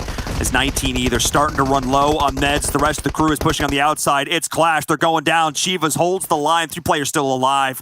And now we are down to our top 8. Meanwhile, Nitsu, TPP, getting all the intel right there on their enemies right in front of them. Chivas, 4 up still. Impressive. I mean, this is a team for all us talked about at the beginning of the day. So consistent on this map of Erangel, and it's paying off here as Nitsu cooking this grenade with the ricochet bounce off onto Jacob. Nitsu, I don't know if that was planned or what, but it worked out. It's 100% planned. That bounce was way too intentional to be anything but. And this is the opportunity that Team Queso need. Now they're going to push in. Will he stick it? No, it's always Fran. It's always Fran, the man with the plan, just trying to survive, going on in, but executed in cold blood. No way Ayala and Team Queso are going to let that one go on by. But RTGs continue to keep up the pressure on one side or the other. The action does not stop. Into 19 Esports goes able to try and stabilize just a little bit longer. Xenox is going to continue to hold the line. 1 player already down. Acer probably not going to be able to be revived here. Screen Powers eliminated as well. Guns on the outside. 1 last player there trying to hold on. His Spec is surviving in the blue. Dave, RTG is in a great position to take this fight. Still 6 teams. Smokes are deployed everywhere. It's going to come down to game sense. It's going to come down to you up close and personal gun skills as Team Queso eliminated right there in 6th place. RTG in the heat, in the thick of it, right between 19E. Oh, Xenox able to hit the deck and survive. Spec still out there in the blue, but Xenox took so much damage. I'm not sure if they're going to be able to make it to the next one. They are going to pop the first aid try and hold on a little bit longer, but perfect awareness from RTG of where this player is. Dropping from the sky, and Xenox not going to happen this time. As Boyka just says, absolutely not. And just like that, it all comes down to G-Fan. And Spec was able to crawl in. Dave, they've forgotten he's there. He may actually outlive 19E. Classic bait and switch right there. 5 teams to go. Gun still alive. The duo still alive. Not only that, they're not only turtling up, but they're getting some kills, some points. Reek with the Tommy gun in hand. A lot of smoke, a lot of utility still in play. 100%. But there's one thing I didn't notice. What? Look at 19E's kill points. Well, they went down with 12 kills. Oh my goodness. Absolutely insane. And just like this, Spec getting involved on the outside. I'm sorry to cut you off, but I had to say it. As they're continuing to put these kills, RTG, Dave, the team I thought was going to be able to clutch this one out, goes down. And Guns with only 2 players left in the building in a great spot. They're putting in the work. As Spec going to be getting chunked down from the blue zone. Denying the point. Might be intentional. Smart. Deny the point. And now, 2v2. The way he was moving, I'm not sure it 100% was, but either way, the result is just fine for him as it comes down to Guns and Rod here at the end. The drop shot from Dej. Oh, not quite able to be enough. The clutch play we've seen isn't quite there, and just like that, it's done. GG, winner, chicken dinner. Rod, take it here in game number 5. Dave, this is the team you were looking for, and they finally got it done. Coming out on top, man. We had, 2 urban combat finishes. We had a military finish here today. The end circles today have definitely been taking our players from yesterday's games, butterflies, rainbows, and just putting it in the meat grinder and really testing the skills and communication and CQC, honestly, of all of these players. And it's been somewhat of a treat to truly get to watch here today. And we're halfway done. Halfway done. And we've already seen this much action, this many highlight plays. It's been a great event so far, Paul. I feel like day 1 was all about teams feeling out the competition. Again, the circles were pretty tame. Everyone was taking it one step at a time. And as we take a look back at the highlights from this game, though, I think it exemplified really well how the teams are stepping up, knowing how far they can push their limits. If yesterday was sugar spice and everything nice, today we're adding in that chemical X, Dave. Things are going just a little bit harder as players are looking to pop off, like you can see here. These crazy drive-by plays. The vehicles have been so critical today. The teams that can utilize them well are being rewarded. I was asking you about your play of the day. You said it, and I think my play of the day happened right there. Axel with the bolt. He shot onto Enza. Dude, that was nice. RTG, 3 up at the end. We see Spec trying to get some kill points towards the end. Third party this fight between RTG and Guns. But the urban combat finishes. I'm still extremely happy. My emotional level is at an all-time high right now because I like it when the zones really force our players into these tight corners to make these quick, 1 second, split-second decisions, and it can mean life or death. So, amazing day here today. And Paul, I believe our casters, our analysts are available, ready to bring this one home here tonight. Well, you heard it here first. Not only are we analysts, we're also casters. We can do it all. We're the host and desk with the most. It doesn't quite rhyme this time, unfortunately. But yeah, what a great way to finish things off. Guns taking home the victory. But Rod have been able to do a massive step up over the course of today. Froz, you didn't get a prediction in there. We could probably guess who your prediction would have been at the very end. Who was it then? Us. Who? Us. Us. Well, that's free. That's what my pick was bad. But anyways, let's take a look at the results, though, from the last match. Just how many points the teams did get. 19 Esports, again, team from Canada, able to do okay. Able to get themselves 12 points with the 6 kills to back it up with. But we can see Guns, 22 points in total. Rod, I think for me, it's great to see Guns close things out with a victory. But Rod have been able to do such a great step up today and really impress quite a few of us. They definitely have. Remember, at one point, we were kind of saying, is this team going to become one of those teams where people are just going to pick on them and think they're getting easy kills? Well, guess what? They decided to erase that image, and they decided to also represent for their country. I mean, after all, these teams are representing, especially Rod is representing Egypt. We do have Ghost Gaming. They decided to close out the day as well with at least 14 points. That's going to be huge, considering they were getting super close there to the last, to being 16th, where you never want to be there, especially if you're Ghost Gaming. RTG Esports, Frost, with all these teams that we ended up talking about that we were wondering, was that like a one-off thing? Guess what? They decided to wake up here. RTG with 13 points and 19 Esports, even though you didn't pick them this round, they were able to get 12 points. Finally, them getting able to get 12 points. But we're right now, we're in the halfway through the tournament, right? So now's the time to actually see what you've actually gathered. What kind of information have you gotten from all of these games we've played so far and show up big time? And that's what we've seen from some of these teams. They're just a little bit of a slow starter, but now they're coming up a little bit bigger here. Now, towards the bottom here, though, Next Rear Gaming with 0 points and UDR kills. I did not expect Next Rear to go down there on 0. But what team did you predict against, Evan? I can't recall. I heard Guns, right? Oh, yeah. I said Guns. Was it Guns? Yeah. I don't think so. Oh, I'm sorry. Wait, hold on. Production's talking to me? Okay, yeah. They can confirm he said Guns. Okay. Nice. I thought I said Alpha 7, but all right, I'll take it. Yeah, he said Guns then. All right. Now, we see a few teams here, of course, bumming up with very few points. But hey, it's the last game of the day. It's time to just reset your mindset, go back, look back. What happened today? What happened yesterday? What can we do better tomorrow?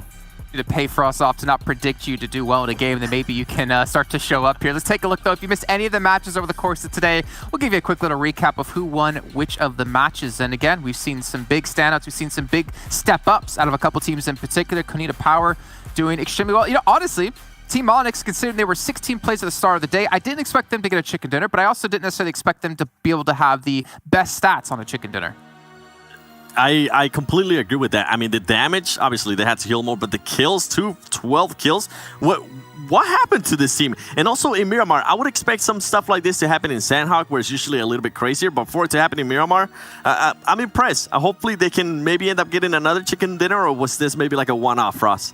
I'm hoping it's not a one-off, because it was also an urban ending, so it's one of the hardest endings to play, because normally you're going to have so many people alive, there's going to be so many angles to hold, but being able to win off a urban ending and being able to put up those kind of big numbers as they did there, that's super impressive no matter which team it is. And right now, seeing a team like Team Onyx being able to do that, that tells me that they can do even better on the other maps when we have normal endings.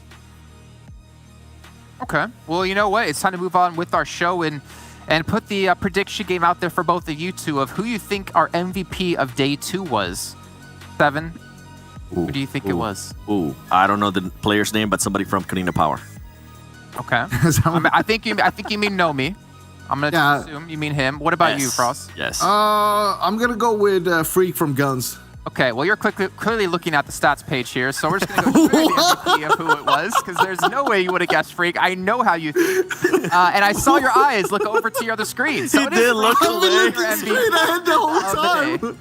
He totally looked away real quick. Hey, look at that. I got it right. My predictions are back. Thank you. Now tomorrow. All right. Well, now tomorrow, Freak is going to have probably the worst game of his career, the worst day of his career. So, Freak, you know who to hit up over on Instagram. But yeah, Freak able to pull things through for Guns. And again, the funny thing is for me, Frost, day 1, match 1, you're like, Guns, they're going to win the game. They got knocked out 16th place. 15th place. Okay, 7's at Alpha 7. They got knocked out 16th place then. But for them to bounce back, I think it shows some great fortitude for them, and obviously a team that you can't really sleep on. Yeah, no, definitely. I mean... Sorry, he was looking at his stats page again, trying to see. I know. He was double checking to make sure. He's like, hold on, let me check this real quick.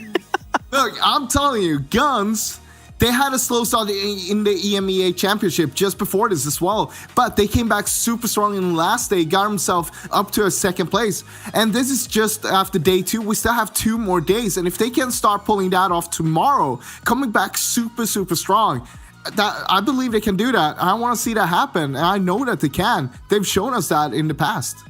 Just if they can do it here when the stakes are even higher than the EMEA Regional Championship, as we're now going to look at our overall standings. Now, keep in mind, Destiny was the #1 team at the start of the day, but I can tell you with sure confidence they're definitely not going to maintain a #1 positioning after the performance. They fall in 5 slots, but Konina Power going up 8 positions here, 7.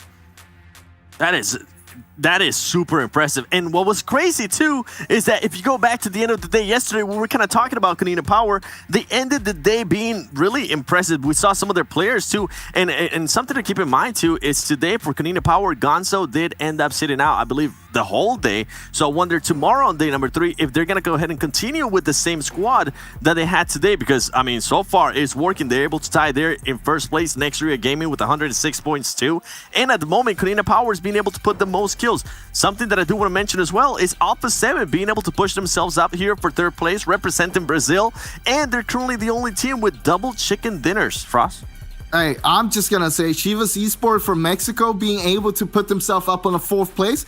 I did not expect that, but they've been surprising me time after time after time, and they are so good. I just want to see more from them. I just want tomorrow to be here right now. Yeah, and I mean, we have 19 Esports, right? They did have that goose egg. We're just not going to talk about that anymore. But for them to be able to maintain that 5th place and at least stay within striking distance at the halfway mark, I feel like that's huge. Destiny completely just fell off for me today. Not sure what happened there with them. But hey, 6th place, you got to at least give them some credit. RTG, another one of those teams. We saw them get a chicken dinner on the first match of this tournament, and then after that, we haven't really heard much. But to be fair to them, they have been able to step it up a little bit, at least over the last 2 games, or at least over the last game here today. And then we have Team Queso. Team Queso, not sure what's going on there. I honestly expected this team to be within the first page, at least within the top 8, trying to battle Brazil with A7, and they're currently in 9th place with 69 points. UDR Killers, they've been quiet, but hey, they're still being able to put up 67 points. And the next one, Rod, being able to climb up even 4 more points today. This team, I'll say it again, they're really gone from the team that people were going to pick on to now the team that people have to be aware of, because, hey, if you run into them, there's a high chance that they're going to end up winning that engagement for us. Yeah, I mean, they had an awful start yesterday in the first 4 games, but in the last game, we saw them coming back together, getting that 5th place with 6 kills, and it's just been continuing that way today, and that's what we're seeing them pushing themselves up here right now. Now, going further down, we have La Cronostra. Not too great, but at the same time, if you look at it, the points, they're not that far behind. Same goes with Clash. And we saw them, of course, Clash got a win today as well. A few of the teams you can see on this page having a win, that shows you. I don't think it's a one-time thing from these teams. I think that they have the potential. They just haven't been a little bit unlucky with the circles, with the rotations and so on. All of these teams have been playing phenomenally in at least 1 or 2 games. So that's what you want to see. You want to see the potential, because then you know that they have it in them and they can bring it back here if they need to. Well, luckily for them, they still have 2 days to do so. Let's take a look at the schedules for you guys at home to see what Battlegrounds will be played when, and of course, what time the entire show does start off. But I will say this, to let you know what you see on your screen in just a second. It is 10:30 a.m. CDT. However, we still have the East Conference, which comes on before the West Conference. If you don't want to see it live, you can always check the VODs out. And I can tell you right now from experience from working the show that it's definitely something you want to tune in and check out. But make sure you guys are back here yet again. We have Erangel Sandhawk, Erangel Miramar, and Erangel once again. It'll be the same way every single time. And gentlemen, I think I'm really enjoying West, to be honest. I mean, I can't really be biased since I'm working both shows, but it is so cool to see so many teams in close proximity of each other, getting so close to passing each other up. And honestly, it's going to come down to that final game, and I'm feeling it in my bones. It's going to come down to that final match to see who takes that $250,000 for charity. Yeah, and I think that's one thing that we've been noticing, right? Especially you working East as well. You know what's going on over there and which team is kind of running away with it. In this one, so far, I mean, except for Alpha 7, so far we have had every team or almost different teams get a chicken dinner. Heck, even our last place team got a chicken dinner, and who would have expected that? So tomorrow is going to come down to which team is going to be able to step it up. I know one that I keep talking about, Ghost Gaming. I mean, they're the main NA team, right? Besides 19 Esports, I mean, they are from Canada and then Chivas, but which we don't really ever see them. With Ghost Gaming, when is it going to be time to wake up? Luckily for them, they're currently only about, I believe it's 21 points behind 7th place. But if they're not able to wake up early tomorrow, I don't know what's going to happen with that team. Yeah, they got to start off straight away tomorrow. And that's not just them. It's a lot of the teams actually coming in there. Because now we're halfway through the whole tournament. So you got all the information you need. You have to have found your spot in this lobby by now. You need to know how do you play it out? How are you going to do to grab as many points as possible? Yeah, hopefully all the teams and all of you viewers at home have your alarm clock set so you can make sure to tune into the show live and see all the action breaking down. That is the end of day 2. We'll be back yet again tomorrow at 10:30 a.m. CDT for day 3 for the PUBG Mobile World Invitational, powered by Gamers Without Borders, and we'll see you guys then.